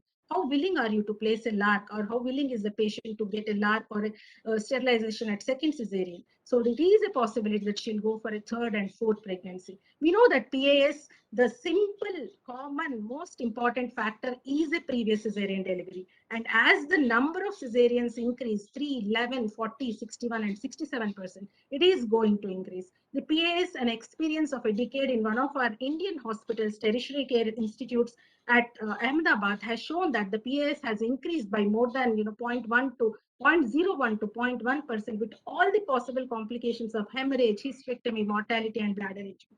And this is the case which I had done myself personally. I can still remember the case. She needed hysterectomy, internal ear cartilagation, and 24 Paxils with no live child, unfortunately, and this was a maternal ear miss. We have seen, as an assistant professor, I used to do rupture hysterectomies for obstructed labors. Later on, I was habituated to do hysterectomies for placenta accreta. So once a cesarean, always a cesarean. A scar begets not just a scar and a scar begets PAS. Please do remember this. The FIGO position paper gives so many solutions. I'll not go into that, but I'd like to tell you, reiterate that since yesterday you have been drilled into saying that reduce the primary cesarean rate. I would urge all of you to consider this group 5, which is one cesarean section, because we already have so many women with one previous cesarean section who would go for their second pregnancies. Consider this group, because the Lancet series itself has said in the latest this thing, once a cesarean, always a cesarean is not evidence-based. Once a cesarean, always a scar, and it is going to be at increased risk. So this next question, then what if not cesarean, then what? So the history and trends, Dr. Meenakshi has already told how the rates have increased to 30-40% in 80s because there was evidence. The NIH has told it as an acceptable choice. The ACOG consensus told it is a safe and acceptable care option. The US Public Health Service goals have told by 2000, they have set the targets. So the cesarean section rate is 15% and the VBAC rate is 35%. Then what happened? Then we have seen the dips in the in the VBAC rates, which was very unfortunate. I'm not going to speak to you about what to do just as a theory. I'm only going to tell what we have done and what we have been doing in our tertiary institute. This was in GMH. We had done a study of 400 cases of vaginal delivery after previous cesarean. Wanted to see whether repeat section leads to greater maternal mortality and morbidity, and what is the perinatal outcome. These were our material and methods. The VBAC was 400 in 1962. We did not do cesarean for all the cesareans. We had considered VBAC in carefully selected patients, which was around 20 to 21%. So this paper, this is the latest paper from the 10 group Robson classification, which has very clearly told that of the total 23.5% of the total cesarean section rate, 10.9 is because of the previous cesarean. So I urge all of you to focus on this 10.9. Even in this situation, they have not done 100% cesarean. It was cesarean section, even in this group, was 76.5%. So once a cesarean is not a cesarean, even in these bleak conditions. So we had carefully had our selection criteria, Robson 5, and we have I have brought out certain indications or hints that it is going to be easy and useful for a successful vaginal delivery or a TOLAC. A favorable cervical score and descent of the head is a good clue for a successful TOLAC, which we have found out. And if a patient has a previous VBAC or a previous vaginal delivery, this is going to be a good indicator. But if a couple plans more than 2 children, it is all the more reason to go for TOLAC, not a repeat cesarean section. Don't give her more scars, don't give her PAS. Then coming to induction of labor, Dr. Meenakshi told induction of labor is going to cause more ruptures. I tend to agree, because that is what research says. And our experience in these 400 cases has been, do not induce labor. We have not induced labor. We only augmented if necessary with oxytocin. Then there was scar dehiscence, which is little higher, 1.4%. This we considered because of lack of electronic fetal monitoring, and also because our emergency LSCS theater is always quite busy. So, but when we compared it to other, scar dehiscence, perinatal death, maternal death, hysterectomy, and endometritis, we compared very favorably with all the international studies. And this is the maternal outcome from TOLAC versus PRCD in the latest up-to-date. As you can see, the uterine rupture risk is a little more when compared to PRCD, but the other complications, the maternal death is more, and others, it is either not significant or insufficient data. And again, we cannot do a randomized controlled trials in such conditions. But my final sentence would be a carefully selected proportion of cases with good indicators for a successful vaginal delivery is the best thing to happen to a woman with one previous section, rather than a planned repeat cesarean section. Of course, the worst is a failed TOLAC, because of the fear of which we are all going and running and doing repeat sections. When coming to the litigation, later on the patient may file a case saying that you have done a cesarean again, and I have landed in a placenta accreta. So litigation can happen either way in any of the situations. So the fear of litigation, let it not guide your decision regarding previous section. Remember, the 370 elective repeat cesareans to prevent one uterine rupture, 7,142 elective cesareans to prevent one rupture-related perinatal death, 2,941 cesarean sections to prevent one rupture-related death. Do we deserve this? Do our women deserve this? Again, I would like to end with the Edward Creighton's famous statement, once a cesarean, always a cesarean. Actually, he was not wrong, because it was uttered as a caution to remember to reduce the primary cesarean rate. His intentions were good. Actually, he said this to think before you do your first cesareans, because it may land in again. With this, I end my case, and thank you for giving me this wonderful opportunity. See you. So anything, madam, you want to add on? Dr. Meenakshi, would you like to say something? Ma'am, actually, previously, with this topic, I was not at all confident. Actually, we working in AIIMS always follow the guidelines. But as I got this topic, I have only few things in mind that if my sister or my relative will be there with previous cesarean, I will not opt for a VBAC. I don't know about you, what you will do if she is your daughter or sister, but definitely proper selection of a patient in a VBAC for a VBAC can lead to a successful VBAC, and we need a proper training, proper manpower, and proper resource.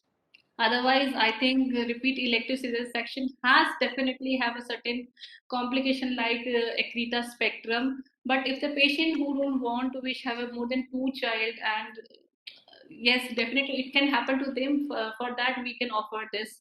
And yes, definitely, who patient are in spontaneous labor, who are just going to deliver, then VBAC is the best option. Yes. Yeah. Anybody going for a spontaneous onset with the previous section, then definitely we can give a time and we can follow up properly and see that. I just don't want to, counter or contradict. I had Meenakshi's question whether if it is you or your daughter. That is very subjective. I don't know. I went for a repeat section, but my sister-in-law went for a TOLAC, but that was failed. So again, it is more or less of a question of what we have made ourselves believe.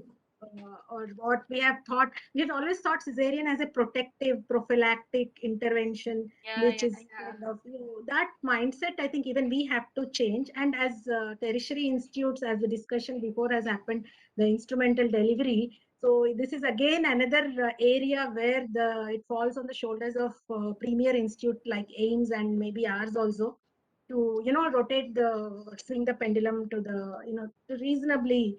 It is not easy to give a TOLAC, to tell you. It needs mentors, it needs It needs a commitment, it needs a protocol, and then it needs a proper selection of cases. And litigation, I was thinking maybe down the line, if people can give litigation that you have not done a section, they may as well do the litigation that why have you done. Patient are doing medical legal cases in any of the cases. There also by doing a VBAC. But the point is that, but nowadays, as the age of marriage is increasing, the girls are getting married at 30, 31, and they are planning pregnancy, first pregnancy 35, and second. Myself, I just want to give a myself that I just had a kid last year one with a cesarean. I had first delivery, and at the 37, I thought whether I should give a trial of again a second delivery. I opted for cesarean in your fear of getting any in chance 0.001% restore a baby. I opted for cesarean. So I think being a doctor, I opted, but being a layman, I don't know for them 0.5%. It means they can't understand what is 0.5%. They will only listen the maternal complication, the perinatal complication. For them, I think the patient who face that complication, for them that is 100%. With a proper setup of electronic fetal monitoring and a crash cesarean section and everything in place, that is one thing. And other thing is, as doctors, we are more scared of this complications of a TOLAC, whereas we see a lot of women who are elderly primaries or previous sections going for natural births or water births or unmedicated births or midwife led centers are coming in. So much of good discussion and points to points. I think I just want to share my experience. I had a last in one of my last duty that we had a patient referred from a remote center, and she was previously there and she was in active labor. No document was available with her. She was in active labor 5 to 6 and very good pelvis, every size baby. We decided, and we asked her indication. She don't have any paper, but she said probably due to fistula distress it was taken, and we decided to give a trial of labor because everything was fit into the VBAC criteria. But patient landed up in an emergency cesarean section due to impending scar rupture, and intraoperatively the scar was on verge of rupture. On the second day, the attendant brought the discharge ticket with them, and that was indication was cesarean was that is deep transverse arrest.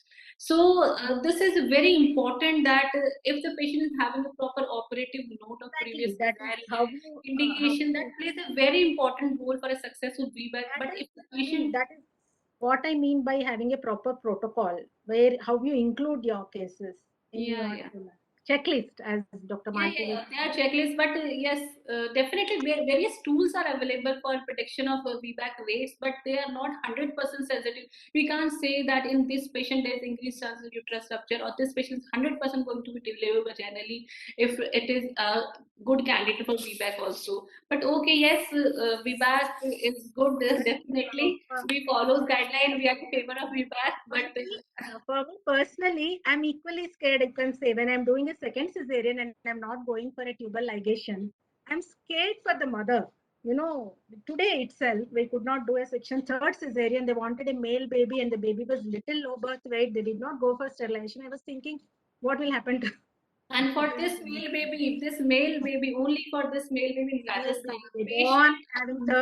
opting for vaginal delivery, they want safe cesarean delivery to get a healthy male baby. So these are certain facts. Yes, 50-50 from VBAC and 50-50 for cesarean section. But I am so happy, Dr. Nabnita, Dr. Mishu, to see one thing which is happening right here is for all the three topics. See, the good thing is those who were against the motion or whatever, I mean, we all have the common motto, and that is to bring down the cesarean section. Dr. Kavita, those who are pro repeat cesarean, even they say in their hearts they know they feel so fulfilled and contented seeing a patient who has arrived in spontaneous labor, who is the right candidate for TOLAC, and she delivers uneventfully. So this is one thing which is happening over here, that all of us are we are inclined, dedicated, and motivated to bring down the cesarean sections by choosing the right and the safest by having the giving the real quality and safety to the second stage of labor, the choosing the right patient and the right instrument, by choosing the right client for a TOLAC, or be it the first topic where just not at the whims of the patient who is wanting a cesarean on demand, we are the healthcare providers should have seek this as an opportunity to explain to them the pros and cons. And it is truly overwhelming, the entire concept is. And that is what I just want to say. All of you are winners in their own perspective, and to bring out all these points, which we cannot disagree with. So I think it brings us to the end of it. So Madam Malti, and we would take a minute or two. Yeah, again, a healthy, very healthy and a cool discussion, a debate. I just want to add few points in the sense there is a lot of emphasis on selection of case. Everybody says so. So I always feel second opinion, which is very, very important for the second trimester abortion. Remember, that is also to be applied to so many obstetric conditions, especially when it's the previous section. In the OPD, the book case, show it to your senior colleague. In the duty, again, take the opinion of the senior colleague. So you may not go bad if your decision may not go bad, and also it helps you in the decision making, and then the litigation part is taken care of. The second thing about options 5, Dr. Kiranmai was insisting that that is a scope where we can reduce the previous repeat section. What I have observed in my own institute is there's a short interpregnancy interval, as short as 3 months, 5 months, 11 months, 6 months. So that is the area where that's one of the commonest indication for a repeat section in our planned C-section, which happens on every Monday. Out of 6 to 7, 5 are because of this short IP interval. When I inquire the mother, why did you refuse to have an intracesarean IUCD? She says, I didn't understand, or she says my mother-in-law didn't agree for it, and or she says my husband did not agree for it. So there are a lot of scope for us to improve on the counseling and bringing down the myths and misconceptions. It's the time involving the senior counseling. Probably the woman may agree upon this, and we can bring it down. The options 5. And coming to just yesterday, one of our residents had presented this paper on obstetric hysterectomy in the young. We found the average age was 23 in our institute, and 33 cases had obstetric hysterectomy. Out of that, 27 for morbidly adherent placenta. Such an unfortunate thing. And not to forget about TOLAC is something VBAC and TOLAC. We had, in my own duty when I was an assistant, the mother collapsed after a TOLAC, a TOLAC. And then the cause was, we thought it was a PPH, but the blood loss was not significant. We went ahead and explored the scar. There was no rent, but we resuscitated with crystalloids and 1 unit of transfusion. She improved for a short time, and again she collapsed. Then we took her for a scan. The scan did not reveal anything. So we thought nothing has happened to the previous scar because there was no bleeding. The scar was intact on digital exploration. The scan did not reveal anything. Again, after 1 hour, again she collapsed. And we saw one retroperitoneal broad ligament hematoma on the left, which could not be palpated on by exploring the scar or by doing an ultrasound within an hour. So there are certain cases. So watchful expectancy and then a disproportionate shock probably is an indication that the scar has given away. So TOLAC is not that simple as you are discussing. VBAC is not a success story. Sometimes high index of suspicion, second opinion involving the senior probably, and then increasing the interpregnancy interval in my center, maybe we could bring down the C-section, repeat C-section rates. Thank you. Thank you, judges. Thank you, Meenakshi, Dr. Meenakshi. Thank you, Dr. Manisha. It was wonderful to be here today. Thank you, ma'am. Thank you, Dr. Meenakshi. I think the judges would take around 5 to 7 minutes to compile the results. So we have a few questions. Can we take them up? Yeah. Ask the question. Yeah, we just wanted to know, what is the Caesarean section rates in your respective institutes at present, approximately? Can we, madam, start with?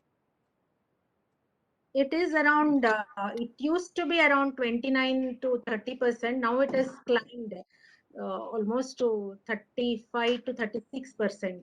So it is increasing definitely. And COVID has kind of made all the, what do you say, kind of interventions or waiting and all that.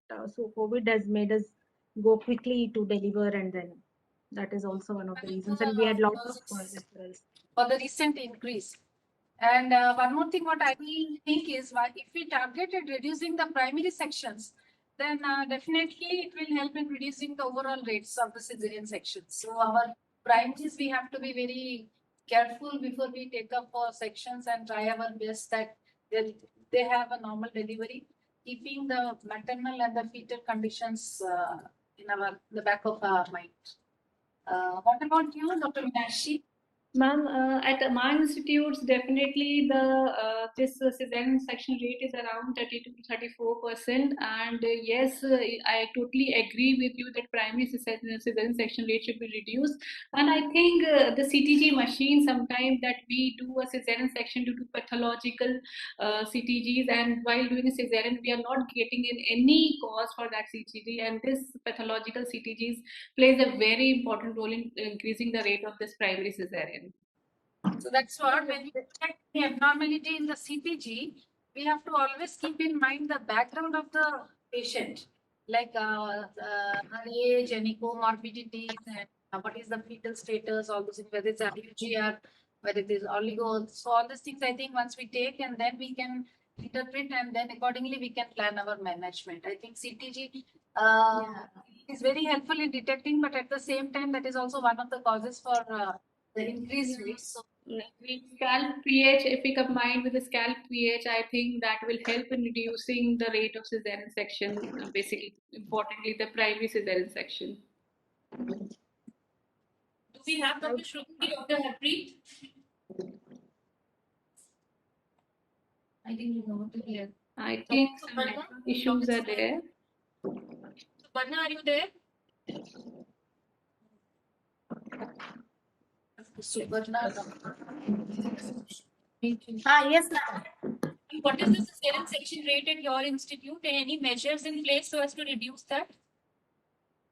Ours is actually very high. It is around 60%. So we are following that AIIMS Delhi pattern, which all AIIMS are anyways following, that we do not keep patients on the floor. So because of that, we have actually a total number of deliveries range around 150, out of which majority go in for a Caesarean. Most of these indications are actually non-reassuring fetal heart rate status and failed induction, and CDMR is actually very high, and that is mostly by the staff only. So all our nursing officers, then even wives of faculty themselves, senior residents, whoever. On demand. So what you're saying is the rates are more because of Caesarean on demand. Yeah, that is like we try our best to counsel them, but then we also know they are all staff, our staff only. They say, no, madam, we can't take the risk. One factor which propels them to go for Caesarean section on demand is they may think that junior residents will be doing deliveries, normal deliveries, whereas we have senior consultants available who can do the section, and then that is one thing which is.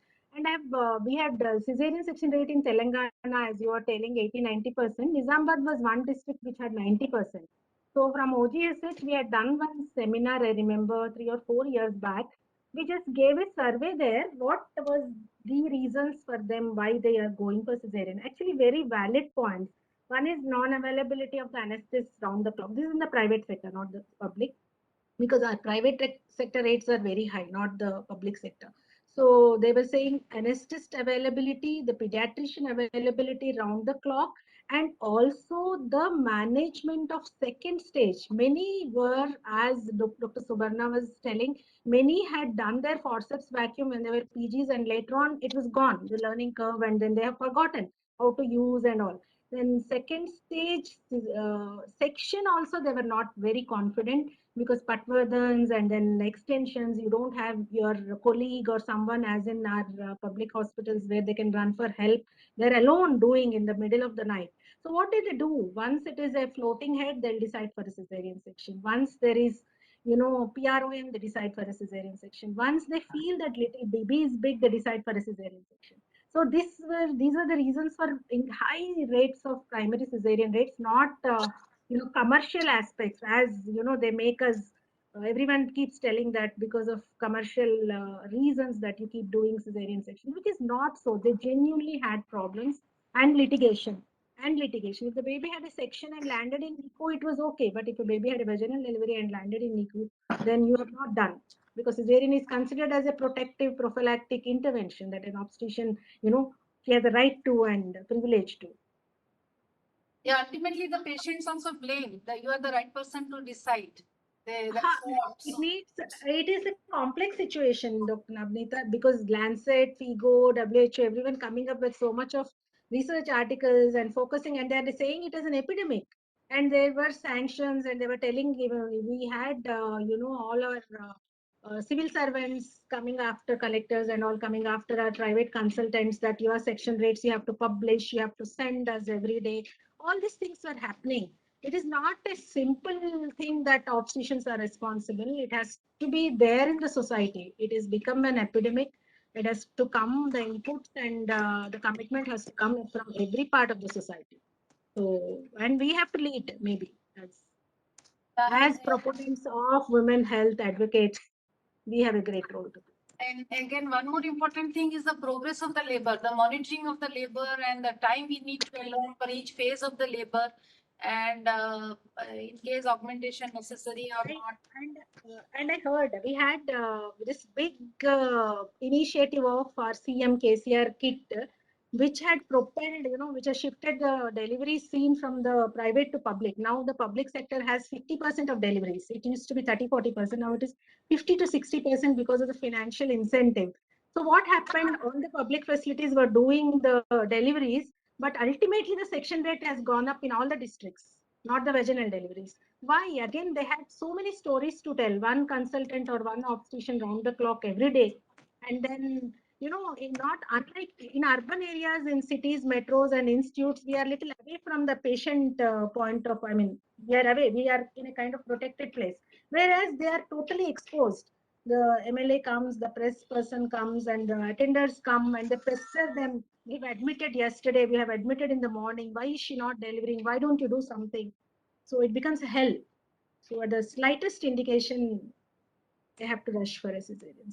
Same happens in a private institute. The patient, the doctor don't want to spend so much time because normal delivery, vaginal delivery take time. That cesarean is easy and fastest option. So basically, for a private practitioner, they are choosing the cesarean section over a vaginal delivery. But for our institutes, I think yes, definitely, if the patient is suitable candidate for TOLAC trial should be given.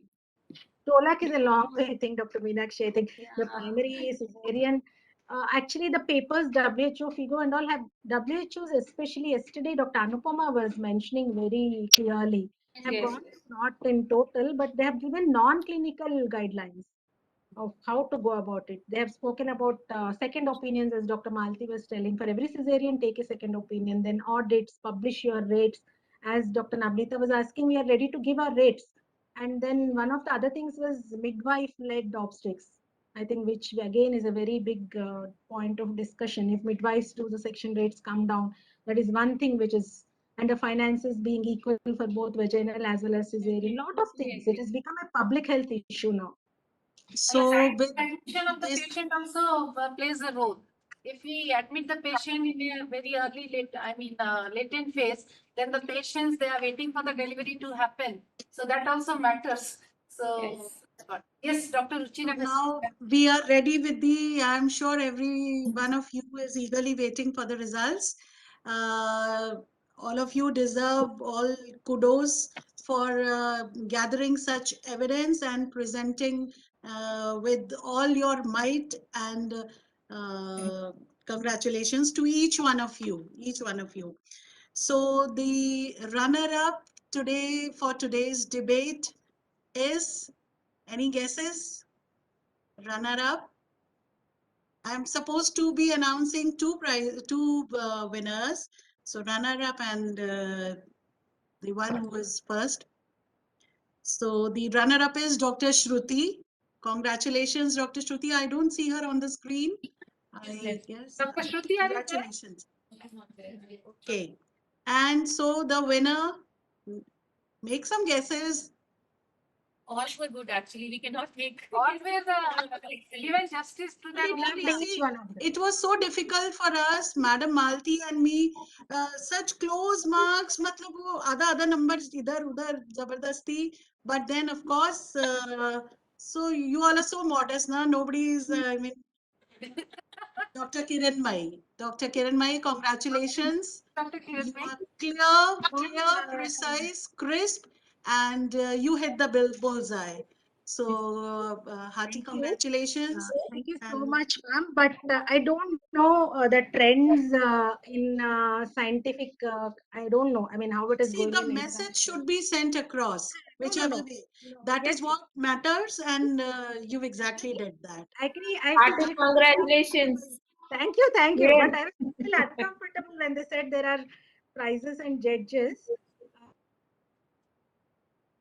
Yeah, please, okay. Talk. The message had not gone this way or that way. Yeah, And truly. as judges, you have all have been very particular with your timing. This is also an important thing. Everyone was so disciplined and very crisp and clear. So thank you, Dr. Nabnita, Dr. Mishu. Dr. Mishu was my go-to girl. She is with you now, madam. And I hope to be coming to your place sometime to see you all. And She has actually worked hard for the conference. yeah. I invite each one of you, all of you who are here, come over to Dehradun, and it'll be my pleasure to have you here. Thank you so much. Thank you so much for the organizers. Thank you, Nabnita. Thank you. Thank you. For your time. Yeah. there. Dr. Aparna, who had come from our Sultan Bazar Institute, is with AIIMS now. I think That's what recognized or not I was having, because I was there. You were brilliant. Like everyone, Dr. Subarna, I heard all the debates. Yeah, I mean, brilliant. all the AIIMS girls. I happened to meet Dr. Malti as well, such stalwarts, and my She's pleasure. our teacher of teachers. Very. Yeah. We look forward to look up to her. Thank you. We tried to make, involve everyone from all parts of India, practically speaking. So Yes. And you have succeeded, Dr. Nabnita, you have succeeded in that. Thank you. I'm from the extreme north.